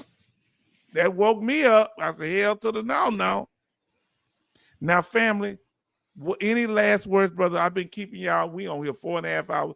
Let us know, what do you think of the information that we gave you, and any last words? No, good information from everybody. See the whole community getting together and overcoming a problem. And I'm sure there's numerous problems out there that we have to sort, and this channel is in the forefront of doing it. So I give you props, and I give everybody props for doing it. And yeah, man, we just got to stay vigilant and aware, because like I said, the system is not perfect. And that's what's the responsibility as veterans, to have the knowledge to go forth and redirect other veterans to the right path. I think that's the most important thing. So shout out to everybody again, and happy Father's Day again to the ones that have children, Thank you. And Thank you. Yeah. And we're going to pray for Kevin Colbert back then. Yeah. We're going to pray for brother Kevin Colbert again. But was this helpful to you, bro? Oh, definitely. Like I said, this is like everybody's going through this, and that's exactly the process I'm in going our through too own as well. way. Exactly. Yeah. In our own way, and we're all dealing with it. And it's funny because I'm dealing with it over here in the far west. You're in the Midwest. I'm sure other people are on the East Coast. I don't even know, probably. Betty Bob's on the East Coast in Maryland. So is brother and military Mike is in Louisiana. Charles how did I say it? Lake Charles, yes. Yes. Not it's what's 11 o'clock over there. I'm pretty sure it's bedtime for them, and they're out there taking the time out of their schedule to come and talk and give information. So that I give them respect. So everybody, thank you. I know we're all going through it together, but in a different location. Before you leave, let's get these last comments towards you. She say, H-Town, I don't control my husband. No, he just know. He know. Look, you don't control him. He just know not to cross you. That's all. Don't play me. That's a good woman, Betty Bobson, Cynthia Morales. Giving out the good information, yes. and I'm sure how they deal with their next of kin. Their spouse. That's a beautiful thing. And it's really rare to have these type of women in your life. Listen what Betty Bob say. Dogface soldier, you are a good talker. Make it happen. See, she said she ain't trying to hit. You got that good conversation like me. We smooth talker.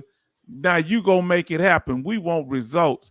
What we did with brother Kevin Colbert Sr., you and I and all of us worked it out. And guess what happened? We wasn't listening just for we told him what to do. Yeah. We gave him instructions. And what did he do with the instructions, brother? He went forth and make it happen. Exactly. Meaning went for what? He went well? To the ER. So what you gonna do, you gonna go to your ER, right? Oh, yeah. And so what's your mission right now? If you choose to accept it, you better accept it. What's your mission? Community care. Okay. What about your mental health doctor that's getting you issues? Yeah, I have to change. I'm going to change it. That's the only way. I'm not going to go. How you going to change it? What was it called? Well, yeah, I have to go to the, what do you call it? I have to go back to the video and get all this information. It's new to me. So are you going to write down patient advocate right now? Patient advocate. There you go. Go get you a piece of paper. Patient advocate, because she say you're a good talker because you like me, you have conversation. patient advocate, because you do okay. so much to help us, so we gonna help you. Now listen. And you know, and one more thing, H-Town, before I forget, I'm glad that everybody's going through this. I'm not the only one, you know, and There it is. There it everybody's is gone right through the there. experience. Yes, we all going through. We just got beat up by them doctors. So we learn. See, we wasted time. I wasted time. We don't want you to waste time, so we just gonna be all on your case. We don't, because when you do what we did, we wasting time with you. So we reopening our trauma. Yeah. If we let you continue to let this happen, it's gonna hurt us on the inside, because we feel your pain. Even though you don't know what's happening, we know what's happening. So we feel the pain and know what's happening. You feel the pain, you're not always clear what's happening. Betty Bob say, write that down. It's on the screen. Patient advocate. Now listen, say, we care about Kevin Colbert Sr. Glad we on tonight. I didn't know it was gonna go this way. Did y'all know it's gonna go this way? Betty Bob say, shipmates. Jay Oliver said, like the Starship Enterprise, we attack from all angles and have on fire in the siren pattern. Serene pattern. Yes, indeed. Now, and he said, good night, family, and family prayers for Kevin and prayers for our brother here, Dogface Soldier, because this is not easy what we're asking him to do. We don't think it's easy. And I know I wish Master Sergeant Smith could come over here and smoke him, you know, do a little bit of push-ups. Yeah, like a Chief cigar. Dogface Soldier, we faced the beast already. Now it's your turn. Now, family. And then what anything else you need to say, brother? Hey, hindsight is 2020, you know, we have to be aware, vigilant of what's going on. And, thank you, for good information. And we're on this together. Like we said, this topic right here, very important. Everybody's gone through it in their location. So we just got to, give the word to the wise, Yes. Oh, and y'all send me in the email, send me a statement on how I should word it. Is it the way when you're being mistreated by your mental health doctor, something like that, so I won't forget? Because I forget things, family. I come up with deep ideas, and sometimes if I don't write them down right then, I forget them. I have several powerful live streams I would have did, but I didn't forgot them because I forgot the topic. Now, Jay Oliver say, good night, family, and great live. We actively engaged in helping our fellow veterans tonight. Not just veterans. You came in and helped all of us, brother Dogface Soldier. And all of y'all helped brother Kevin Colbert Sr. Now we helping you. Back in. Thank you. Thank you, Jay. Thank you, guys. Appreciate it. All right. Anything else, brother? Much love to you, man. Have a good night. Have a good night, everybody. I know it's probably really late where you guys are from, but it's good that we got together as a family and resolving these issues. And you too, H-Town, for the next live. Let's see how everything goes. Wish me luck on the trip if I don't get live next time. But keep doing your thing, man. I'm really proud of you. And I'm proud of y'all. And good night, my brother. Everybody show love to him. Good night. We'll talk soon. All right. All right. I'm going to talk to you in the back channels. Yeah. Now, listen.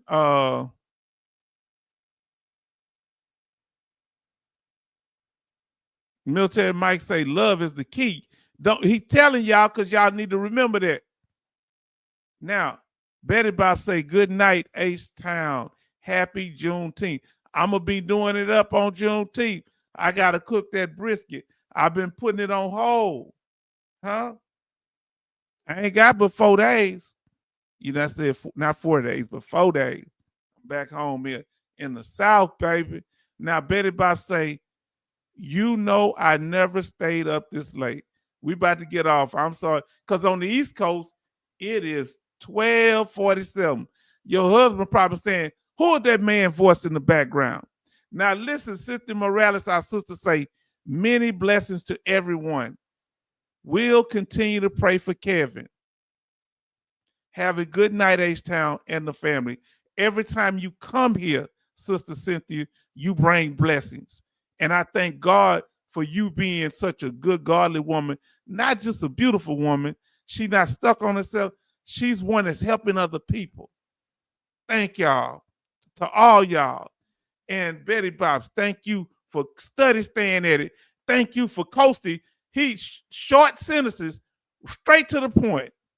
God dog, Coasty. Coasty, he just come in there, bam. This is what it is. Bam, that's what it is. That's how y'all do it in the Coast Guard. Did y'all see how Coasty, I have to say by 50 words, Coasty goes straight to it. Huh? Charleston Zimmerman says, good night, family, and all shipmates. We doing something special here, family. This something not just for a veteran channel. We doing something they ain't doing on no channel. What other channel you know do this here? Huh? In the words of Malcolm X, who told you that your hair was nappy? Who told you that your skin was too dark? Who told you your nose was too big? Coasty say, good night, family. Be safe up there in Massachusetts. Pray for it. Don't keep raining down here because you know flooding comes short afterward. Okay, Coasty, we love you, my brother. Now listen, H-Town, I need to talk to you. What happened? Okay, yeah. So we're gonna have to get in the back channel. I'm gonna have to give you my number. Now, send me your number. So look, we have to talk to each other now. This is serious. Now, Betty Bob say, good night, shipmate. See something like this here? Now we gotta actually have each other's number. I just making sure things right, but hey, time come. So family, I want to thank y'all. I think we did it tonight. Right? We talked about the channel. We honored the 250-year birthday of the military.